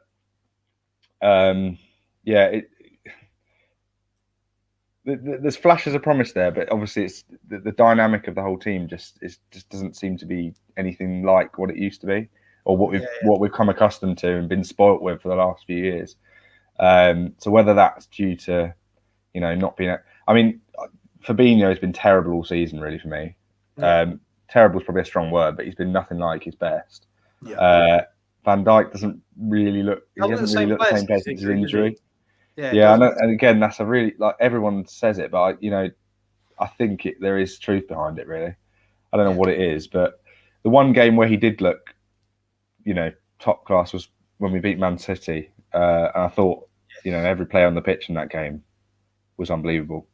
But yeah, obviously there's something not right, and that'll be. Is that enough about Liverpool? Yeah, no, it is. Yeah, I mean, Van Dijk was good. He shut up Haaland that day, didn't he? And Darwin Núñez. I think Darwin Núñez will find something for you eventually. He's been a bit heavily criticised. Quickly on Núñez, I actually. So my mate I goes to the game with, I was sort of slating him from the first 5 games of the season, thinking this guy's he reeks of a flop. Like, because even the goals he scored at the start of the season against Fulham were just inexplicably fluky, and he looked like a newborn giraffe basically. But with each game, I think his coordination's got a lot better. He's obviously going to get a lot of stick. He's getting a lot of stick on Twitter off every other football fan base, but I actually think he's going to be very good. I think it's taken for granted nowadays how players should just, acclimatise straight into the Premier League. Like, with Salah, Mane, Diaz, Jota. Jota obviously came from Wolves, but, acclimatised in that Liverpool team anyway, whereas he didn't straight away. But, I mean, it's, can't be easy coming from the Portuguese league straight into the Prem. Yeah, and your World Cup pick, Jordan. Yeah, World Cup pick. I mean, just quickly get the market up on screen because who have we got? We've got Brazil as 4-1 favourites. 13-2 about Argentina, 7s about France, England around 7, Spain around 9s, Germany 11s, and bigger the rest in here. Just quickly at this stage, I mean, you'd love to be optimistic and say that England are going to go and win it, but I can't see it personally. Yeah, so. I mean, I've been a strong believer from day one that we wouldn't win a goldfish with Southgate. I know that's very pessimistic, but I think he's too much of a nice guy. He's too much of a nice guy to be a good football manager. If that makes sense. Right. Can you imagine him? We're 1-0 down against Iran at half time in the group stage. Can you imagine Southgate going in and really getting stuck into them and then actually being sort of daunted? Have you seen the clip of Harry Kane with like the pre-match team talk when he's just like, "Let's get into him, lads. Come on, let's." It kind of would remind me of that a little bit. It's like it's just a bit loose and just. I know what you mean, yeah, but it's just he just doesn't really do it for me. To be honest, I don't know who we get in instead of him, which is the issue. Because I mean, nothing's gone right for certainly my lifetime and probably your lifetime as well, Sam, as well. So, sorry, I was being careful not to make you sound old. Then I was like, Christ. Yeah, hang on 2 seconds. Wait a minute. 28-year-old and No, yeah. Who I think will win it? I don't really know, to be honest. It seems like one of the more open World Cups. Yeah, shock could win it. I'd if you pulled a gun to my head, I'd say France. France. Can I just say that there's an interesting stat? I said I was going to tell you this before. That Messi, they've got 2 games left, PSG, before the break, right? Messi is not going to play their final game, apparently, which will mean if he plays their next game, that the World Cup final would be his 1,000th career start. Wow. Yeah, and I'm starting to think that this has got a story written all over it. And I think Argentina are going to have it this year. I think Argentina are going to have it, but I don't think it'll be a style. They'll probably. Well, no, it's a story, isn't it? Yeah, so it's a massive story. 1,000th game, Messi wins the World Cup. Blah, blah, blah. So, yeah, I mean, that'd be my selection at this stage. Can you imagine why not playing in the semis, Messi? Oh, sorry, just saving for a 1,000th game in the final. Yeah. Playing this one, it's not a story. Yeah. Jordan, I mean, just a few things quickly before you go. Excited to see this lad on screen in about, 40 minutes' time. I know sort of not everyone's a massive dirt racing fan, but it's going to be a special occasion for racing. Oh, yeah, for sure. Yeah, I mean, I wouldn't know I'll probably watch one dirt race a dirt race a week, and it will be when Newcastle's finished on at the races, and then they go stateside to Golden Gate Field or something. I'll just quickly switch over to Emmerdale or something for me now. But FLIGHTLINE. Yeah, I mean, it goes without saying it's massively exciting. I'll definitely be watching it. I wouldn't, certainly not a betting race for me. You wanted. I say it's certainly not a betting race for me, just purely because I haven't really got a good enough knowledge of the field to actually, of course, or had enough time to go and look at it. But French horses to follow, you said about, didn't you? Yeah, no. Before you go, let's just get, if you don't mind, just a couple of horses potentially for our followers to just keep an eye on going into next year. Maybe potential Group 1 horses or group level horses. Yeah.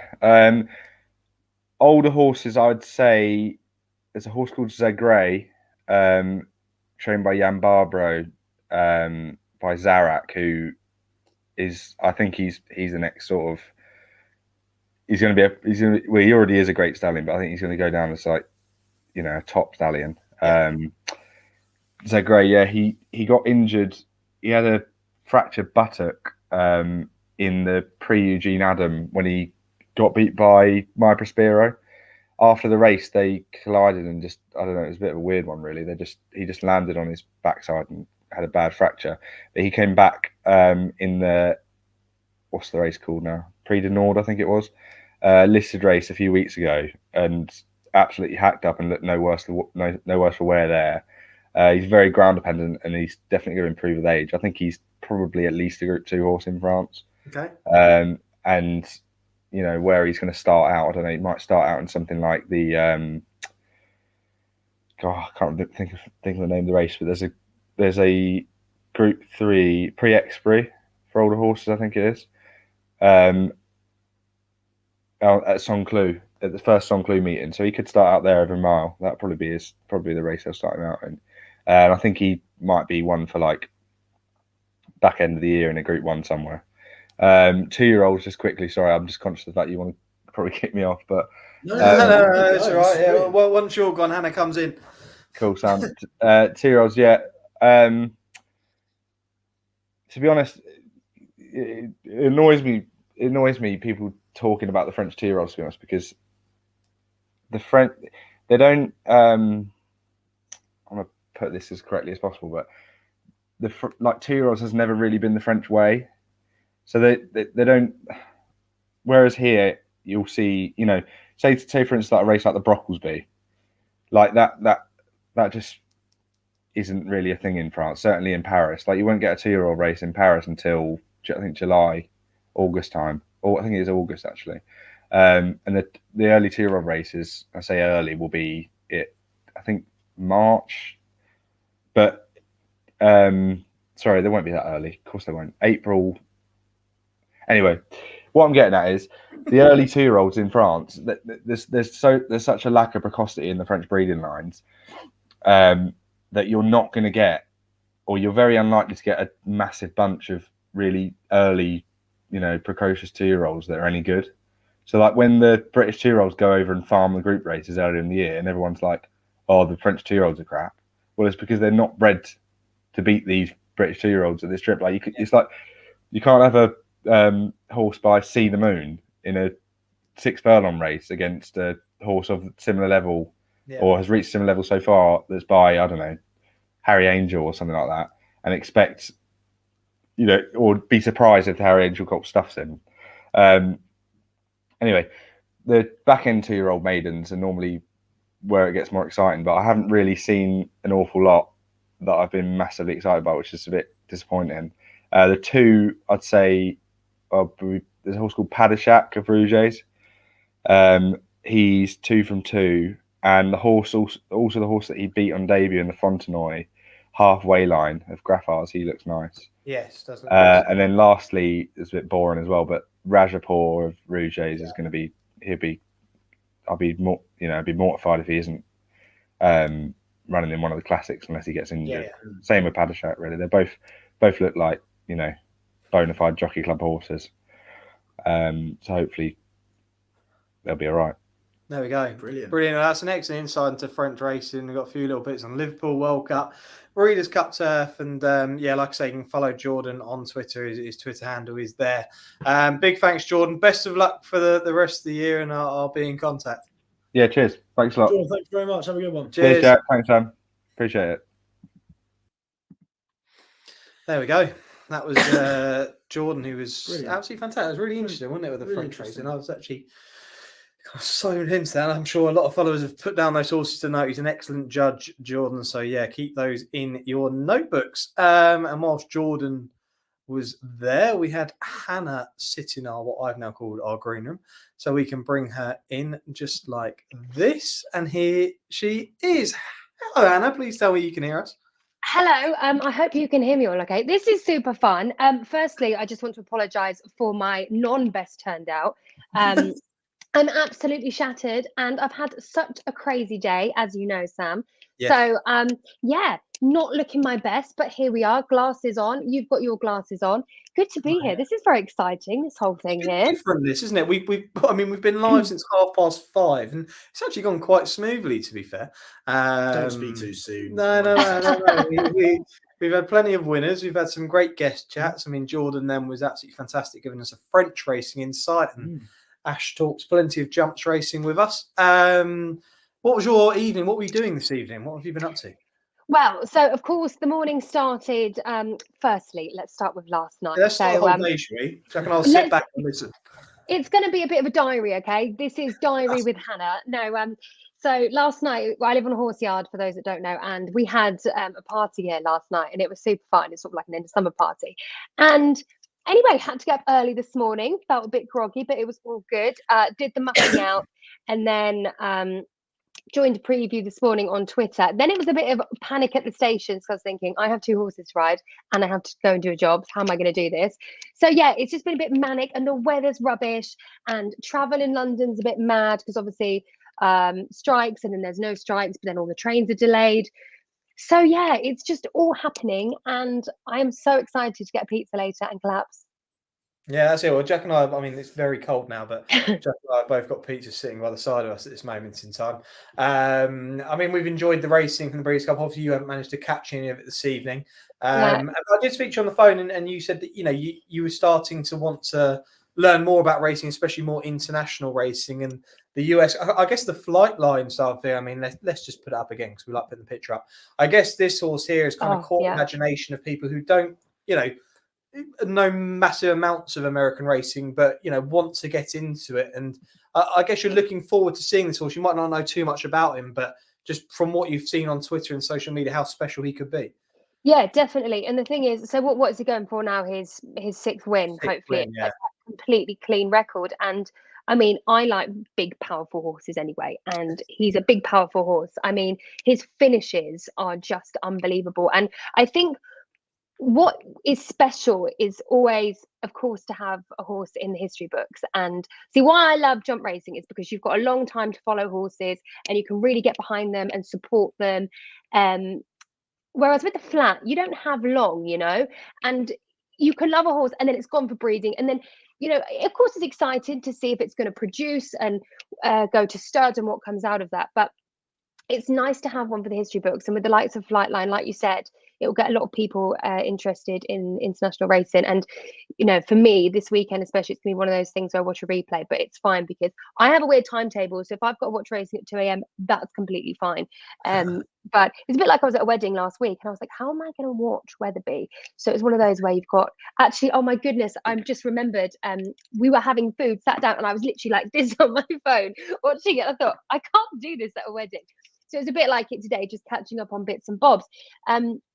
But yeah, like you said, especially with FLIGHTLINE, people can watch, get more involved. And that's something that I want to dip into a bit, is international racing. I particularly find interesting how different trainers train their horses.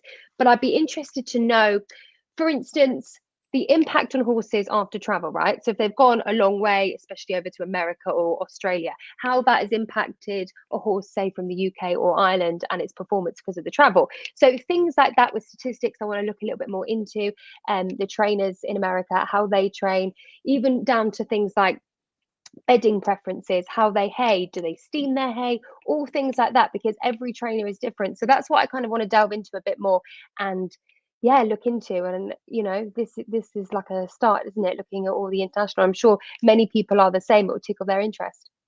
Yeah. And have you, I mean, I know you've been busy this evening, have you managed to watch any of the replays of any of the racing today? I mean, did you see any of the performances yesterday? I mean, Meditate was a beautiful performance in the juvenile race. I don't know if you caught any of that. No, don't tell me, because I've got tomorrow and I'm going to have a full duvet day and a walk. Well, you're in for a treat after what we've seen this evening. Honestly, there have been some cracking races, a really lovely story, a horse called Cody's Wish. You'll have to watch the whole of ITV, but it's a really emotional story. And even Jack, we didn't know too much about the horse moving into it, but we heard the story and it almost had us welling up before we came on air. So this is the thing. Sorry, I was just going to say, this is the thing as well. Like, it's really special when you've got a horse with a background story. Like, take a look for Dream Alliance, for instance, right? That's another thing I think is a great way to get people into the sport, having something to follow and touching the hearts of people to then, do you know what I mean? From a different angle to get new people into the sport. I think it's a great idea when ITV are really good at it, building a story. So when people are watching, they then end up falling in love with the horse, their story, and then might get them interested in the sport. Always love a fairy story, fairy tale story, should I say, not fairy story. Fairies aren't real. Yeah. No, That's it. That's it. And I mean, this is what kind of Flightline's got, that kind of fairy tale thing about him. And I mean, we're probably not going to find out immediately after, by the time Jack and I have finished this live stream, we're not going to find out what the trainer said, whether this horse stays in training or not. We hope so. Yeah. We love to see this horse's training Santa Anita. Santa Anita is where the Breeders' Cup will be next year. So you'd love to see the horse stay in training for 1 year and retire. So have I mentioned that I'm going next year? Well, I was actually just waiting. Are you? I was about to ask that. Are you going to go? Hannah, honestly, you said about 25 times. It's honestly. That could be a good. And do you know he's on fire at the moment? Though. He's on fire at the moment, tipping wise as well. Just in case he hasn't told the world that as well. Right. Yeah. All hail Sam. Four races, 3 winners and a place in the last, wasn't it? Third. Actually, had second and third in that. Actually, Stone Age and All That Goddess. I have a question for you both. What's been your favourite thing about the coverage from the Breeders' Cup? Like, what do you love about it? I think first of all, the ITV. I like the fact that they're just in the middle of a field at Wincanton, but they're obviously utilising NBC's coverage. I can't believe you just said that. What is the best bit about the Breeders' Cup coverage? No. Hold on. Right, But I love the fact that they've kind of got, an expert panel. I mean, Mark Johnson's there, the commentator, and I met Mark the other night when we produced In the Know, and Mark is honestly, I think he's almost had a winner in every race during the Breeders' Cup, which is crazy. But I love the fact they're kind of switching in and out of NBC's coverage, and NBC, the American coverage, it's very American, very dramatic, and I kind of like it. And Nick Luck's doing a great job out there as well. But they're also, they've got Ollie Bell out there, so they're kind of switching to Ollie Bell's ITV coverage. Yeah. He's doing interviews. That's probably my favourite thing. You've really been able to kind of capture the culture of it. Like everything. Ollie Bell's trying bourbon. Yeah. You look at the merchandise shops, you see all that. Like, you really like taking the parade ring and all the gold. Nice, yeah. I'd say being able to properly kind of, as a British audience, properly kind of sink in what it's like to actually be over there. Because of course, when they show Cheltenham or something like that, you can kind of drive 3-4 hours down the road to see it. A bit different when it's 4,000 miles away. And I think they've captured that exceptionally well. NBC are doing, they're covering excellent racing coverage. Then you've got Ollie Bell covering sort of, what is there to do what is there to do at the track. And then you've got the studio who are doing a great job with the punditry side of things. So there's a bit of everything for everyone. So I just think, I said this earlier, Ed Chamberlain has had a monster shift of about 10 hours today. But, ITV have done a great job today. Everything, I've been watching it since they started with the first race earlier at Wincanton, Win House one. And it's just been amazing. They've done such a great job. And you look at some of the coverage. I mean, I guess I don't know if you're watching it at the moment with mute on, but ITV, it just looks beautiful at the moment. Some of the tracks, and we see Flightline on the screen, and it's great. Yeah, this is the great thing as well. Like when you've got good coverage, and like you said, that's what's amazing. They are essentially taking you off your sofa with them. So I'm looking forward to watching it, and I'm probably going to. It's whether I get my takeaway and then start the coverage. Then see, the thing is, I'm going to watch Flightline's race. Because the thing is, like I did this before, especially on a Saturday. If I'm working all day, I try and stay off Twitter, so that I can then watch the racing and I don't already know. But it's so hard. And I love Twitter because I love getting the updates, because if you are on the go, then you can watch the clips of the racing. But I'm going to be on Twitter, so there's no point. So I'm just going to start watching a bit of it. But yeah. Well, I mean, we'll only keep you sort of in another 5 or so minutes, Hannah. But obviously the jump season, I mean, you obviously haven't caught everything. Like you say, you've seen the highlights. You saw Frodon win today. Frodon is a horse who is another horse that can get people in the game. Indeed. Get people loving the game. So what did you make of that? Yeah, so again, earlier this morning, I mentioned a few times I love a good jumper, right? So this is my personal opinion. I love a horse with a good jumper that jumps neatly. Obviously, horses do make mistakes, but I just love a neat, tidy jumper, right? And I was actually about to talk about another horse, but since you mentioned Frodon, Frodon and Bryony's relationship is so special. And I think because obviously she knows the horse so well, she's got that emotional connection with him. I said this earlier on the preview, and I say it a lot because it means what's in the brain goes down the rein. So how you are emotionally, that will go through the reins to the horse, right? So ultimately, she knows him. She knows how he's going to feel and goes over. So all of that goes hand in hand with a great performance. And he's a magnificent horse, and I'm just delighted for them because they're such a fantastic partnership. And again, like you said, that's another great partnership, fabulous story to really get people following and get people involved in the sport. I have made a list of ones that I'm looking forward to this year. These are just ones that I loved seeing last year, and good jumpers. So just on the note of good jumpers, Brave Man's Game, gorgeous. He's a funny shaped horse. Do you not think he's very, when you look at him, he's got a very long neck, and he's gorgeous to jump in. Like, he floats over those fences. But when I look at him, like, I love it. So I love. He's a funny shaped horse. I've now got to go back and watch this and try. When you look at his body, right? So he's long, but he's got a very long neck, and when he runs, I mean, it'll be good for balance. But he has just got a really long neck, and I love a Hoy Senior. So the two of those are my favorite. I love a Hoy Senior because he's a big, beefy horse. And I asked on Twitter actually how big he is, and someone messaged me, I think he's 17 hands, something like. Wow. Yeah, wouldn't want to come down from there. But I love a Hoy Senior, and I love his racing.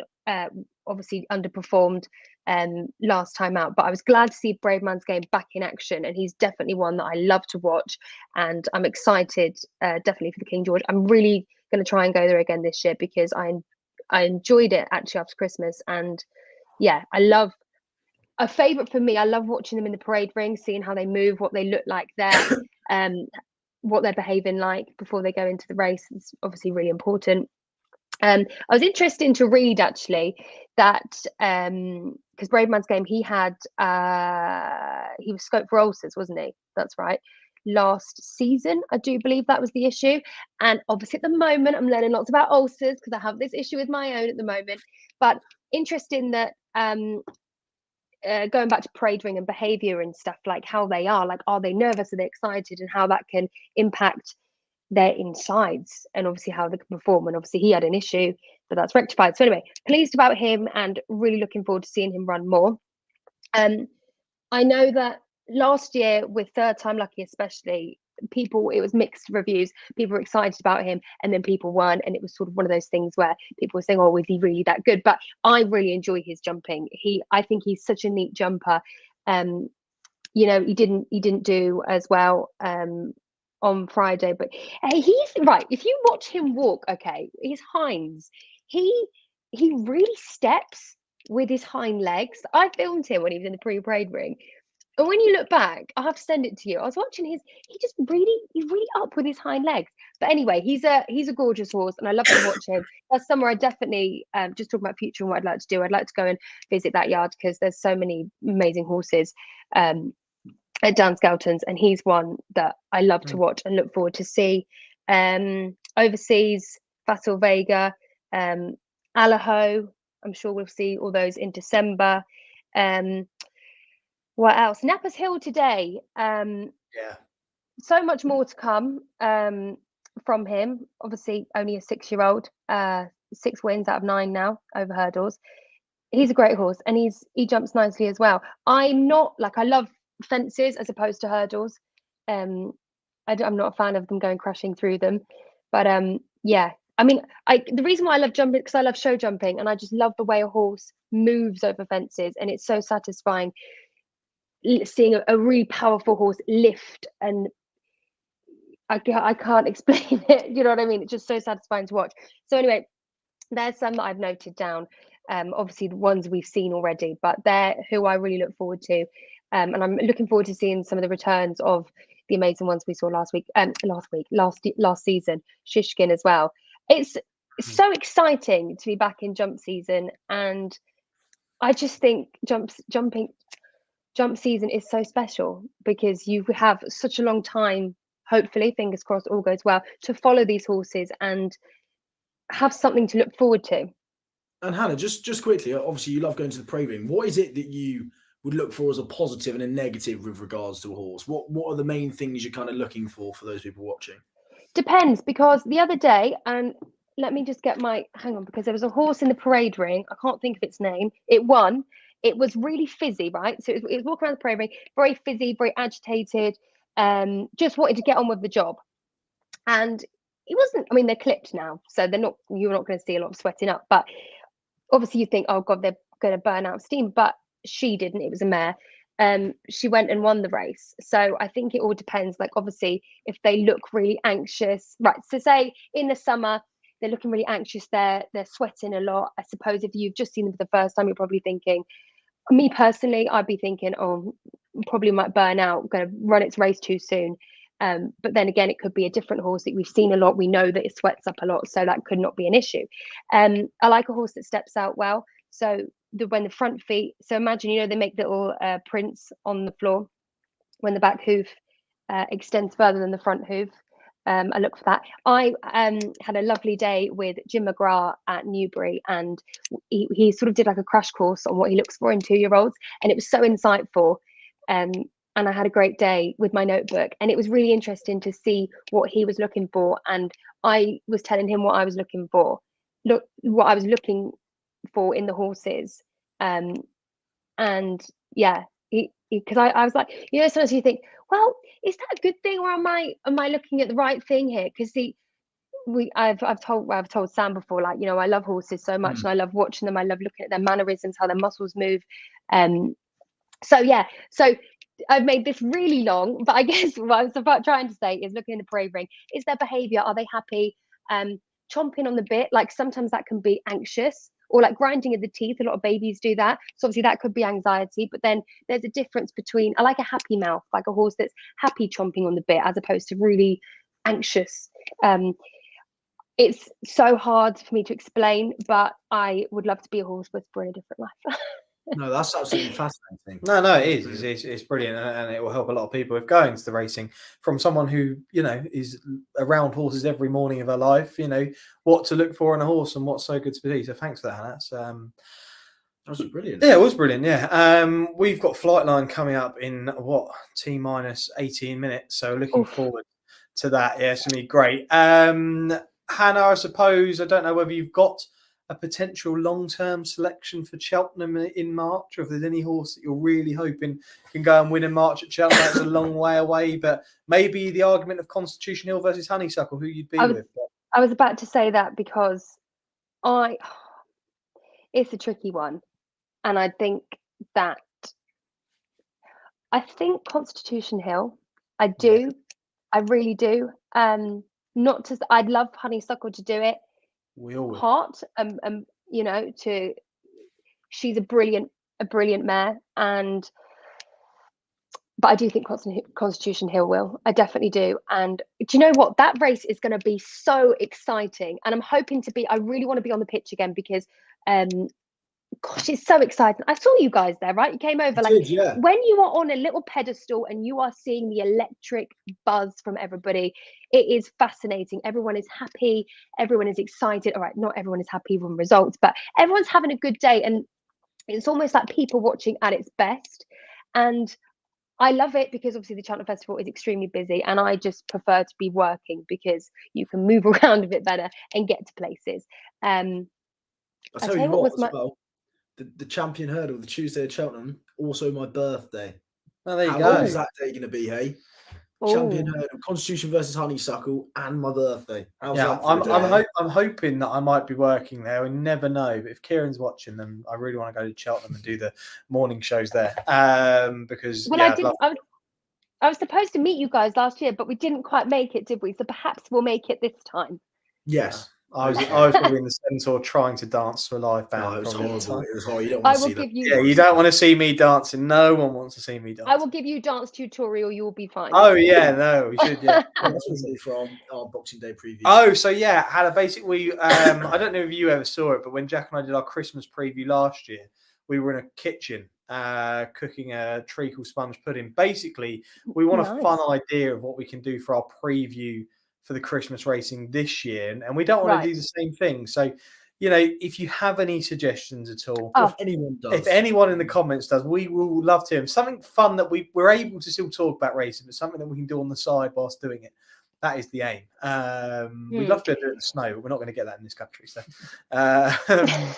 but yeah, we want something fun. So we've been Arsenal leaving, but nothing's really come out as of yet. Okay, so what about guys at home? What do you think of the idea of, if you could do a prep Christmas lunch, right? And Yeah, but a whole lunch. But We're just not qualified enough for that. I don't think we could have Christmas lunch together. Actually, have it pre-prepared and then film it while we're eating, and then No, but I think I have like a come dine with me, if I may share idea, right? What you could do is you're in separate rooms, you've got your cameras up. If you want help with production, I can help, okay? I would love to be a part of filming this. You could be in your separate houses, you're cooking a roast, right? And you've got you've got to ask your followers of Next Gen Racing what they think of an ideal lunch is, because obviously Twitter, people love to put up their food and rate it, right? So they can pick what you're going to cook, and then you've got to give it to one another, right? And then you've got to rate it whilst giving your previews cooking. You haven't seen Sam cook before, and I'm not sure I want to not put yourself through that. Exactly. Hang on a second. Exactly. It will just be one-way traffic. It's just not really fair. Oh, don't even give me this. I'm pretty sure I wrote the recipe for last year's video. Yeah, and I was picking the winners. Yeah, there we go. Okay, that was October. But yeah, we'll be having some fun at Christmas. I'm sure I'll give Hannah a message prior to that. Well, Hannah, look, we've got to kind of build up to Flightline in the next sort of 10 minutes or so, but I'll let you go. You need to go and get yourself a takeaway ordered, go to bed, yeah, a glass of water, and come refreshed tomorrow. I was just going to say, firstly, thank you for having me. I really wanted to do the preview from the stable with my horse, but they're all out at the moment. I just thought it'd be quite hilarious if I was mucking out. I actually needed to muck out, but all the horses are out because it's fireworks night. So you're just left with my awful background. But thank you so much for having me, guys. I've really enjoyed it, and I'm looking forward to seeing the coverage and Flightline perform, and I have no doubt excel. So yeah, I'm looking forward to it. Thanks very much for coming on, Hannah. Thank you very much. And I'm sure if you haven't already, you can check Hannah out. Her Twitter handle is on the screen now. And yeah, hopefully we'll be doing some stuff with Hannah next year with regards to potentially a charity race, Hannah. Hopefully, potentially, I will look better than this. I promise. I do normally look better than this. So yes, that would be great. That's what I want to do. I would really like to run a race in aid of equine welfare. I suppose it's worth asking you guys at home what charities you think would be beneficial. But I love horses far too much. No, I don't love them far too much. I just love them to pieces, and that's a charity really close to my heart. So if I can raise money for equine welfare, and perhaps we can make some content to promote that. But I'm going to stop talking because you have to get on with your thing. That's exactly what we wanted to hear. It's exactly what we wanted to hear. We're going to support. We will support Hannah as soon as that gets announced. I'm sure Next Gen will retweet it or put it out as an announcement, and there will be content to come. But hopefully that can take place. Hannah can raise some really good money for charity, and Next Gen will support that. So thanks very much, Hannah. Thank you. We will see you very soon, and hope you have a wonderful evening. Thank you, guys. I'll see you all soon. Cheers. There you go. Wow. Look at that, eh? The guests have been great. We've got such different insight from all three of them. We've had Ash, the national hunt expert. We've had Jordan with some brilliant info and expert on French racing, why he got into it, the liquidity in the markets and how the prices are better. Yeah. And we've had Hannah come on and talk to us probably more into very horsey. Into like what to look for in parade rings, horses to follow for the national hunt season. Absolutely brilliant. I mean, a great selection I think we've had. I've loved every minute of it so far. It's been great. And we're obviously now building up to the big comment that I'd like to bring up. Yeah, but I've not seen some of these. Very interesting is they might be on the few. We might have missed some. It is. Where is it? There we go. Let me have a read of this. Boban wins in third gear, and will go on to be better. Martin Money Lewis is here. Martin Money Lewis. In the cost of living crisis, Martin Lewis has joined us, and he's told us the way to get out of the cost of living crisis to back Volwan, the next 4 weeks. Champion hurdle. No, I do agree though. I do think that the 1, 2, 3 in the champion hurdle is probably going to be Constitution Hill, Honeysuckle and Volwan. I think he's probably the one to actually progress. I know it's always hard to say that. Will they progress into champion hurdle prospects as a novice? But I think he actually could do. Yeah, no, agreed. I think Volvan's an exciting horse. Looking forward to seeing him when he comes out to play. Right, on to our last race. We've literally got 10 minutes left. So let's get the market up on screen, shall we? There we go. And what have we got? Flightline. Just before the last, I think we should just have a little recap so far. Oh, do you know what? Let's do that. Let me hold on 2 seconds. Let me just remove that back off the screen before we talk for a minute. So we started at 5:30. We kicked off with the 4 hours and 10 minutes. Breeders' Cup Fillies and Mares Turf, where I landed my next best bet on the night. which was Tuesday. Put up at around 9-2, went off about 7-2. That was a great way to start. It's been a great evening for myself. Then we went into the next race, which was the favourite was Jackie's Warrior. Jack and I were very tentative to have a bet in that race. We put up a potential selection each way, but it was not a strong shout at all. We then moved on to the Breeders' Cup Mile, where Ash Symonds joined us to watch that race with us. And we all had as our nap of the night Modern Games, who I think you could have got around 2-1 a couple of days ago. Went off around 6-4, 15-8 when the preview started. Yeah, around 6-4. But yeah, that was a nice winner. William Buick coming late there. Then the Distaff, Jack and I taking each other on with the Todd Pletcher runners, Nest and Malafat. Somehow both Nest and Malafat had awful starts, but Malafat came through a late run and got up in a freeway photo, it seemed, at the end of the Distaff. She was excellent. What a race. And then we had the Breeders' Cup Turf, where, now thinking about it, Jack had the winner with Rebels Romance around 11-2, 5-1. 11-2. When the preview started 13-2, went into 11-2 and absolutely dotted up down the outside. And Jack only gave the one selection that I gave two. And if you'd followed us in then, you would have had the 1-2-3 with Stone Age and Warlike Goddess finishing second and third. So we had the TriCast in that race there. It's been an absolutely sensational evening. Both of our naps and next best have gone in, Sam. That doesn't usually happen. It happened last year for Champions Day, but it doesn't usually happen. They weren't ridiculous prices as well. 2-1, and yours was 9-2, and 2-1 and 11-2. There you go, hey? Crazy stuff, yeah. And we're looking forward to this last race, which is the Breeders' Cup Classic, the highlight of the whole meeting. And like I say, here's the betting on screen. Flightline is your 4-11 favourite here. Epicenter 6-1. Life is Good is 10-1. Tie Bar's 10-1. Hot Rod Charlie 20-1. And then Bigger, the other three in here. I mean, there's only one place to start, isn't there, really? And it's this lad here. I've had his picture up plenty, but it's Flightline, who's on our screens now, just about to head down to post. And such a beautiful looking horse he is. And he was a 19 and quarter length winner of the TVG Pacific Classic last time out, beating none other than Country Grammar. And for those of you who don't know who Country Grammar is, Country Grammar was the winner of the Dubai World Cup. And to be able to do that to a Dubai World Cup winner and take a horse out of the comfort zone, we'll talk about that in a second, it is absolutely magnificent. This is going to be probably his toughest test, no doubt. But I think from what I remember, because I was recording the postcast yesterday for the Racing Post, and I was looking for all his run. I think it's about 62 lengths is his combined in the 5 races. Yeah, combined 5 races. So you're looking at on average about 12 lengths per victory on average. And as much as I say I wasn't going to try and take him on, because I'm not, but I'd like to see.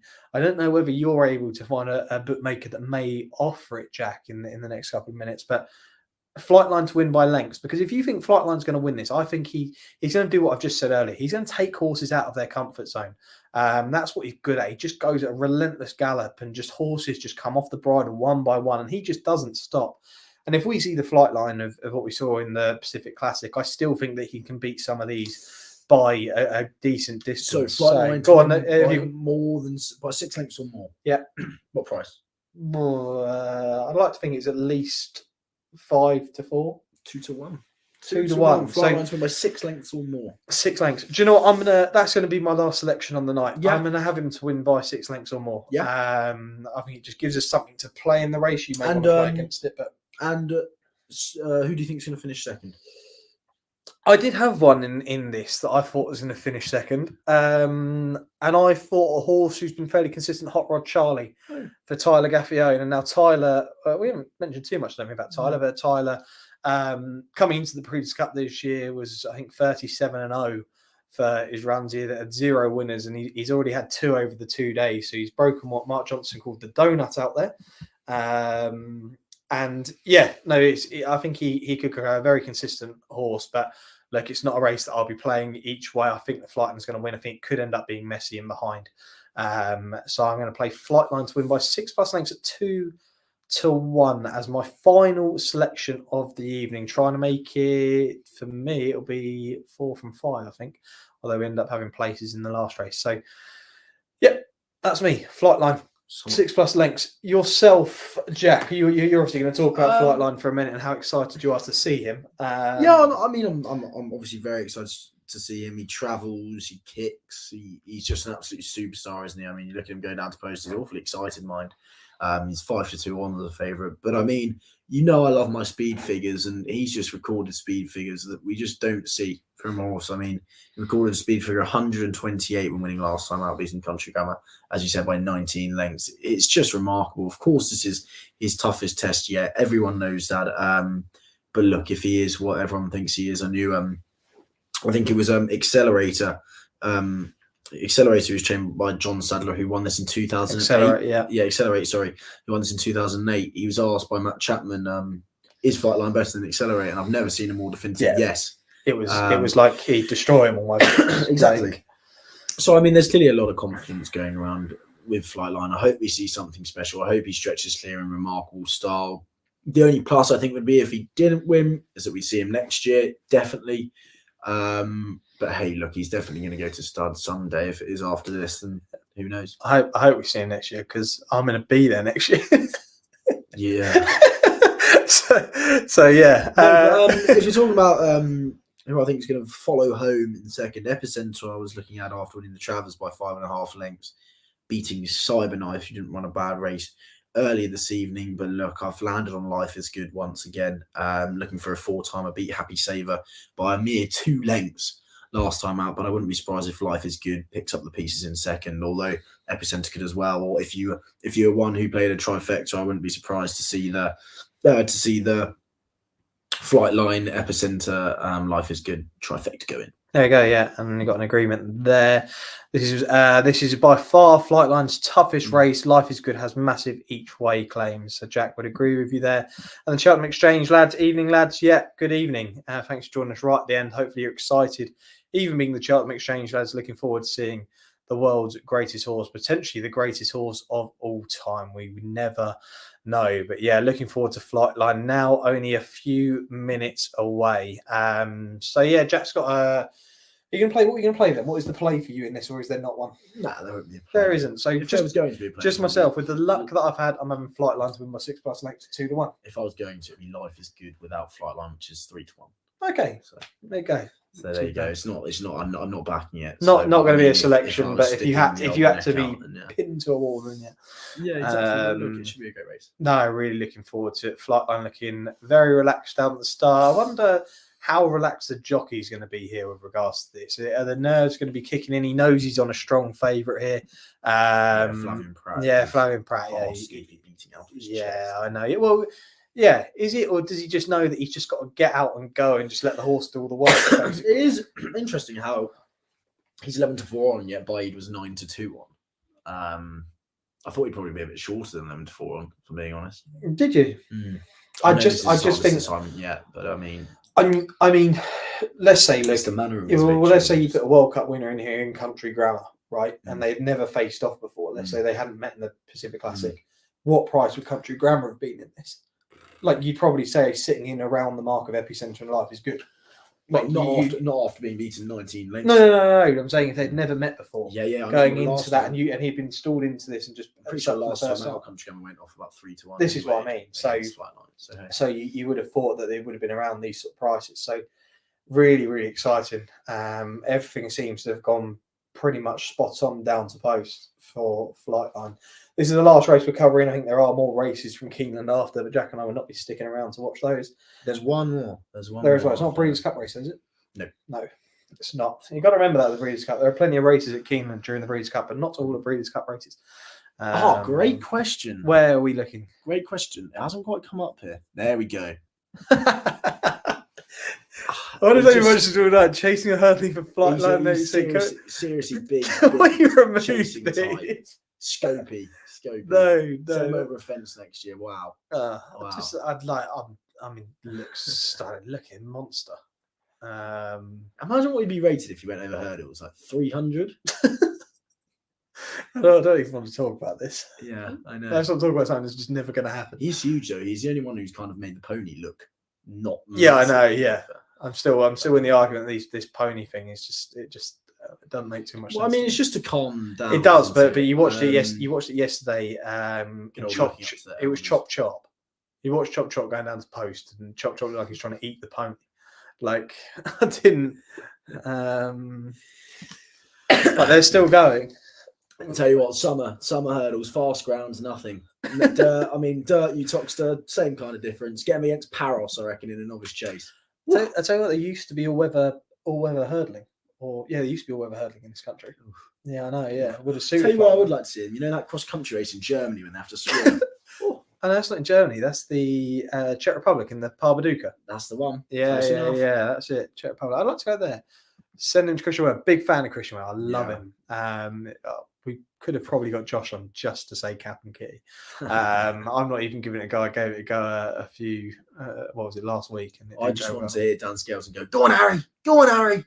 With Flightline just winning the Greatwood maybe next week. That could be where they send him, to be fair. Yeah. Who knows? Strange things have happened. And just remember, for the cost of living crisis, Martin Lewis put in the comments earlier that Vauban would be a good selection for the champion hurdle. So the cost of living crisis can be sorted by Vauban. This is sacrilege, by the way. The Breeders' Cup Classics on in 1 minute. I'm talking about. Yeah, no, let's not. Let's talk about this. This is the world's best horse. Horse number 4 in the green. It is very exciting. Like for just, I suppose, anyone in racing. I mean, you don't have to be a massive fan. You know this is going to be all over Twitter if he wins. And I'm playing him. I'm playing him to win by 6+ lengths. I just think he's going to gallop them into submission. We're almost ready to go. We are ready to go. Are we ready to go?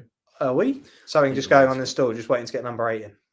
There we go. And we're off in the Breeders' Cup Classic. And Flightline has got away absolutely fine. Like, this is ideal. The ideal start. Didn't miss the kick. It's just perfect. And who are we tracking here, Jack? I think it's Life is good. Horse number 2 here. Yeah, Life is good. Yeah. Leading. So there we go. The And I'd imagine. Hot Rod Charlie in third. Olympiad. Yeah. Just tucked in on the outside there, about 2 wide. In 4th, followed by Epicenter and Ridge Strike. You'd imagine that this is Life how they would. This is what I mean. They're going to try and get Flightline beat by trying to do something like this, but I think this is only going to help. Look, Flightline's already 10 lengths clear of the rest of them, and if he can get past Life is Good, as soon as he gets past, he's gone. And they're not catching these. Interesting idea from Irad Ortiz Jr. though. It is, yeah. It's whether this horse can keep the pace up. It really is. He's 2 lengths clear of Flightline, who Flightline is extending away from the rest. Flavian Pratt has had a massive look round there just to see where everything else is in it. And I think he already knows that he's probably got them done. Rod Charlie doesn't look too bothered though. No, doesn't look too bothered. He's not too bothered at the moment in 3rd. Remember, Flightline's a 2 to 5 favourite here. Life is Good is trying to kick on the front end here. And I tell you what. And is Flightline going to panic here? Flavian Pratt's just having a little nudge there on Flightline. Bar Hot Rod Charlie, they're all off the bridle. Flavian Pratt's still having another little look in behind. Yeah, I think Flavian Pratt is looking so confident here. Just about to have him go. Yeah, Flavian Pratt's coming here. This is all over already. This could be something quite special. This is all over here. Here we go. That's 1 length. Swooping past on the outside. That's 1 length. Irad Ortiz Jr. That's 2 lengths. For 2nd place now. This is 3 lengths. This is special, ladies and gents. This is Flightline, and this is remarkable. And this is what we wanted to see. I told Willow when he came on Next Review that this horse would win by 10+ lengths. How many? Another winning selection for me, 2 to 1. Flightline absolutely hoses up in the Breeders' Cup Classic, and we have just seen possibly the greatest horse of all time there. That is remarkable. Wowza. Did I have anything planned? There we go. Flightline wins the Breeders' Cup Classic. He doesn't just win it, he absolutely dots up. I'm going to have to listen back to the commentary after this of that. Just remarkable. I think that was Chris Cook there celebrating with the trainer. But yeah, that's absolutely remarkable. Wow.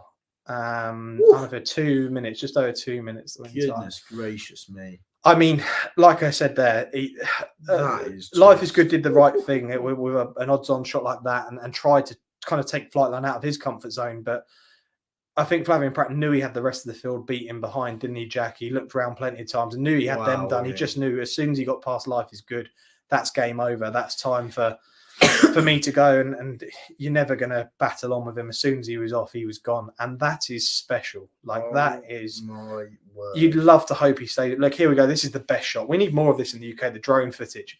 You look at the ones in behind them. Just look how Life is Good weakens it. Just look how Life is Good weekends. He just keeps up this relentless gallop. It's absolutely, oh wow. Yeah, no, it is. And look at the in behind. That's They're all. He just knows. This is what I mean. He gets them out their comfort zone. Like he's got a massive gap on the rest of the field already there, and he knows he has them beat by doing this because they're all just eventually going to come off the bridle one by one. You see that from the back. You can see their movement. They're all slowly coming off the bridle. Country Grammar probably, ran just relentless. Yeah, ran a decent race there, but wowzer. Could not keep up whatsoever. There we go. A special performance, really was. You'd love seeing him. I think Life is Good went out like an absolute light there. Did, as well. But I don't think Life is Good has ran a bad race there. Any other year, Life is Good. Could just zoom out slightly so we can see the distance. It's 6 lengths. 6? No, it's more. No, it's 6 or so. Oh, look at the way they finish. Yeah. Goodness me, he's down. He's down. Yeah. Look at that. Just beautiful. Equine beauty. That is. And he's even had a look as he's crossed the finish line to think, how good was it? Jack and I are going to have to listen to that interview back after this stream. Wow. That tops off. Oh yeah, what an evening this has been. Like I say, we'll quickly run through it again. We've been on since 5:50. The Village Mare Tuesday, a winner for me at 9-2. Then we didn't have a bet in the next race. We then had Modern Games in the Turf of Ash Symonds on.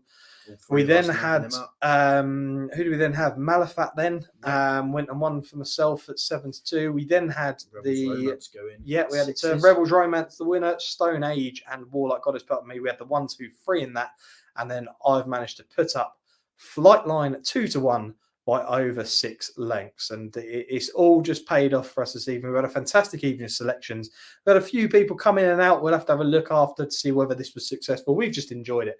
It's been great fun, and to be able to share a moment like this, me and Jack seeing a horse like this go and win how he did was absolutely special. So look, I mean, first of all, we've got to thank the viewers, haven't we? Yeah, thank you all for watching. What an evening. I hope you guys have enjoyed. Make sure you leave your comments below. Be interested to hear your thoughts on Twitter as well, just to see what you thought of it. Anything we could have changed. If you want to see more of them as well, could be even having a live stream for the November meeting as requested. Petition to start that as well. So, hey, make sure you get your comments in below and do like the video and obviously subscribe. I mean, goodness me, it has been a great 4.5 hours. We thoroughly enjoyed it, haven't we? We've had plenty of winners, plenty of fun, and goodness me, I can't wait for the next one. Yeah, looking forward to it. Look, thanks so much. Subscribe if you haven't already to the channel. Do follow us on Twitter and do follow our guests on Twitter, Ash Symonds, Jordan Hopkins and Hannah Baycroft, who we've had on throughout the evening. We hope you have a wonderful Sunday. Look forward to hearing all of the interviews after all of these races and the plans for horses next. And we'll be back next Thursday morning with our preview of the November meeting at Cheltenham. Really looking forward to that. But have a great evening and we will see you soon.